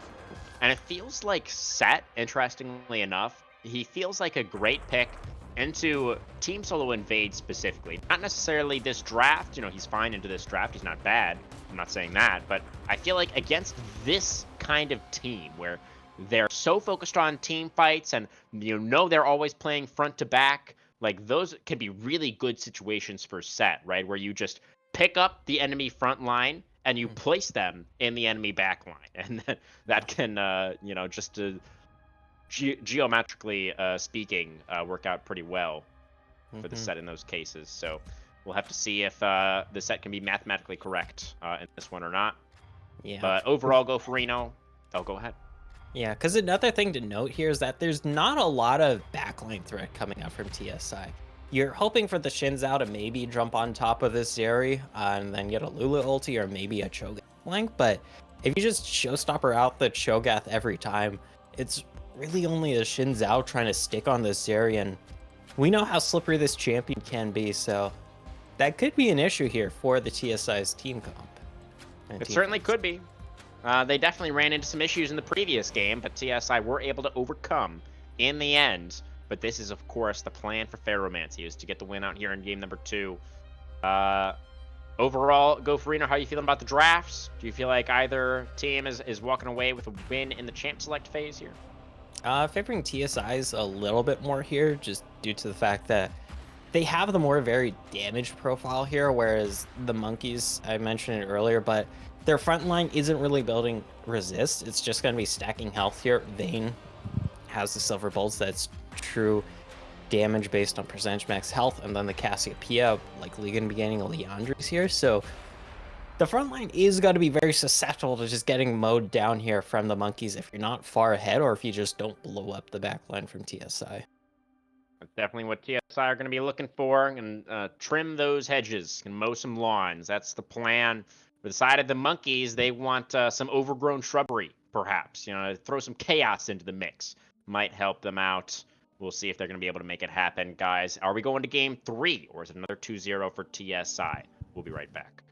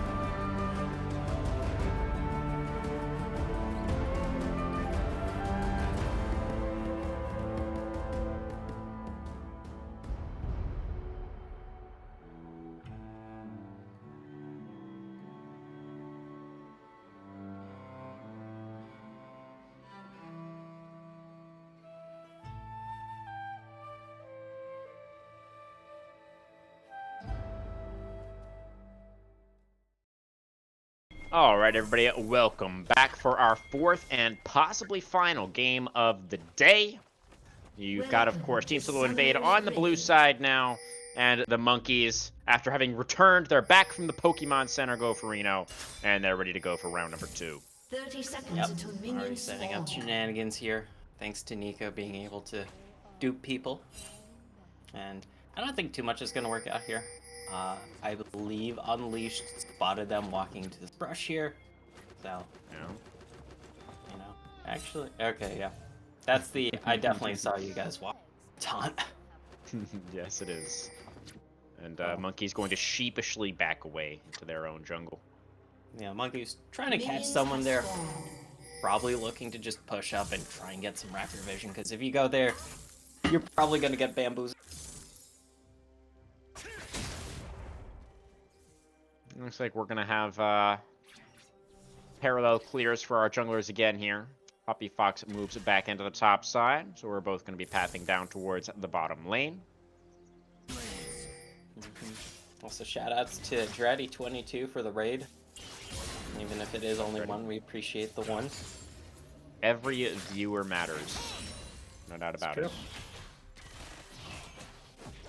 Yeah, we'll see if... I feel like, again, the monkeys are going to be looking for these early leads, right? Both of the solo laners were able to get a lot of work done during the laning phase in the previous game. So we'll see if they're going to be able to find that again. Yeah. And set up for it here somewhat. I don't know how well this Cho'Gath matchup works for the set, because I've mentioned this before. In the cast set, just as a Juggernaut, tends to not do as well into tanks that Juggernaut do. And Cho'Gath, with the innate sustain you get from the passive, can be able to power through a lot of these trades. Certainly. SK running the grasp this time. I know Hail of Blades has recently become very popular on the Cho'Gath, but SK probably not wanting to go for too many trades against the set, and just going to be looking to stack up that HP instead, as SK going down extremely low right now, actually, here in the top lane, but surviving for now, holding on to the flash. Both sides. Yeah, just barely. But you have the passive here, you're going to be under... Should be... Oh, no? Oh, finds the knock-up. Evil Gumi sticks around for the Demolish proc, but... Ooh, oh, I thought he picked up the Turtle aggro. It still is going to be SK flashing for it, and that's the flash away from the Rupture. The top laners trade flashes. Yeah, flash for flash, but Wave is in a decently favorable spot here for Evil Gumi. Yeah. You recall, Correct. up to not recall. Both of these guys playing with fire right now. We're going to find the face breaker, but he's got to go with the Haymaker, possibly a little bit prematurely. It's enough. It's the solo kill. It's the first blood for Evil Gumi. Yeah, I was very worried there because Feral Scream could very easily just make Gumi knock that shield from the Haymaker, but fast enough there on that one to make it happen. Nice pickup here. Also up 9 CS, so about a wave and a half here. Double longswords on this back, just a Rejuve bead on the enemy lane or so. No extra resist or health you have to cut. It's going to be a tumble forward for RJ. Exhaust comes out. TDK going down extremely low. The exhaust onto the Zeri now, and Hack's just going to be able to run him down with the Glitter Lance. So now... Oh, wait, Fairman, that's the real Nico. Oh, my goodness. Why are we... Oh, no. And now RJ is going to be able to tumble forward one more time. The last auto attack comes out. And RJ gets his first of the game. Yeah. I did not expect the Vayne to be the one bullying out here in the bot lane. Hex able to give the buffs there and make things happen. 2v2 potentially in the top side here. Both junglers are here. Let's see. Xin Zhao and Volibear both strong in the early game, but Volibear a little bit stronger in the 1v1. Let's see how the 2v2 goes, as you say. Unleash is just going to have to respect. He's going to have to flash away from that one. So yeah, honestly, now that I think about it, Volibear set definitely wins that 2v2. Especially since they're kind of clamoring down. SK would have not been in time before World Unleashed gets kind of popped there. Another Demolish proc for Evil Gumi, but now Minion Wave getting cleared out. Set gonna be able to walk that one off. It's gonna be another Rupture landing. SK going down relatively low on mana and did already burn the TP. Ooh. And with that all-in bot side, it means the early Zerkers here for just RJ. So this is very nice for the Vayne. I typically prefer some AD on the first back just to make last hitting easier. Scepter just to deal with puck coming your way, but Zerkers are very nice if you play aggressive lane, as all the extra move speed just helps you track down people in the attack. You just make sure you're able to proc those silver trades, because silver bolt procs are obviously the major source of damage in tumble, really. Because after the initial tumble, you're just looking to get a silver proc. Yeah, absolutely. And Vayne does kind of get the additional value from the movement speed, right? Because of the way the passive works. So there's kind of an additional multiplier there. So passive is flat moves. Right, but like when you add in the move speed from the... Oh, yeah. Well, I guess it's not. I did misspeak. You're right there. Yeah, it's not really a multiplier. It's just an adder. I don't know the word for that. I'm not a math guy. Mid laners have been going at it this entire game. We've seen brief flashes of it with camera going back and forth between them. Typically, it's been Pro Ninja, the one being more aggressive and hopping on top. We see their duality of this Cassiopeia. Able to pump out so much damage here. This is just a blasting wand, too. Yeah, MBK definitely putting on the pressure.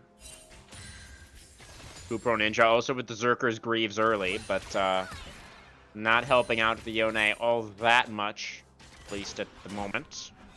As that is both of the early neutrals this game are going to go to Unleashed and Team Solo Invade. So they were just, it was like the Dragon on spawn, and then the Xin Zhao just kind of walked straight through mid lane, had mid prio, and then just took the Grubs on spawn, and wasn't really contested on either count. So Team Solo Invade feels like they're kind of cruising through the early game this time around, and again, TDK is starting to fall a little bit behind.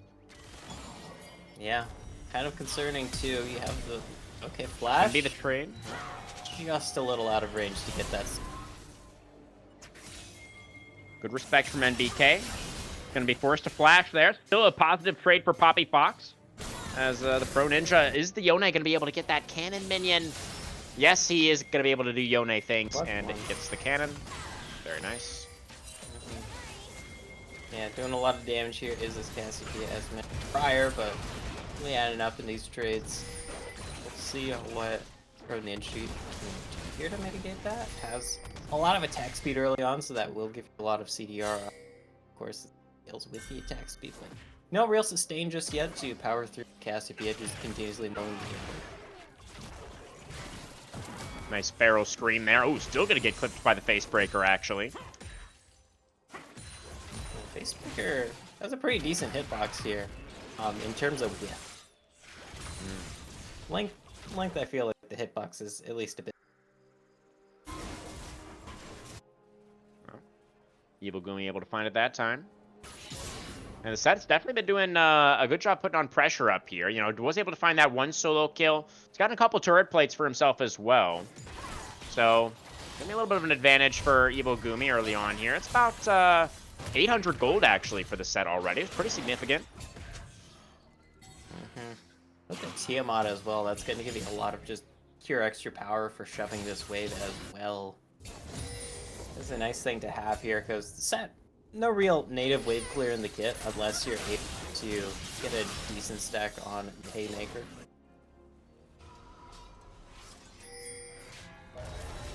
Jinzhao going to complete the base right now. It's going to be the fake sealed onto the Casio, and Poppy Fox here for the follow-up. The Petrifying Gaze comes out as NBK on a blinking Hellfire is going to get taken now, but Poppy Fox fully committed there with the ultimate and is going to get traded back. The Feet of Warfare goes to TSI. Now TDK in trouble in the bot lane as RJ tumbling forward, able to get that kill. Meanwhile, keeping our eyes on the fight in mid. It's going to be Unleashed. Not quite able to finish off the Pro Ninja as Yone able to make that a 2-for-1 in mid, but it's another double kill over to RJ in the bottom side. I don't see what happened here. I see both ultis were popped on the side of the monkeys, but it looks like they just got a little here by just RJ, who's working towards the Unital, interestingly enough. So it's going to be a quick vein here by the looks of it, and definitely can pack a punch here with the AD you get from the ulti and the first Q. Scales very well with the AD. Yeah. Yeah, like Yuntal is gained quite a bit of popularity. It was an item that was ignored for a long time, right, by pretty much everyone. But then they buffed it a bunch, and now it's become default first item for a lot of champions. Yeah. Poppy Fox getting engaged on in the river, knocked up by the 3 Talon strike. Cooper Ninja moving over, but the jungler is already down. And the Yone doesn't have ultimate right now either. Might not need it. He tries to do some Yone things. A nice audacious charge from Unleashed. Gets over to the Scuttle Crab, dodges away from those last couple of auto attacks that would have been his demise. Evil Gumi roaming down from the top side, looking to clear out a little bit of this vision. But Poppy Fox in the Death Chamber means this should be 3 more grubs. Even Hacks making the roam over on the Lulu just to make sure that this objective does go over. And all 3 get secured. Boopo Ninja gets into the pit, but not really going to be able to do much about this. This is going to be the feats over to TSI as they secure these. Yep. So, pretty big pickup there on TSI. They're the ones leading this game pretty handily. They have the issue that Monkeys had last time around where they don't big of a gold lead as it might be for an objective lead, but 6 grubs, 2 dragons. Or, never mind. Actually, the dragon was taken away. But now the final hour, RJ tumbling forward, gets locked down by the Pop Blossom, but the follow-up isn't there. RJ still able to tumble forward, takes down Ferromancy. TDK skates over the wall, will survive for now. Pro Ninja looks for the fake steal, then completely misses it, splits the uprights there, gets condemned into a wall, and shut down. 5-0 now for just RJ. 8-3 now in the kills. It's brutal. Brutal. Yeah, did we say that Vayne is weak in the early game? I hope we didn't say that. We would have been wrong. 5-0 and 1. Can have the Unitals completed here. Next back, I would assume.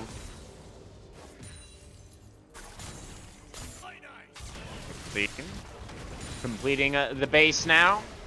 What is RJ going to be purchasing from Boris? There it is. And the Yuntal, as you predicted, and a bonus recurve bow on top. Yep.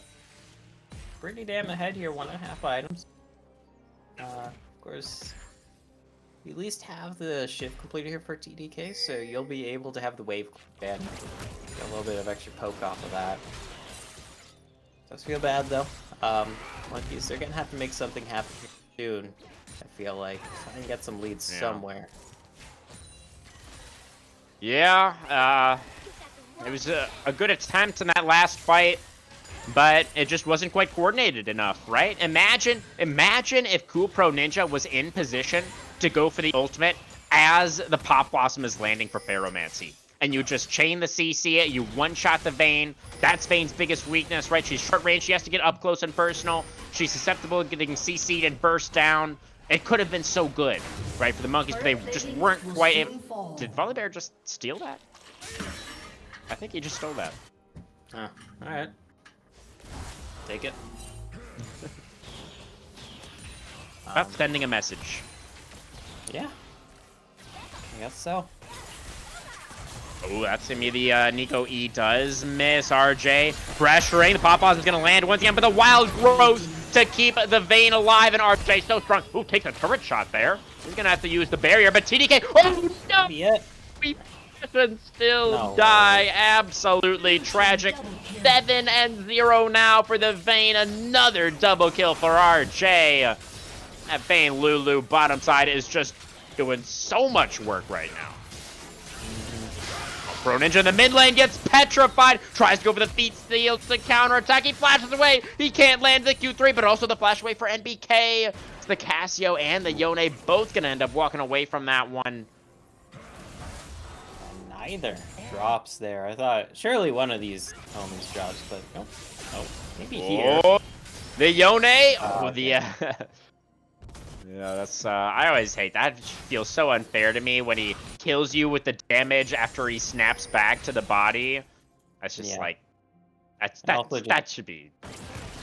Also just means he can just go in like that and like, oh no, after me, let me just get out for free. It's like, okay. Such a disgusting champion.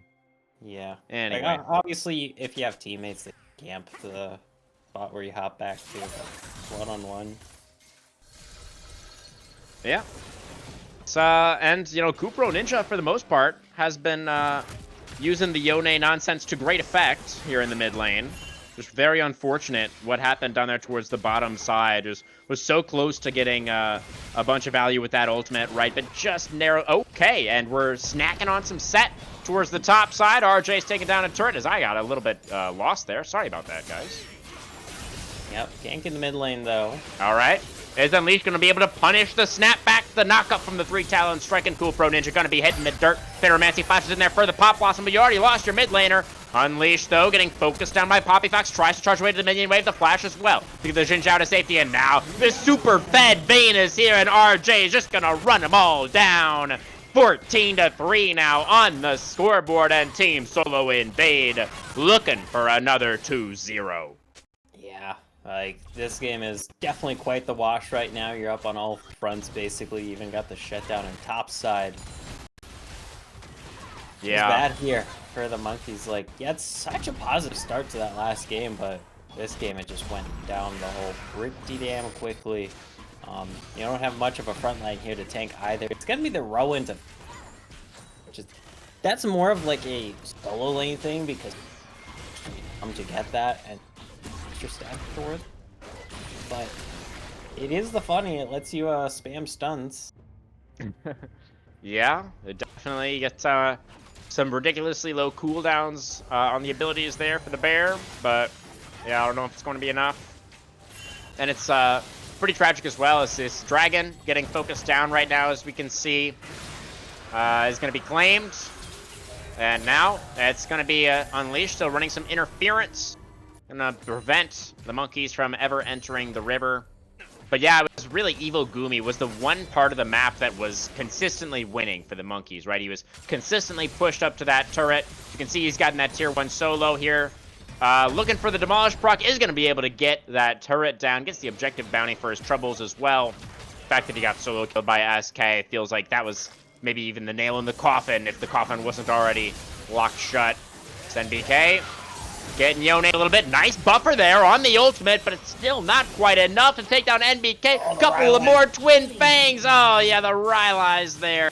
The slow, and it's going to be Cool Pro Ninja not quite able to get in range to finish off the Snake Lady. Evo Gumi, between a rock and a hard place, or between a rock and a Herald in this case, and the top lane does find the double stun with the face breaker, and it doesn't matter at all. He's just going to be Terror of the Void food.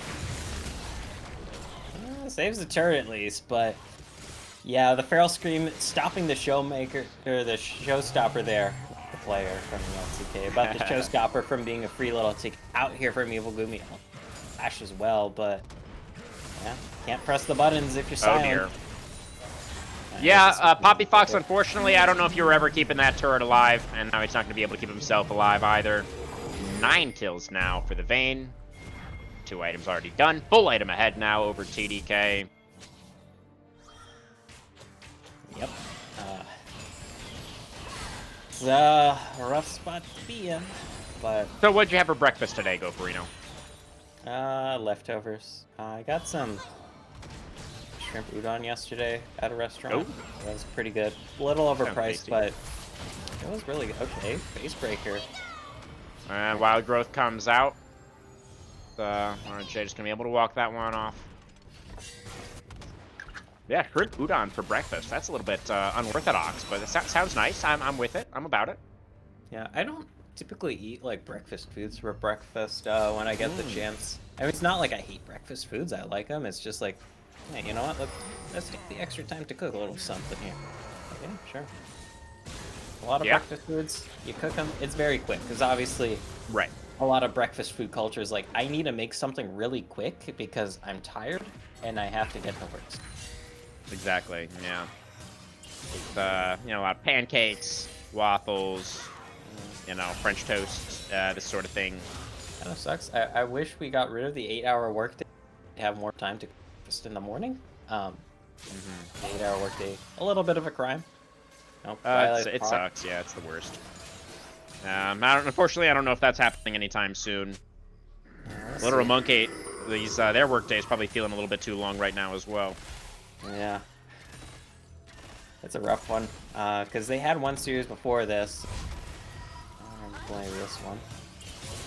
Are you talking about our workday? Oh, yeah, fair enough, yeah. Wait, I forget. Did the teams play 2 series a day?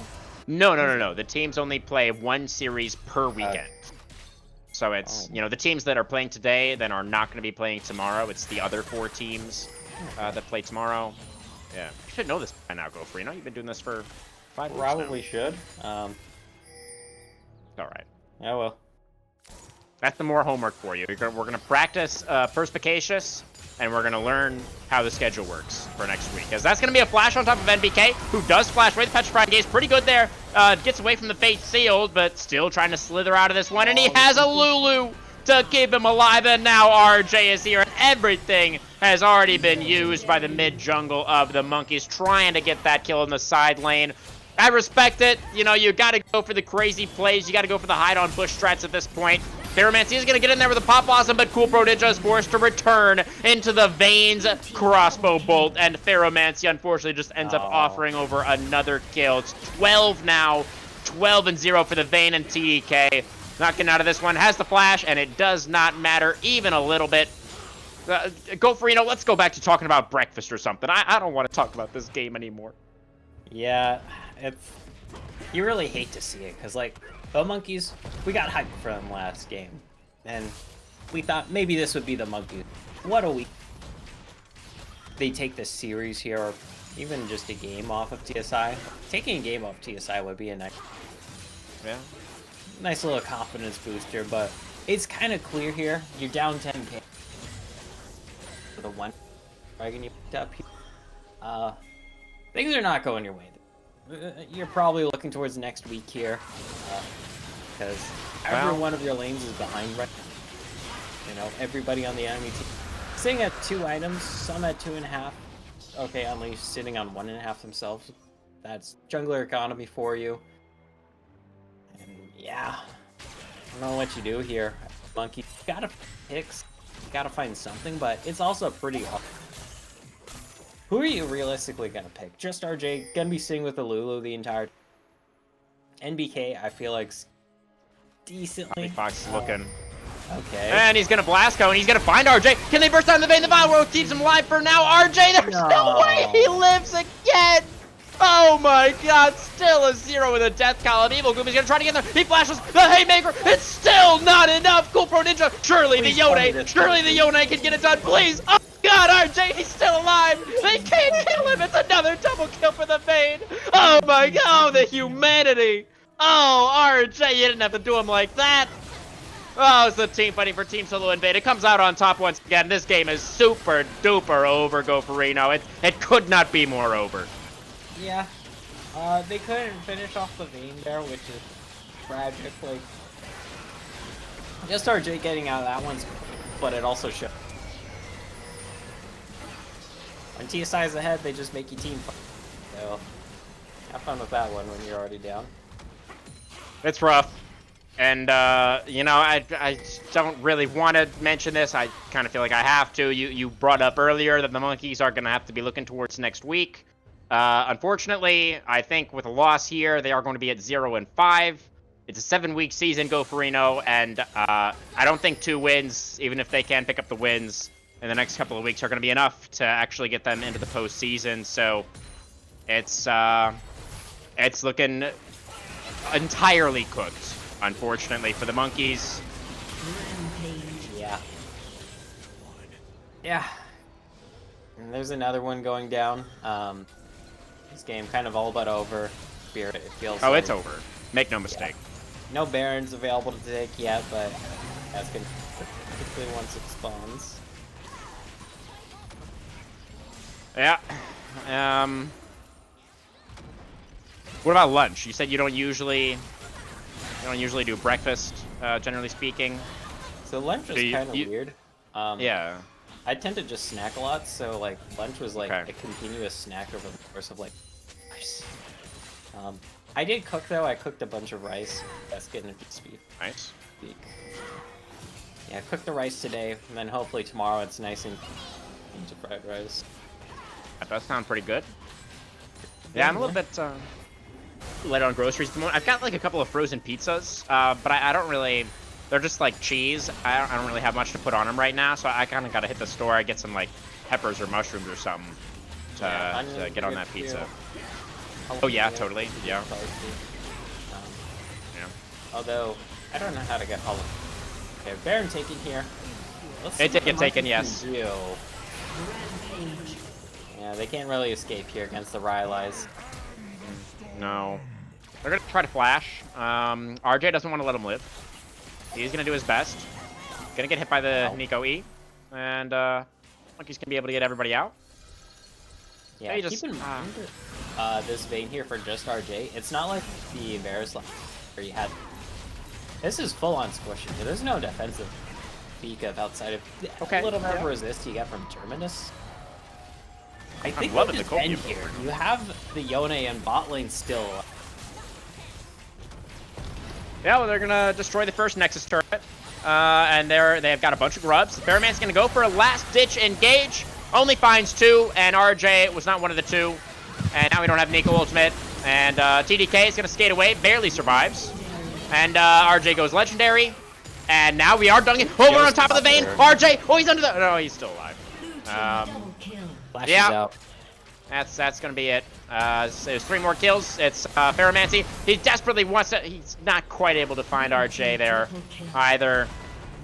Triple kill again for just RJ. Let's just call it the Otter Talk buff, guys. If you want to have insane carry performances like just RJ in this game, you gotta come on the show.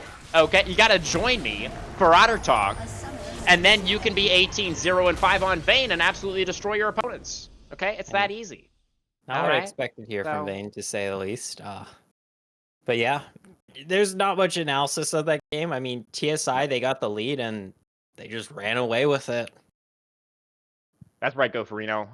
This one was a pretty classic Team Solo Invade game. in my opinion. Even thinking back to the early minutes, we saw Unleashed. He just right-clicked to the neutral objective. His lanes were pushing. He took the neutral objective. He walked over to the next objective. He took that one. Bot lane was hard winning, so that was great for them. And yeah, I mean, once TSI have control over these games, they just do not let up. They are so good at shutting out their opponents and not giving those windows for them to come back.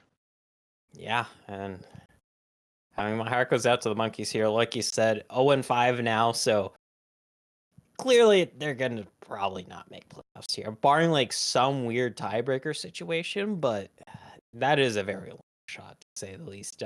But hey, they can at least go out holding their heads high, I hope, here. Yeah, they can at least hold on to that game number 1. They were really close in that game number 1. And nobody can take that away from them. So a good try for the Monkeys, not enough in the end, unfortunately. For Team Solo Invade, 5-0 now, still undefeated. And their big matchup is going to be next week, where Team Solo Invade GoFrino is going to be going up against Omega, the second place team that we just saw get the clean 2-0 earlier tonight as well. So that is going to be a really, really big matchup to watch out for, guys. Circle that one on your calendars. TSI versus Omega, likely going to be a fight for first place in the standings. So that'll be a really fun one. But not too much else to say about today's action, GoFrino. We knew, I think, going in that we had some clear underdogs today, and the overdogs were able to take both of these series in pretty convincing fashion. Our last POG of the day, GoFrino, who gets it? Just RJ for me. I think it has to be, yeah. Yeah, 18, 0, and 5 on the Vayne. His Lulu helped out quite a bit. 1, 0, and 21 for Hacks. The Lulu play was rock solid, no doubt about it.